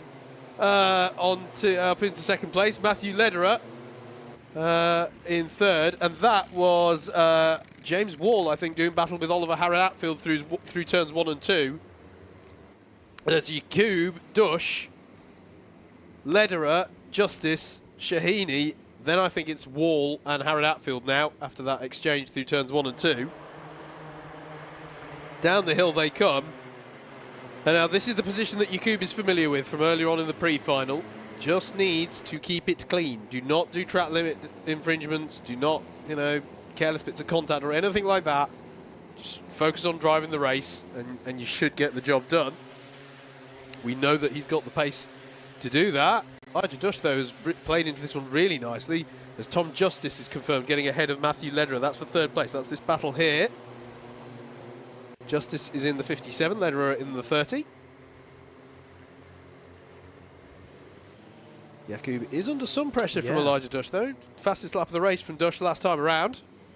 No, Elijah's definitely putting on some pressure here going on to the next couple of laps of this race. They've got to be careful, though, if Yusuf and Elijah start to battle. It's not that far back to Tom Justice and Matthew Lederer, as you were saying. Now, Elijah doing a very impressive job in this C-final. Got a good... Who's this? Oh, okay, we've got a back marker in the 101. Cooper West getting overtaken here. Yeah, Cooper West doing the civil thing here. Not obliged to get out of the way of the rules. But no reason to get out of the way. The only issue with that is if you do it, you've got to try and be fair to everybody in where you do it. And the trouble with this circuit is it's difficult, as he's finding now, I think, because, for example, at Cafe Corner, you can't really get out of the way at Cafe Corner. You have to take the line. You know. No, I think the best thing to do as a slower driver is just stick on your line and let people overtake you. If you happen to get in their way, as long as you're remaining on the line, it's no problem at all. If you've come off of the line to do something and then got in their way, then that's your fault. Yeah. So I think the best thing to do is stay on your line, keep racing your race, and they will get past you. However, our top four definitely closed up over the last couple of laps. Tom Justice and Matthew Lederer now getting right onto the back of Elijah Dush, and it is Matthew Lederer who now has the fastest lap of the race. This very quickly now becoming a four-way battle as they're already onto the back of Elijah. Just the 101 trying to get out of the way there through Cafe, as you were saying, trying to stay on the line there. One singular line. Here's a move, though, down the inside. Tom Justice got second place, up and under. Tries Elijah Dush, but can't quite prise the door open. Heading down into hairpin 1. Has to settle for third place. So Elijah was looking nice and quick, had the fastest lap of the race, and was pressuring Yusuf Yakub for that lead. Now has been shuffled into third. Continues to hold it, though, ahead of Matthew Lederer, but Tom Justice has been released. He's now all over the rear bumper of Yusuf Yakub, heading down Sime Sweep, then into the heavy braking zone of the Paddock right-hander. Will the opportunity arise for the 57 of Tom Justice? He sticks behind for now anyway, up through the bottom end of the circuit. Still some drivers trying to make their way through. In that middle pack, we've got another battle going from about 5th place back, but we continue to watch the leaders. Yakub now feels the need to defend. He's got a track limit warning. He's got to be careful of those. There's a move to the inside, though. That's Matthew Lederer getting through into third place. Elijah Dush has been shuffled back down to 4th now, but he's still involved in this pack, and he is trying to fight back on the exit. To the inside goes the 57, then Tom Justice tried to take the lead of the race, but just gets squeezed at the apex there. Can't get a good enough exit, and Yakub holds on to the lead. They're side by side in the background for third place, and I think Matthew Lederer has just been able to hold on to it. A recharge from Elijah just nearly saw them retake third, but Matthew Lederer stays ahead in third. There you can see them coming up through the bottom section of the circuit once again up into Garda. Often a cheeky overtaking opportunity. None of them take it that time around, though. Onto a new lap we go. 4 minutes left on the clock. That battle behind is looking pretty tasty as well. Hatfield's managed to pull away. Almost a move for the lead into the first corner. Tom Justice thinking about it once again. Yakub wide. Yakub very wide. Up to the inside goes the 57 of Tom Justice. Late on the brakes, and he takes the lead of the race. New race leader then. The number 57 of Tom Justice. But don't forget, both of the top two here will go into the B final.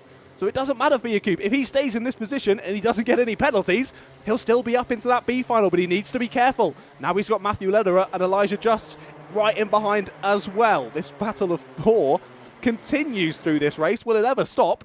And look at that. Oliver Harrod-Atfield. He's chasing them down now. He's nearly there. He is there. Ignore me. A couple of corners and he's pretty much on the back of this train. What's that? 3-4 kart lengths between himself and those top 4 now. And these top 4 stay as they were and continue to battle. It could be very interesting at the end of this race. 30 goes down the inside now. Matthew Lederer takes second place. And Yusuf Yakub was looking very much set for a B final later on today. Now he's looking like he won't make it through. But a cheeky move to the inside at hairpin number 1 sees him retake second place. But no, up and under goes the 30 of Matthew Lederer. Squeezes Yakub right off wide. Up and through. Tries Elijah Dush. He takes third place but can't quite get second. This battle is brilliant. And it has allowed for Tom Justice to start to scamper away here on the number 57 plated car. He still has the fastest lap of the race with a 50.223, and now he's got a nice bit of clear air to try and get away. Matthew Lederer is trying to do the same. He's now put a good 2 or 3 kart lengths in between himself and Yusuf Yakub and Elijah Dush, but that's now all changed on the last lap of the race as we head towards 2 minutes left to go in this one. Tom Justice and Matthew Lederer, now the two drivers seemingly set to go through to the B final. Granted that none of them get penalties through this last bit of the race. Late move to the inside at hairpin number 1. Elijah trying the re-overtake here on Yusuf, but it doesn't quite pay off. These two, only a few laps ago, were battling for the lead. Now they're having to settle for a battle for 3rd place. Neither of which of those positions will get them into that B final, and they'll have to settle for a 3rd and a 4th in this, and of course less points going towards their championship tally. Not ideal in that sense, and also not ideal that they don't get a free race, because that's what Tom Justice and Matthew Lederer will get if they can hold on to these top 2 positions. I mentioned Oliver Harrod-Atfield only a couple of laps ago on that number 37 plated car, and he's getting closer and closer every lap to that battle between Yusuf and Elijah, and now Oliver sets the fastest lap of the race. 50.046, that fastest lap from Harrod-Atfield. And you can see him now right at the back of this little train. It does seem as though Yusuf and Elijah are catching Matthew Lederer for 2nd place. They're going side by side. They nearly take each other out there on the exit of hairpin number 2. Just about. Elijah Duss is able to squeeze through on the outside as they head through the S's in the middle of the circuit. Now, look at this. Harrod-Atfield is involved. He's very much there in behind this battle.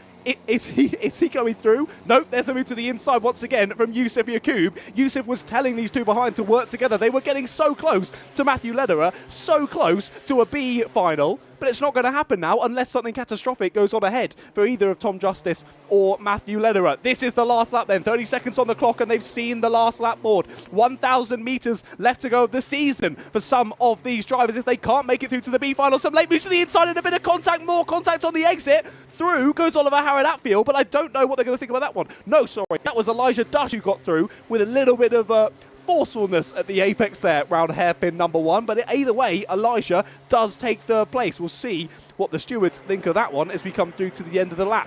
Tom Justice still holds on to the lead. Matthew Lederer still in 2nd place. We'll follow them up through the final section of the circuit. Here's the 1, 2, 3 and the 94 still battling over 3rd place. It looks like it'll be Elijah who takes that ahead of Yusuf, but here comes the 57 of Tom Justice. He takes the win in the Cadet Lightweight C final, and then through into 2nd place is the number 30 of Matthew Lederer. Those two, granted I haven't missed any penalties throughout this race, will be the two drivers heading on into the B final later on this afternoon.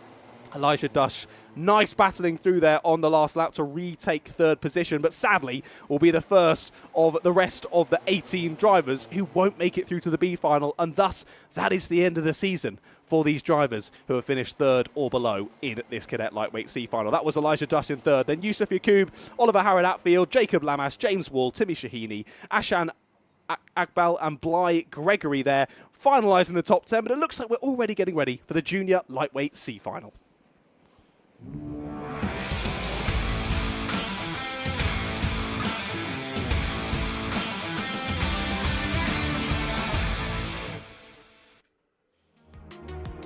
Here we go then. Junior Lightweight Pre-C Final. Sorry, just the C Final. We've already had the Pre-C Final. I'm going crazy. Let's have a look at the grid. Josh Spence and Caleb West are on row number 1. Behind them, Baxter Rawlings and Charlie Foster. Then Ollie Hardy and Yassine Ali Khan there on row number 3. Row 4 sees Cameron McDonald and Billy Raymond. Then it's James Taylor and Harry Laffer. Then Rufus Marsden and Sammy Barnes there on row number 6. Row 7 sees Edgar Armandariz Bocanegra and Leo Cusden. Then it's Vigo Swan, Jacob Allen, Harley Hillier and Callum Costley there on row number 9. Finalising the top 20 are Finley Marshall and Ollie White. Then it's Dan Hillier, Ashley Haynes and Quinton. Then Abhik Bu, Jude Kelleher there on 24th. And we will, of course, have... No, that's a lie. We're in the C final. We're not going to have anyone coming up for the D final because there was no D final. That is your 24 carters starting the race for this Junior Lightweight C final. Certainly is. And I think we're going to be good straight away for a race start. Here we go then. Josh Spence leads them away in the 53 into turn 1 for the first time of this 11-minute race. And there's a nice tuck underneath there from Baxter Rawlings and immediately inherits the lead there. Just swept through, 4 wide, even 3 wide. There were some drivers going extremely tight. I think that was James Taylor in the 94 who was basically cutting over the curb there in avoidance of, well, part in the tap, part in avoidance of everyone who had suddenly appeared on his left. scruffy start through the first couple of corners, first couple of major overtaking opportunities, but somehow everyone's pointing the right way. Yeah, just about. It was a bit of a dive to the apex, wasn't it, from James Taylor? So we'll see what the stewards think of that one. Yeah, he's got a penalty for ABC takeout on the first lap of the race as James Taylor. So sadly, that move to the inside saw him get quite a few positions, but sadly has seen him lose a few when we get to the end of the race when that penalty is applied. Yeah, so everyone's pointing the right way. I think some people needed help from their fellow competitors to right the direction of their kart. Which still generally gets counted as a takeout, because if you take somebody out, but through fortune they get turned the right way again, it's not exactly it doesn't count as reconciling the initial takeout. Baxter Rawlings then leads, Billy Raymond in second, and Ollie Hardy your top three. Penalty being shown for James Taylor indeed in fifth place. Well, the biggest loser of that first lap incident was Charlie Foster, I believe. Yeah, lost 9 positions on that opening lap. I think he must have been the driver on the outside at hairpin 1 there. They got shuffled out towards the barrier. Yeah, some big movers though. Viggo Swan in 9th place, up 8 positions on that first lap. So read things opportunistically there. Finley Marshall as well with a good lap. But yeah, disappointing for Charlie Foster. Featured so prominently in the pre-C final earlier on. Would have been one of the favourites to get the promotion up into the final. Well, Billy Raymond had a brilliant first lap as well, up 6 positions. Now he's under a bit of pressure from Ollie Hardy, and Ollie Hardy gets him around the outside. So the ADX driver of Billy Raymond dropping into 3rd place then in this lightweight Junior C final. Does seem to be this sort of 2nd place back battle is the closest one. And Baxter Rawlings, after that great start, it was very opportunistic to the 2nd apex at the first corner, wasn't it? As there's another opportunistic move, up and under. Driver in the bright pink lid there, scything on through, and that's the 49 of Cameron McDonald. Absolutely. Here they are across the line. Behind them, Billy Raymond having to go defensive against the penalted James Taylor. I'm still pushing for that to be included in the Oxford English Dictionary. To be penalted. Into hairpin 2. Strangely though, I'm the only person who's found a use for it. The 49 of Cameron McDonald trying to break out a little bit of breathing space ahead of Yasin Ali Khan, having got by on that last lap, courtesy of Billy Raymond falling down. Baxter Rawlings, though, trying to get a bit of breathing space of his own at the head of the field. 1.3 seconds to the good at the start of this one. Ollie Hardy's pushing hard as well. They want to try and lock in these promotion spots if they can at all help it. I thought that Ollie Hardy might have closed in a little bit on that lap. He has, but all of our top 7 doing a personal best lap on that last lap of the race. So everyone getting incrementally faster. But can Ollie Hardy do anything about that big gap out in the lead? Over 1 second it is.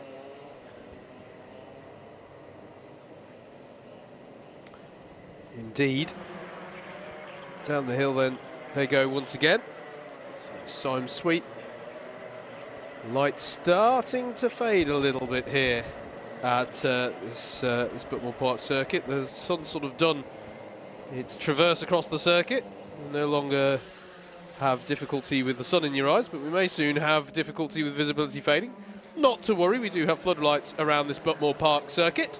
Yeah, we were saying earlier the drivers will definitely need the tinted visors, whereas now they'll probably need the clear visors. It's always the way. It's like as soon as you need the tinted visor right up until you don't. And then you have to, as that's a nice little move there. That's a good move. By Yasin Ali Khan on Cameron McDonald. It's been brewing for a little while. McDonald was trying to break away, but hadn't been able to do so. And Yasin's got the fastest lap of the race. Yasin's pressing on very nicely there in 4th place, and Ollie Hardy is definitely catching Baxter Rawlings in 1st place. That gap was about 1.2 seconds a few laps ago. It's now 0.6 of a second, and I can tell you from that camera shot, that is not 0.6 of a second. Let's see what it is. It's 0.3 of a second as they come across the line this time around, and it's a new fastest lap for Ollie Hardy. 47.119 for Ollie, and Baxter Rawlings is now checking over the shoulder, feeling a bit hot in the driving seat. As the 120 and the 119 are nose to tail heading through the first couple of hairpins. Yasin Ali Khan, though, leads Cameron McDonald in behind. And it's only a little bit further back to Billy Raymond and James Taylor. Don't forget that James Taylor has that penalty from lap 1, though. So he's not going to be in with the chance to take those top 2 positions on the road, and thus isn't able to get up into the B final later on this afternoon. Through they go then, through Cafe Curve to start a new lap, and look at that, they're right nose to tail now as they cross the start-finish straight. Less than 2/10 of a second separate Baxter Rawlings and Ollie Hardy for the lead of this race. When is Ollie Hardy going to think about a move then? He's going to have to do it relatively soon because Yassine Ali Khan and Cameron McDonald are closing in ever so slightly every lap as well, and it is Cameron McDonald who's just taken the lead of the race. So less than a second and a half now splitting these top 4, and if battling commences, as I mentioned earlier, those 2 in behind of Billy Raymond and James Taylor aren't too far off. It's not going to take much battling for them to close in, and what was a 2-kart battle is now becoming a 4-kart battle, could soon become a 6-kart battle. It's a nice gaggle in behind though. I think that's from around 9th or 10th place downwards, if I'm not mistaken. As indeed it is. Rufus Marsden leading another pack in behind. As Yassine Ali Khan now takes that fastest lap back for himself. And they are super close at the front of the field now. I feel like a move. We're waiting for it to happen now at the front of the field. These top 3 line astern as they head down through that fast right-left section of the circuit, right on the edge of grip of these tyres, particularly in such cold conditions as we have today. You're sliding all around the shop, heading down through those corners, and then you've got to get it on the brakes into the right-hander of Paddock. It's a very challenging lap at the best of times, this Buckmore Park circuit, and it's even more challenging when they're going side by side. I thought that was the 119 of Ollie Hardy, finally going for the move for the lead there. Doesn't quite work out. And Yassine Ali Khan in the 86, he goes for it. He's not waiting, but no, not quite able to get alongside at the apex there. And both of them lose time to the leader of Baxter Rawlings. This is exactly what Baxter needs. He needs the drivers in behind to start battling. He's only 1 or 2/10 of a second a lap slower than those drivers in behind, but that can make all the difference. He now just needs to try and hold his lines, make those defensive moves stick, and he could hold on to a brilliant win here and a brilliant rise up into the the B final later on today. Through Cafe Curve once again, then you can hear the engine screaming as they come up through Cafe Curve. Once again, it seemed to be a better exit from Ollie Hardy, but again, he decided against going for that inside move. Will he think about it here now? Down into hairpin 1. Nope, just doesn't feel like he quite has the run once more. He's been pressuring very heavily, and here, look, Baxter Rawlings takes that inside defensive line. Opportunistic for the 86 of Yassine Ali Khan. Can he get enough alongside before they get to the S's? No, he can't. Stays in 3rd place.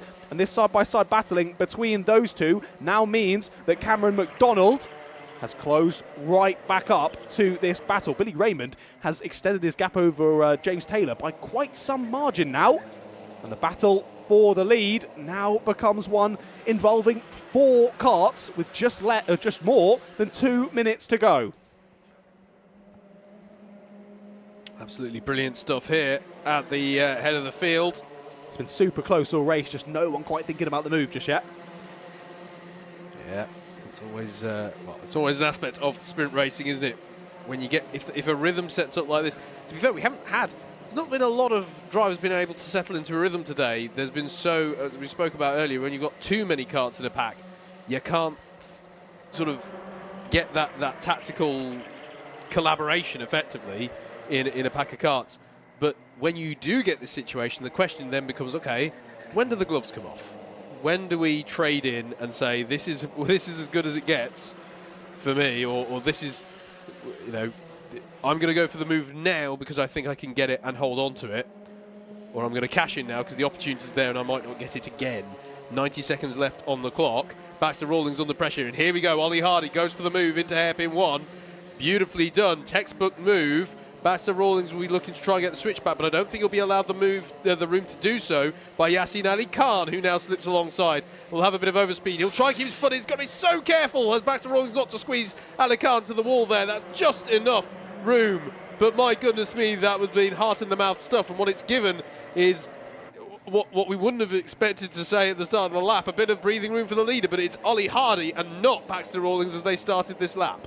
Yeah, Baxter Rawlings and Yassine Ali Khan's rear and front bumper definitely got conjoined there going into the right-hander, and that's a scary one when you turn right and your kart starts to turn left, and you're not sure why it's happening. Yes. Luckily, the karts came away from each other and they were able to collect it and continue on down the hill. But yeah, probably quite a scary moment for Baxter, but he holds on to second place and he's not letting Ollie get away. Last lap board has been shown then. This is the final tour of the circuit for these drivers. For the top two, they're going to get some more bites of the cherry in the B final.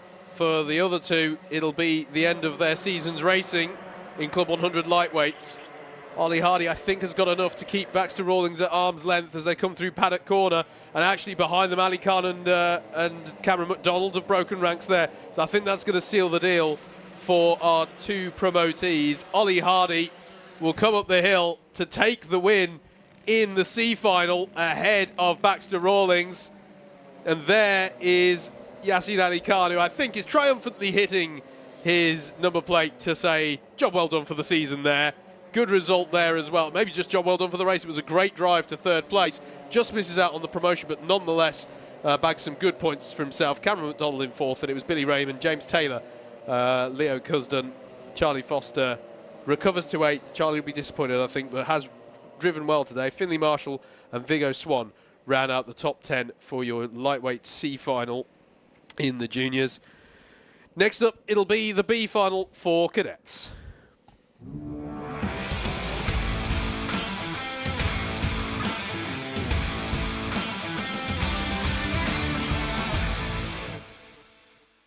Let's take you through the grid then for your Cadet B final. It'll be Ian Bagger who takes this one from pole position. It will, honest folks. We'll get that graphic for you in a moment. Ian Bagger will start this one on pole, Ryan Rapini alongside. Ollie Moody will be on the second row with Hayden Adams alongside. Aaron Hayward and Joseph Baxter are row 3. There they are. Lovely stuff. I got them all right. Oliver Peters and James Finley at row 4. Christian Gonzalez-Runda and Alfie Lambert round out the top 10 with Max Miller and Oscar Blakeman on row number 6.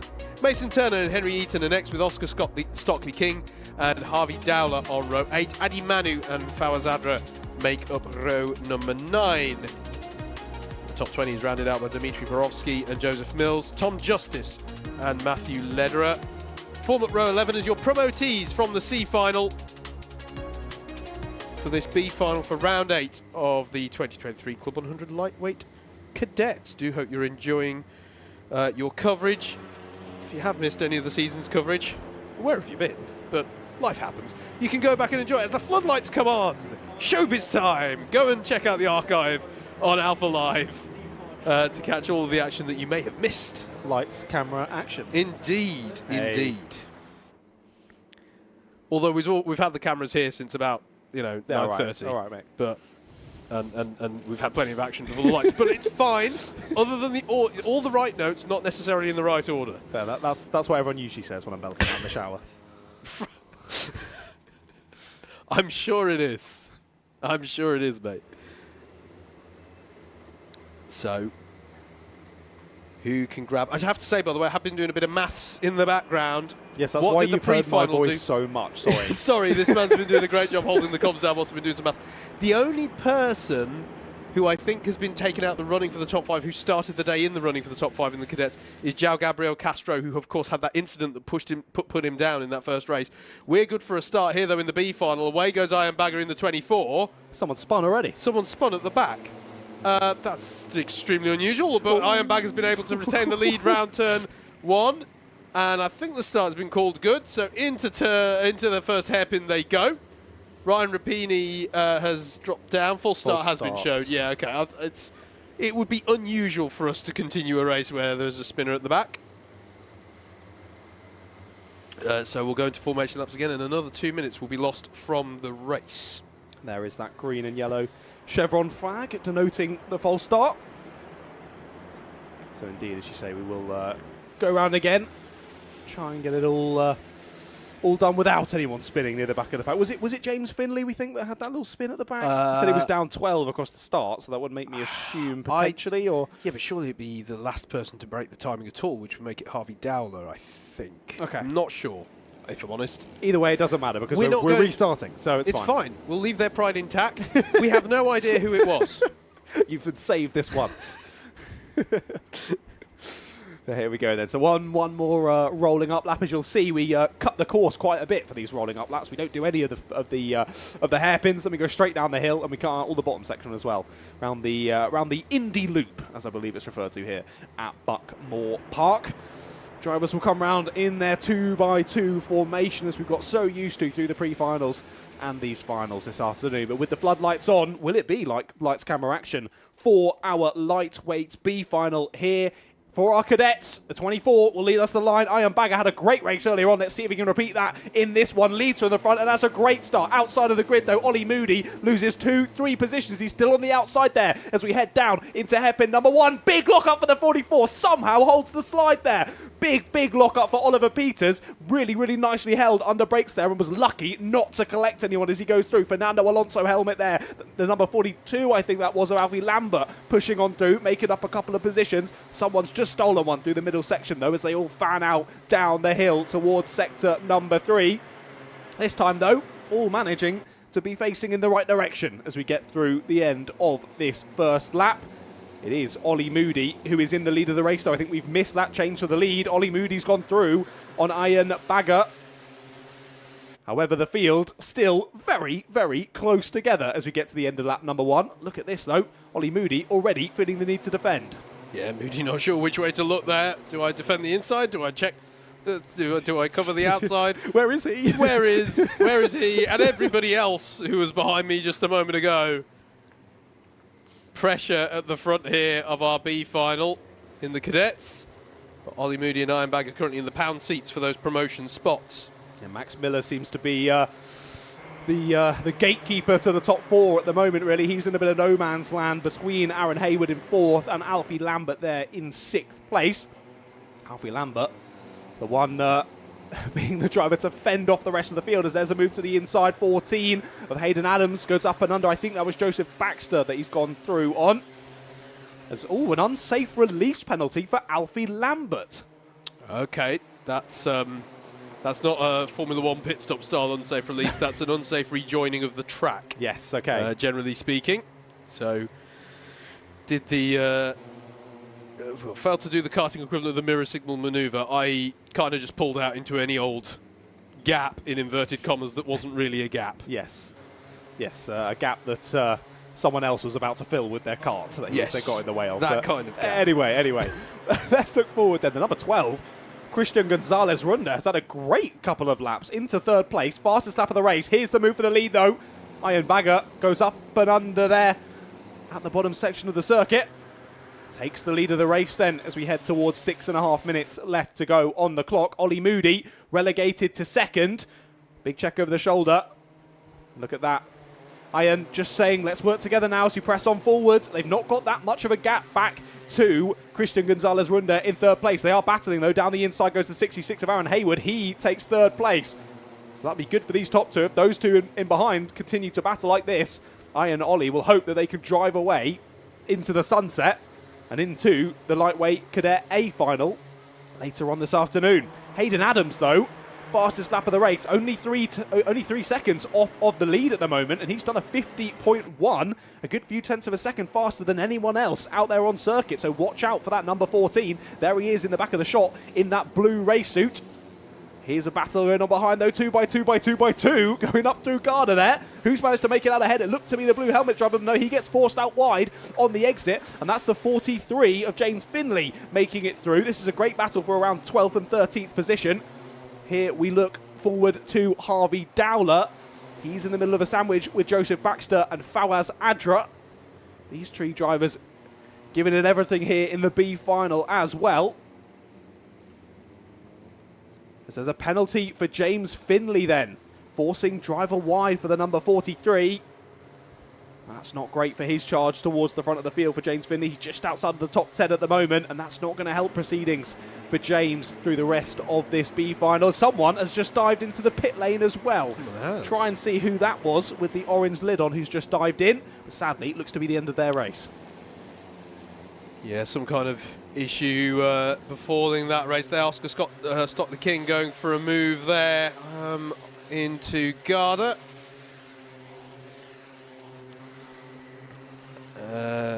It was Ryan Rapini who's come in the pits. I wondered, I was thinking he was featuring on my list of drivers with an orange lid. So that's disappointing for Ryan. And actually, I need to think about that from a championship perspective. Ryan featuring in the top 10, that could be a little bit costly in his pursuit of securing a top 10 position. It will be very costly, won't it? We saw him fighting right up at the sharp end earlier on. Sad to see him not make it to the end of this one. More battles going on through Garda then, trying to hold it to the inside there, and he has made it work, to be fair, the number 12. Good move back to the inside for Christian Gonzalez Runda. And here's the battle for the lead, though. Down the inside goes the 41 of Ollie Moody. Tries to retake the lead of the race, but he gets it a bit slidey mid-corner. They're still side by side, heading down into hairpin number 1. And the 24 of Iron Bagger just about holds on to it. Impressively close stuff there between these two at the front of the field. And again, as I mentioned earlier, they've got to be a bit careful. There's not a huge gap back to. Now, there's 6 drivers in pretty close behind, so the rest of the top 8 are not that far behind these drivers. And the person at the back of it, Harvey Dowler, has been setting fastest lap after fastest lap. Yeah, it's red rag to a bull style, isn't it? If you can see the opportunity ahead, you go, hang on, those two are fighting. We don't want to fight. Those two are fighting. Let's get with that party. Is exactly how it goes down. Sometimes to the point where if you have a particularly fast driver coming through, you'll let them by in the hope that they'll disrupt those ahead of you so that you can get involved in that fight. That's one that, well, I've done before because I've been caught by many people who are clearly faster than me. But I'm not sure if that's what Hayden Adams was doing, but Harvey Dowler got through into 7th place. I have to say, I don't think that's what's happening here. Everyone's so even on pace in this pack close. that there's not a lot to be had for that. That's more an endurance technique that I employ that one. No, definitely. In sprint races, every person for themselves. But here we continue them. This is still the battle for the lead. And Ian Bagger still holding on to it just about ahead of Ollie Moody. Still going side by side though, heading down into the first corner. 24 of Iron still holding on to it. Just over 2 minutes to go then. The drivers still got to be careful of those track limit warnings. We've still seen a few coming in through this race, and remember 3 of those, and you're getting a penalty, and there's no opportunity of getting up into the A final. That's the only thing on the minds of the 24 and the 41 that we watch come through your screens now through the S's, and they've only got just less than 2 minutes to hold on to this. I think they're doing what they should be doing, working together quite nicely. However, every time we seem to get to the first corner, they forget that they're supposed to be working together, and one goes for a move. That nearly happens again there. Yes. Basically so, yes. So, there's still great battles going on throughout the pack here, aren't there? There's plenty of headlines that can't be written yet about this one. That battle from third downwards, as this is a challenge for the lead now from Ollie Moody. You said promotion might be the only thing on their mind. I don't think it's the only thing on Ollie's mind. I think a race win is on Ollie's mind. Yeah, Ollie just knows he's that little bit faster through those opening couple of corners. He's thought about the move pretty much every lap. I think what he's waiting for is a move where it's signed, sealed and delivered and he's got it. Otherwise, he's going to back out. Yeah. Which I think is the smart thing to do. I will say, though, very, very small factor is this is the Trophy B final as opposed to the pre-B final we had. You do get a trophy for this. Very true. You do get a trophy for this. It's a small point, but we'd be lying if we said it didn't factor in people's minds. We're humans. We all like shiny things. We all, have shelves and mantelpieces that need adorning with something. Bagger, though, going defensive. Defending well here as we go into the last lap, but will it open the door for Ollie Moody through the turn 2? No, it won't. Hairpin 1, Moody holds station. Will he be looking to duck to the inside? Bagger's going to take the conventional racing line. It will really be what kind of run does Moody have down the hill here towards Paddock, and then maybe an opportunity at Garda. A little far back, though. That was good drive off the hairpins from Bagger. Behind them, by the way, it could go any which way. Aaron Haywood, though, doing a great job of deterring any moves, and that's another good positioning from Iron Bagger as well to dissuade Ollie Moody from firing a move at the inside as we go 3 wide through Garda. We're going to have to check them as they come across the line.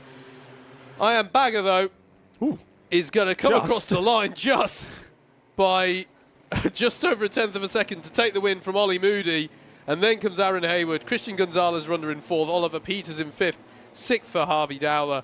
Hayden Adams in 7th, Max Miller in 8th, 9th for Fawaz Adra, and Joseph Baxter, who's had a good day racing up, getting promoted and featuring well in that B grid to round out your top 10 there at the end of your B final for the cadets. As the last few drivers come across the line, we're going to have to look ahead already, though, to the equivalent race, the B final for our lightweight juniors.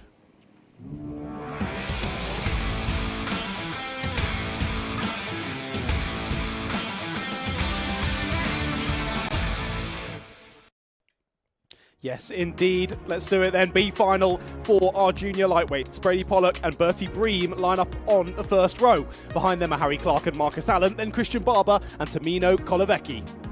Row 4 sees Ben Smiles and Salvador Newman. Then it's Lionel Sinclair Ikarora and Oliver Armiger on row number 5. Then it's Santiago Ortega Bruce and Dan Treadwell there on row number 6, just in behind them. Row 7 sees Charlie Walmsley Ride and Tom Smith. Then it's William Henn, Giovanni Castle Joseph, George Partridge and Claudia Bushby there on row number 9. Row 10 sees Ian Ansari, James Reynolds alongside. Then it's Harry Collins, Christopher Wilkinson, Elliot Baker and Jack Ryder, finalising the 24 kart grid. However, we of course have 2 drivers up from the C final, that being Ollie Hardy and Baxter Rawlings. Yes, indeed. As we mentioned last time, floodlights on here around the Buckmore Park circuit. Just to give a plug for it again, don't forget, if you're enjoying today's action, we're doing it all again tomorrow with the super lightweights.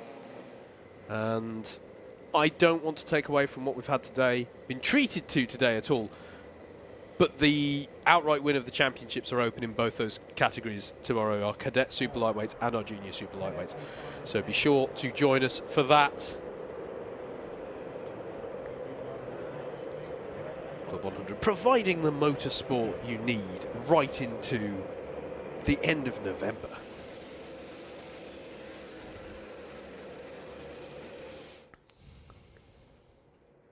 We're going to be good then for a start here. Away we go then. Brady Pollock leads them away in the number 9 into turn 1. We're already spreading out 3 wide, even 4 wide into turns 1 and 2, but it's hard to find the grip out there. Bertie Bream's made it work for himself as they head towards hairpin number 1. It's Harry Clark, I think, that's gone up and under, hasn't he? We've got contact at the back, and yeah, drivers in some of those are a bit clumsy towards the back, aren't they? As in the incidents are clumsy. Yeah, we'll have to call who's been involved in that as they come towards, comes towards the end of lap 1. But some costly moments there. We'll have to call that. The start has been called good. Crucially, so no full starts there. As more creative lines being taken. That was William Henn doing it that time. But change for the lead at the front. Is that Marcus Allen who's got to there? And I think that was the 27 I think who was so. at the head of the field there. It is. 3 wide up the hill. This is going to be difficult. Kolanecki's going to surely have to back out to not be squeezed on the inside. Indeed, he did. Marcus Allen in the lead then. Brady Pollock in second. Ben Smiles, Bertie Bream, Tamina Kolovecki, Christian Barber and Harry Clark round out the top 7 at the end of lap 1. Yeah, we said 2 wide through Cafe doesn't usually work. 3 wide never works. 3 wide never works. People who've dropped down, unfortunately, sorry to report, Oliver Armiger down to 19. Charlie Walmsley Ride, Tom Smith and Lionel Sinclair Ikaroha all towards the back of the field. I'm sorry to report they're now on a bit of a recovery drive and their prospects of a final promotion are slim. Yeah, looking unlikely, but as we've said earlier on in today, never say never with Club 100 racing. You never know what is going to happen. Ironically, I mean, ideally for them it would have been a full start, but they have got, at least the race distance hasn't been reduced by a full start, so they've still got more time than they would have had it been a full start to get back up. I think they still would have taken the full start. They still would have taken the full start because they'd have got to have taken their normal grid position. I am with you there. I'm trying to find the silver lining. Although we haven't had any clouds around the track today, so there's nothing to find the silver lining of. It's been beautiful blue skies during the daylight hours. Always the positive influence on the commentary box, Howard. Oh, I'm well known for positivity. I'm not grouchy. I'm not a grouchy Grouchy man at all. There's the 39 of Ben Smiles going up the inside of Tamino Kolovecki, but Kolovecki will have the inside line coming out, and he will probably show the shoulder to Ben Smiles, which indeed he does. I think he might be starting to get a bit of a complex on the run up to Cafe Corner. I think too many people have wronged him on the way up to that corner. For Kolovecki's like, oh no, you don't. I'm gonna take the conventional racing line through Cafe Corner if it's the last corner I take. Marcus Allen leading Brady Pollock out of the second hairpin. These two in the pound seats for that promotion, but Brady Pollock with the fastest lap of the race the last time around. Does he see fit to put a move in there? You've got Bertie Bream there sitting kind of quietly in that third place at the moment. Got a back gap behind, got a gap in front. So he's got to work out what he wants to do in that situation. I will say it's in his interests, as there's a move for the lead here. Brady Pollock having a look at Marcus Allen's going to hang to the inside here and will still have the inside line into hairpin 1. And he's through, and that's nicely done by Brady Pollock. He'll probably hold it just a little bit shallow into hairpin 2, park it on the apex to deter a switchback move out of it, and he's got the job done. Just wanted to say it's in Bertie Bream's interest, I believe, to get up into that A final if he wants to keep alive the idea of making it into the top 5 of the championship. I think. Bear with me. Bearing with?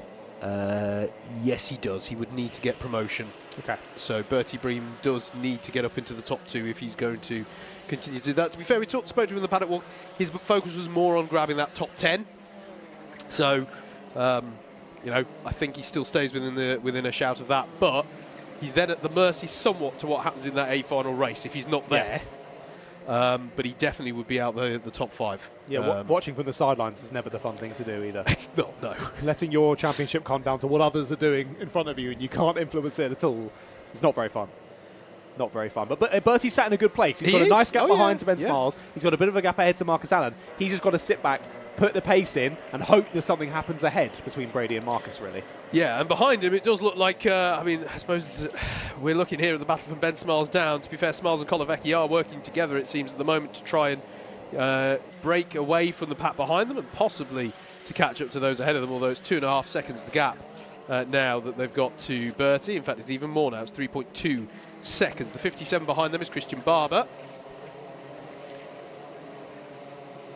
As just confused as to why he put his hand up there going across the line. Yeah, okay. Because then the 44 behind Kolovecki backed out of the move into the first corner, so I wasn't sure if there was a yellow waving or something. Kolovecki's not had the best line through the... Oh, no, he has got good drive. He's got a good drive off, hasn't he? Yeah, he took a very deep line to hairpin 2 to try and maximise his run. Is he trying to line up for a move there, or he just trying out a slightly different line? I was going to say those two working together is surprising, considering the battle we saw between these two only a couple of laps ago. Yeah. But definitely the smartest thing to do in the position that they're in at the moment with that gap ahead to Bertie Bream, as you said. Certainly, certainly. So we've got the situation where the top 2 are fairly comfortable. Third place is fairly comfortable, and then Kolovecki no longer looks like he's interested in working together. He tucks underneath into turn 2. He'll have the inside line into hairpin 1. Can he get it stopped in time? He can get it stopped in time, but he goes deep. Is that going to allow Ben Smiles to come back at him? He's going to have to do a switchback move. Got to be careful of Christian Barber in the 57, who will be nipping at his heels as well. No, that is job done now for Tamino Kolovecki. That is a nice move to take him up into 4th place. Yeah, I think these drivers really have to accept now that the A final is highly unlikely.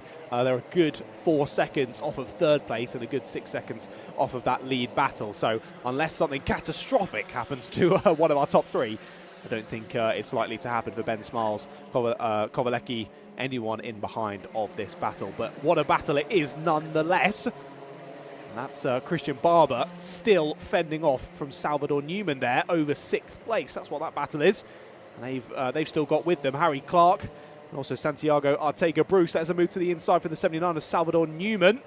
He goes through on Christian Barber, takes 6th place through hairpin number 2. It's been a good bit of battling between all of these 6 drivers. However, a bit of battling between those 4 has allowed for a few more in behind to catch up.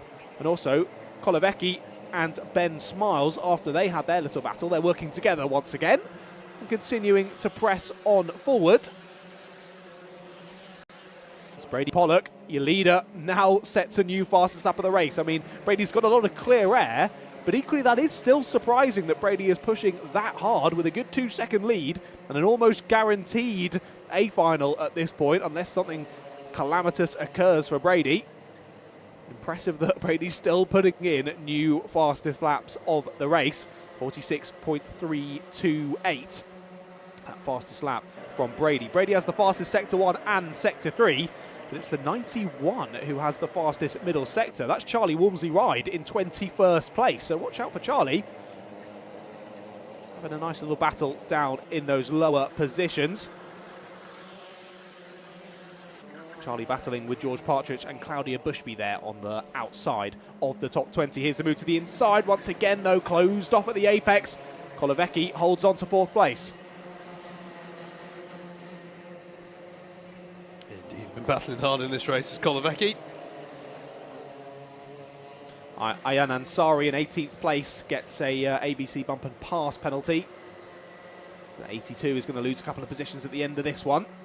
I think that's the first penalty that we've seen so far in this race. Yes, it is.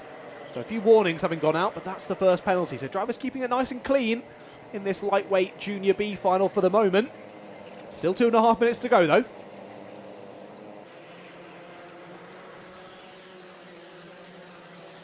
Indeed, plenty of time for a few last upsets, challenges, dramas in general. Christian Barber defending against Harry Clark, and then Santiago Artiga Bruce here defending against Harry Clark, who goes to the inside here in the 13. Sorry, that's Harry Collins, apologies, in the 13. Harry Collins really got squeezed to the apex there, didn't he? Yeah. And Giovanni Castle-Joseph in the number 11 as well, nipping at the tail of the top 10 after a very competitive show, working his way up through from the pre-C final, if memory serves correctly. A while ago now. Just as you say that, he gets a track limit warning. He does get a track limit warning. He's still done a good job. Oh, he's done a great job. He just needs to keep it within the track. I just find the commentator's quirks quite funny. It is. Oh, it's hilarious. You've got to laugh, otherwise you'd cry. Going penalty for Harry Collins. So that's one position added to wherever he finishes. A few moves on that lap, and Ansari getting by on Dan Treadwell. And Charlie Walmsley-Ride up past George Partridge. Walmsley-Ride, one of the drivers on a recovery drive after a little bit of a scruffy start. A few drivers might be feeling a little bit bereft of points that could have been. Off the back of this one. Ollie Hardy's done it. I'm not sure if you mentioned this already. Ollie Hardy's done a good job so far from the C final, up into 13th place overall. I'll tell you what we need to be keeping a bit of an eye on. We've got 2 laps left to go, and Bertie Bream is closing that gap on Marcus Allen. So here's your race leader, Brady Pollock. He's 3.5 seconds to the good. He's fine. He's loving life. And then behind him is the 27 of Marcus Allen, who has been there in the top 2 since the get-go. But Bertie Bream, who I said does need to make that A final if he has designs on getting into the top 5 of the championship, which is a trophy at the end of the championship. The top 5 get them. It's all about the trophies, but this is the battle. This is the promotion spot, and unusually, in the closing stage, I say unusually by the standards of today, generally we've seen the top 2 pull away. Yeah. This here is a battle as we go on to the last lap. For the last of the promotion spots, it's now or never for Bertie Bream if he wants to be on that A final grid. He's going to know that as well. He certainly is. A straight fight across this last lap to take a position in the A final and get a free race for your troubles as well. So Bertie, I'm sure, will be absolutely going for it through this last lap. Already thinking about it at second hairpin, just sticks the nose in. 27, Marcus Allen is not happy about that. Bertie's going to hold the inside. No, he chops across, nearly taking each other out. I know Marcus isn't too happy about that earlier move, Marcus, but there's no need to take yourself out because of it. Holds on to second place for now, though. Yeah, I think he thought that Bertie had sort of conceded the spot to let him back through, but it wasn't the case. Brady Pollock is heading up the hill right now. He's going to take the win in the 9, but has Bertie Bream got one last move in him? He's going to have to be careful. He's got to do it cleanly. Across the line comes Brady Pollock, though. Brilliant drive to the win there in the junior lightweight B final, and it is Marcus Allen who will clinch the last of the promotion spots.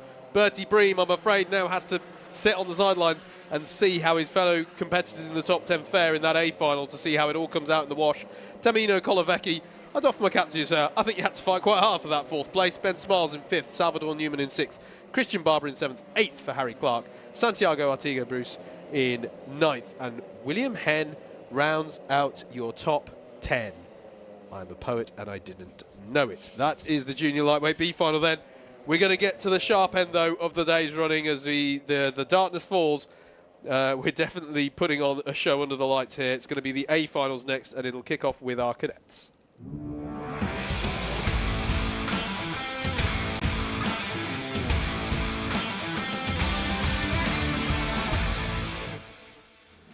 Here we are then, last race of the season.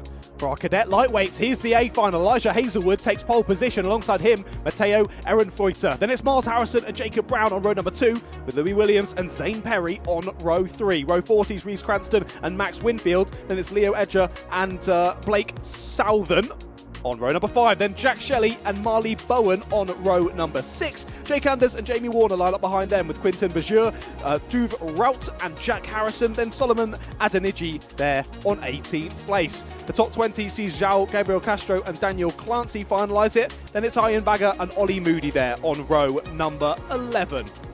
And it was Ian Bagger and Ollie Moody who have risen up from that B final and head into the A final from the back of the grid.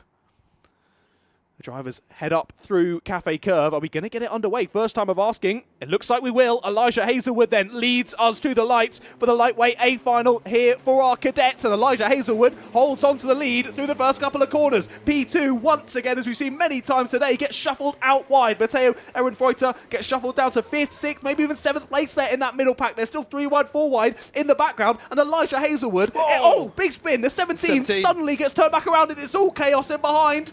All of them just about managing not to collect each other, but I have no idea what the running order is anymore. No, and that was Reese Cranston who was round, and I think Max Winfield was one of the drivers round there. That could be extremely not round there, but held on. Was it full course yellow? No, it's not. Sorry, no, only down Sam Sweet. We were past the full start zone, I think, because full start zone is up to hairpin 1. So I think that's been called. Yeah, it is full course yellow. Is showing on timing. Okay, yeah. So we'll all slot into order. So we're going to have to check here because there's several people who are vying for those top 5 positions in the championship. Hold on a second. Where's Elijah Hazelwood gone? Where has Elijah Hazelwood Where's Elijah Hazelwood gone? What's happened? It must be down in the hairpin 2. It must be down in sector 3 of the circuit, and something's happened that's caused this full course yellow. We've lost a couple of our top runners. That's crucial if it is the case, because that would all but confirm Miles Harrison in that 2nd place spot in the championship. Something's happened there for Elijah down at the bottom. That's pit exit we're looking at there. We're looking basically down the track from Garda. Being attended to there. I'm not sure if that was a member of the medical crew. That is right next to the medical crew there. He's sort of communicating with them. He's fundamentally okay, I think. But that's a huge moment towards the end of this championship. There was another driver who's getting up and out their car on the inside of the corner as well. I believe that's Solomon Adeniji. Yeah. So that makes some sense, does it? As in, I don't know if Adeniji was... Well, everyone's so out of order, it doesn't really matter how they formed upon the grid. So, goodness me, what does that mean? Max Winfield has dropped quite far back. That's seriously put a dent in his chances of getting into the top 5. But Elijah Hazelwood is at the side of the road. And that is, as I say, that would lock him in on... excuse me, I'm doing my math wrong. Hang on. Well, as I say, that would confirm Miles Harrison in 2nd place in the championship, which is, I'm sure, not quite how we'd like it to be confirmed. But with Elijah at the side of the road, that's an unfortunate way to end that particular battle we were seeing in the championship for who was going to take that 2nd position. The championship decided last round. Logan McAllister, your champion. That's not about to change, but for the highest position that we were fighting for today, that's a deciding factor right there. Still not technically the case. Miles Harrison could technically be disqualified, so it doesn't confirm it, but that is taking it from the it's a really close fight to the it's quite remote that's going to change around now. Yes, indeed. I don't think we have a a replay of the incident that saw Elijah Hazelwood get out of the race, but I do believe we can take a look at a replay of the initial start of the race where we saw the chaos ensue with hairpin number 1 and hairpin number 2. Let's see if we can take a look at the start. And here is hairpin number 1. Yeah, so the 17 is Reece Cranston. He's got himself up into second place here. I think he's going to spin. Is he helped into it a little bit there? There's a bit of there's a touch from Miles Harrison behind. I don't think Miles has got that much say in it, to be honest, because he's got everybody else behind him. But that's what led to all of the chaos at hairpin 2. But something else clearly happened then down the bottom of the hill, as we're going to go back to green flag racing. Does look like it. In all of that, I'm not sure we've... I think, Phil, we may have done a disservice to who's leading this. Leo Edger is leading. I'm not even sure if we got a chance to mention that in the various bits and pieces for the championship. And away we go, and Jake Anders is on the move. He's like, come on, everybody, that's the end of the yellow there. He's going to get through and up into fourth. He's going to challenge for third, actually, against Jacob Brown. Lead of the race has changed as well. Miles Harrison's got through a hairpin number 1. It certainly has. So Miles Harrison up into the lead of the race and will try and break away. And how ready were these young drivers for the restart? It was an odd restart for one simple reason. It happened whilst they were on the uphill climb to Cafe Corner, and that meant that those who were right at the front of the pack were actually at a slight disadvantage. Race control can't really account for that. It's too dynamic a situation. They can't go, okay, everyone's in a fair altitude now. There's 2 wide, 3 wide, even we go for second place between Jacob Brown, Leo Edger and Jake Anders. Jake Anders really on the move here, and well, he might be. He didn't have the best result. Well, yeah, 13th in the Pre-A final. Not too shabby, but he's really wanting to lay his hands on as big a shiny championship trophy as he can come the end of today's running. Let's change to second as well. Jacob Brown's got through. He was forceful on his initial attempt in second place, and it didn't work out. Pretty forceful again there at hairpin number 1. This time it's worked out for him. Through into second place he goes. Leo Edger holds on to third then, but this has been perfect for Miles Harrison. He got ahead on that initial restart, and whilst everyone scrapped him behind, he's just driven away. Yep. Fantastic for the number 22. Yep. Can't be forwards fast. We saw that it happened to be his car that was making a bit of contact with Reece Cranston up at hairpin 2 on that one, but didn't look in any way, you know, I'm not holding much fault to him in that. I think everyone was coming together all at once there as we go 3 wide towards the first turn, and we've got no reason to suspect that he's involved in anything that's befallen whatever happened down at Paddock.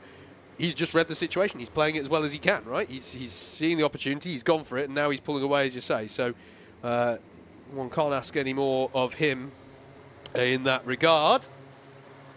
That is Jake Anders and Matteo Ehrenfeuchter, the 53 and the 62, coming downhill in their battle over fourth place. And these drivers are locked in a bit of a battle because they are just 2 points ahead. According to my maths, everything I say is provisional, I have to stress that. They're just 2 points between them coming into this race, and that is Ehrenfeuchter through on Anders.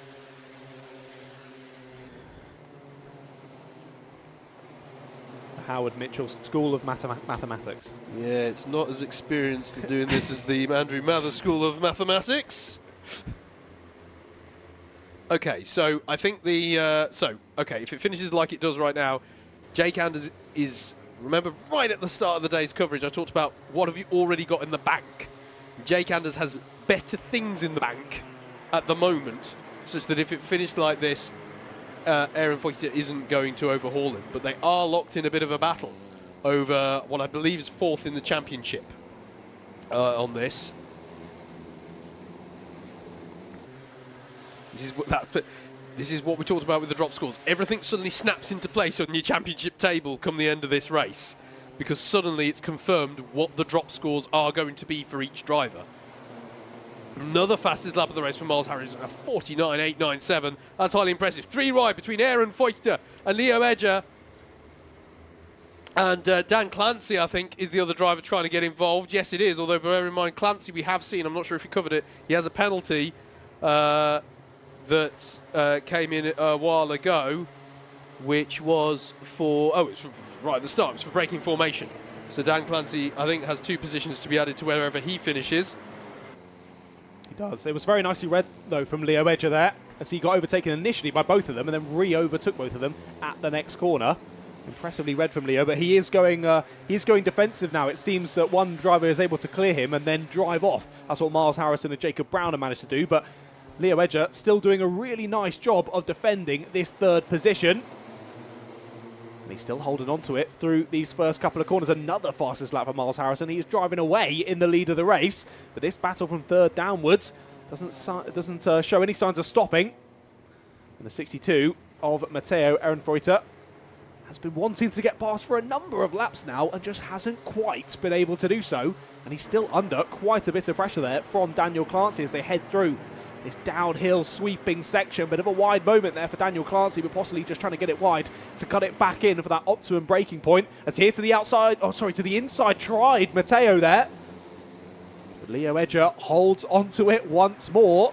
And this train is now around 8 karts long with maybe a 2-kart length break and a further 6 or 7 karts. Trying it to the inside, does Matteo once more.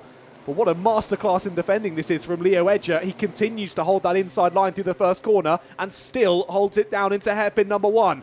Very impressive stuff from Leo Edger, and he's only got just over 1 minute to hold on to this podium position. Down the inside there goes Daniel Clancy. He sees the opportunity and he takes it. He thinks, well, Matteo, if you're going to wait around trying to get this third position any longer, I'm just going to go past you and have a go myself. And that's exactly what he's done, and that's exactly what he's now trying to do on Leo Edger. They head down in towards Paddock. Edger still holds on to it, but gets a bad exit. Up the inside, goes to 58, bit of contact as they head through the right-hander. Wide goes Leo Edger. He's going to lose a couple of positions, and through goes Matteo Ehrenfreuter. Very nicely wed there to get that power off the exit of Garda. And up into third place goes the number 62, and now Edger has found himself being on the defensive. Now he needs to start going on the attack if he wants to get back involved. We are on the last lap of this lightweight Cadet A final here at Buckmore Park. The last race of the season for our lightweight cadets.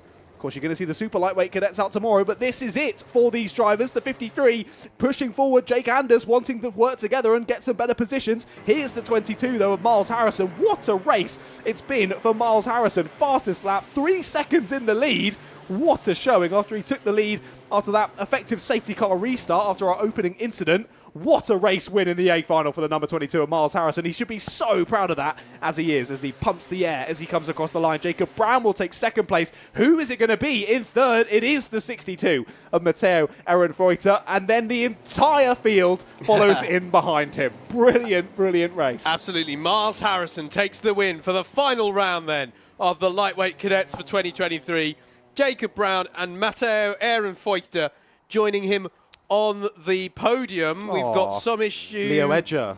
He was in third all the way until the last lap there. So that's just disappointment. He's not. I don't think that's injury. I think that's just. No, he's fine. He's just coming to terms with what just happened. It's so galling when stuff happens on the last lap. But that is a well done to our drivers on the podium. I'm pretty sure. I'm just going to double check. That's Jacob Brown's first podium, I think, since Glanny Gore, so he'll be loving that. And well done to all those drivers. That'll have locked in some positions. I'm pretty sure that's confirmed. Miles Harrison, second in the championship. I think Elijah Hazelwood is secure in third, just to be clear, even though that was obviously a costly race for him. But he already had, as I keep saying, good results in the bank. So the fact that that becomes a drop isn't too expensive. He's got stuff that he can rely back upon earlier in the season. We've got it all to run again now, though. We've got our big A final due next here at Buckmore Park in the juniors.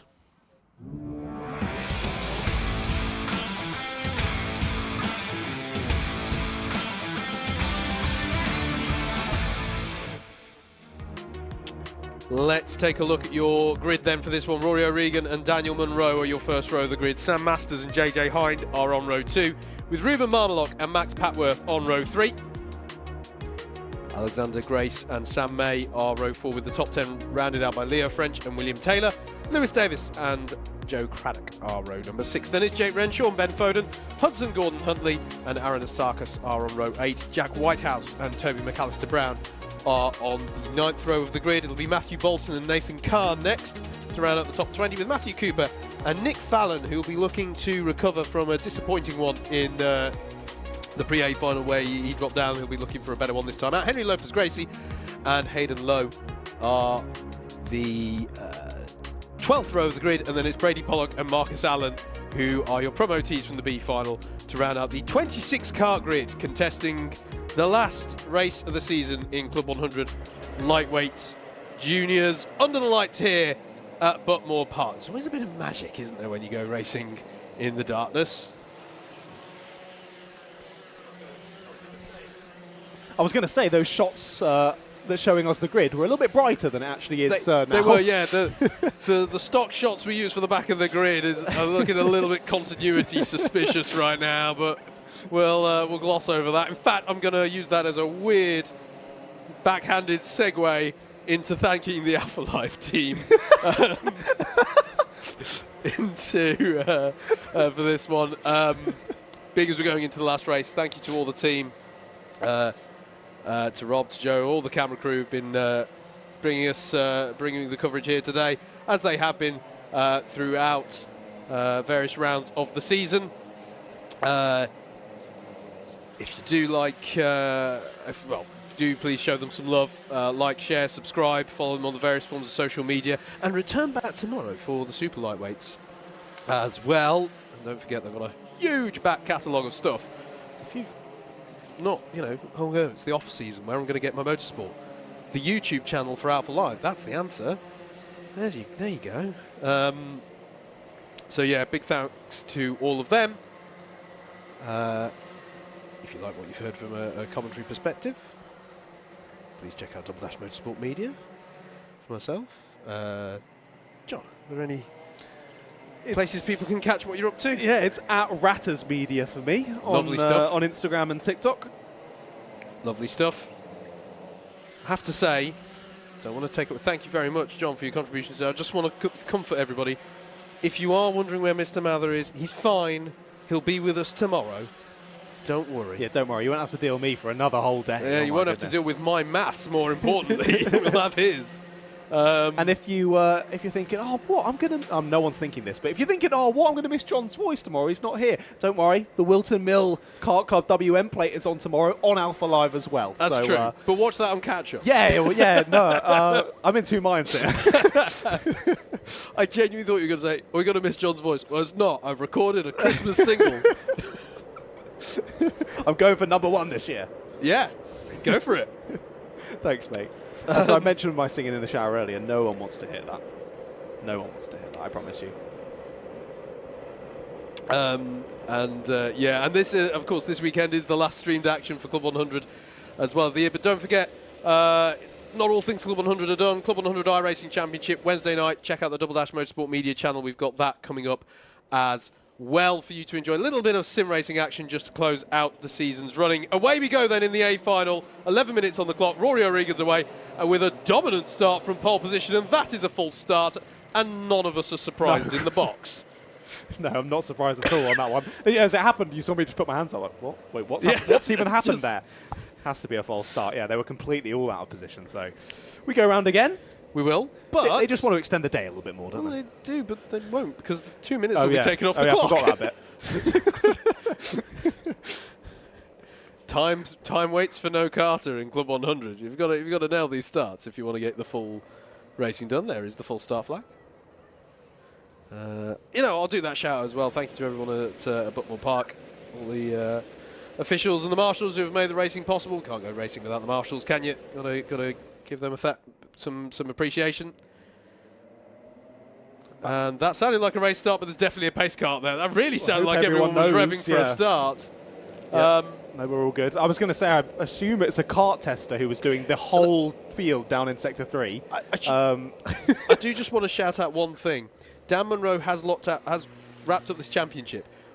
He is, though, on for doing something that I think is quite special. If he can get through this race, I'm gonna tempt the commentary curse gods. You really are. If he can get through this race with no penalties, he will have secured that championship without a single penalty in any race. Watch a first according to my records. Now for I was going to say, if he can do it, you've put it out there now. I've put it out there. Yeah, but he's not listening. I don't think. The gods are listening. The commentary gods. Are we going to be good? I have to say, by the way, plenty of stuff to play out in the championship here. Rory O'Regan really needs to try and seize this one and maximise the result. Away we go then. 9 minutes on the clock now. And it's 3 wide, even 4 wide. There's a lot of leaning on each other into turn number 1. 4 wide still coming off of Henry's Bend at turn 2. Are they all going to get through to hairpin 1 okay? It didn't look particularly promising in that regard. They're still somehow all facing the right way, I think. But are they all on the track still? 4 wide, 5 wide, 6 wide. How wide do we want to go here? At Buckmore Park, they're all going to have to sort out something at the S's.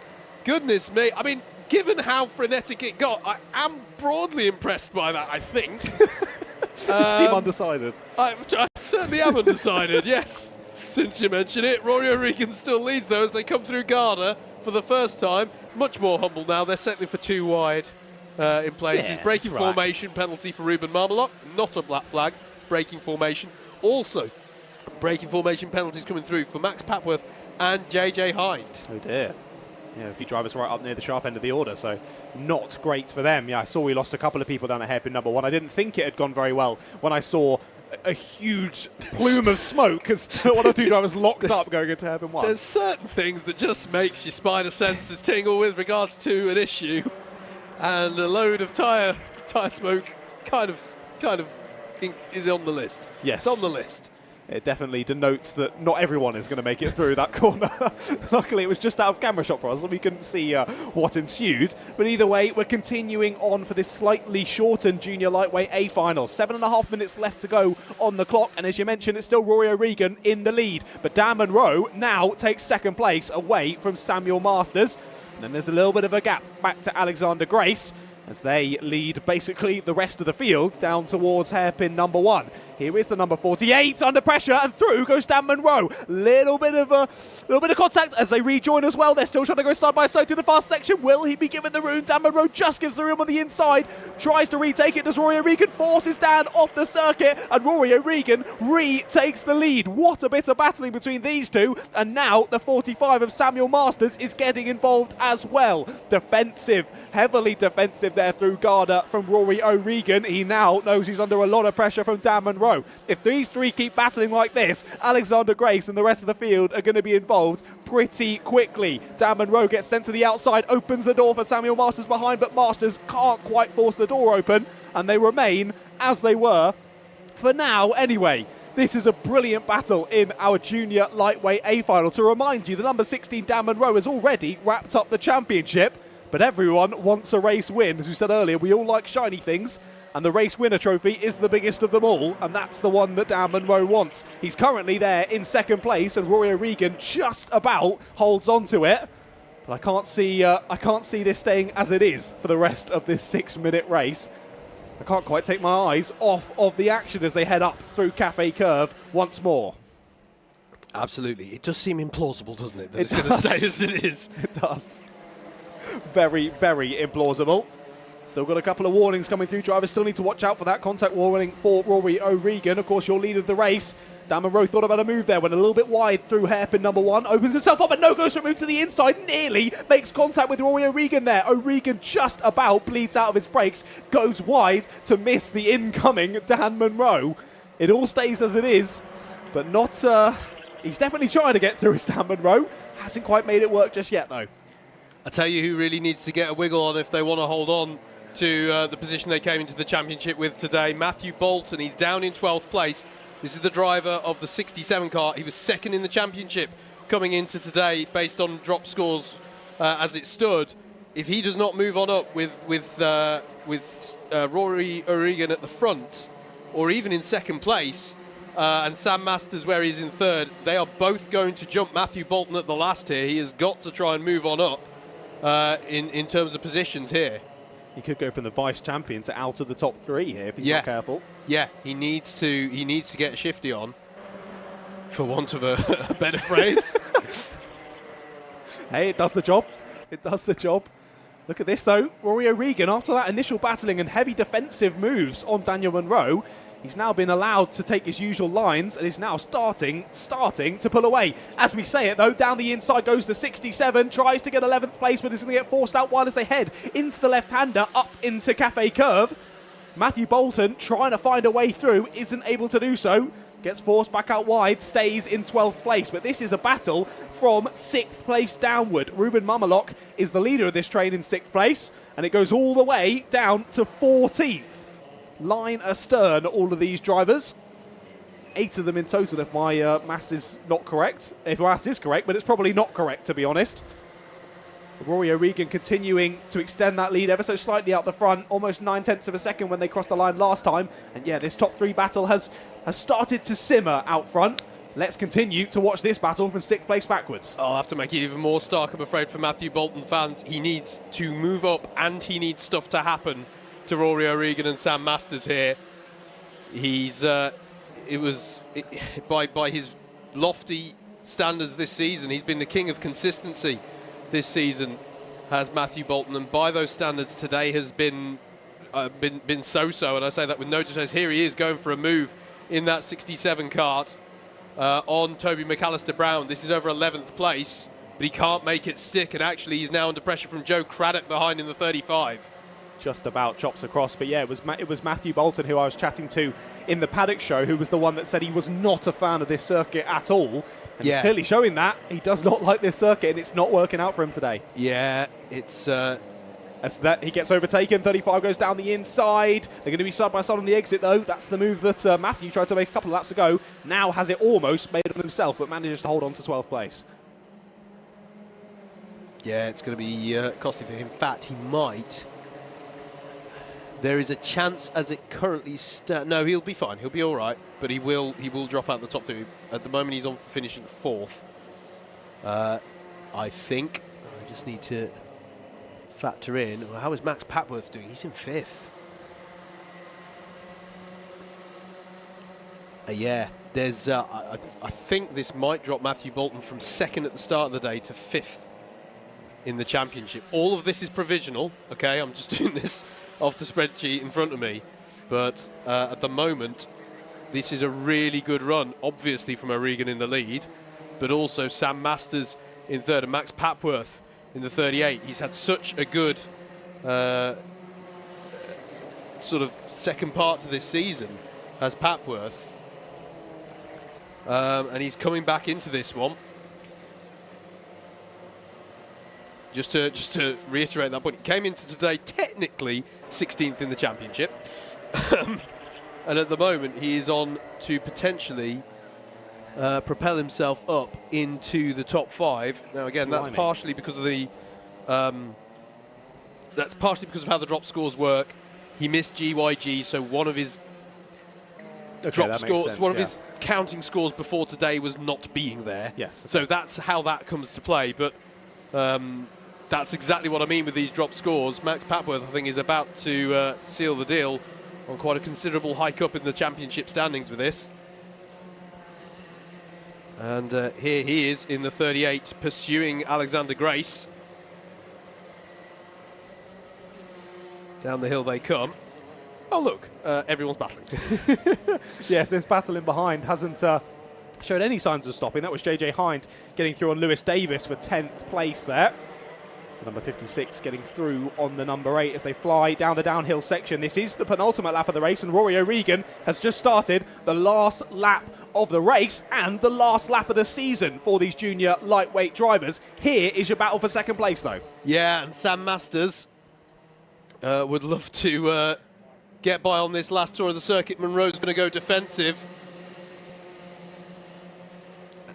Rory O'Regan comfortably out front there as he goes down the hill. But where is the battle for 2nd place? There it is. Daniel Monroe positioning his kart brilliantly. Good battle between Alexander Grace and Max Papworth still going on behind them. Well, Rory O'Regan came into today needing to really take the fight to confirm the best possible position in the top 5, and he's going to do it, and he's going to do it well. He's going to do it with a double win here in the final round. Rory O'Regan takes the win. Dan Monroe hangs on for 2nd, but will hold on to the championship nonetheless. Samuel Masters finishes 3rd. Strong finish to him, as too for Max Papworth, who gets by on Alexander Grace on the last lap. Ruben Marmelock is in 6th. Sam May is in 7th. William Taylor in 8th. JJ Hind in 9th. 10th for Lewis Davis. Leo French in 11th. Matthew Bolton in 12th. By my provisional maths, I think he still hangs on for the top 5. So we'll still get that. But I don't know if we can get the provisional results up for this race. That is the conclusion of our racing here today. Brilliant drive from Rory O'Regan for the win. Dan Munro in second, and Sam Masters rounds out your podium. Provisional results, of course, go to results.alphatiming.co.uk. Click on Club 100 for confirmed results. That was an impressive little battle on the last lap as well between Max Patworth and Alexander Grace. Max just pipping them to the line. Yeah. 0.06 of a second how about between that? the two of them. And also, I'm going to have to try and re-find it now. It was from around 8th place. It was 8th down to around 16th. 18th place was separated by a second across the line there.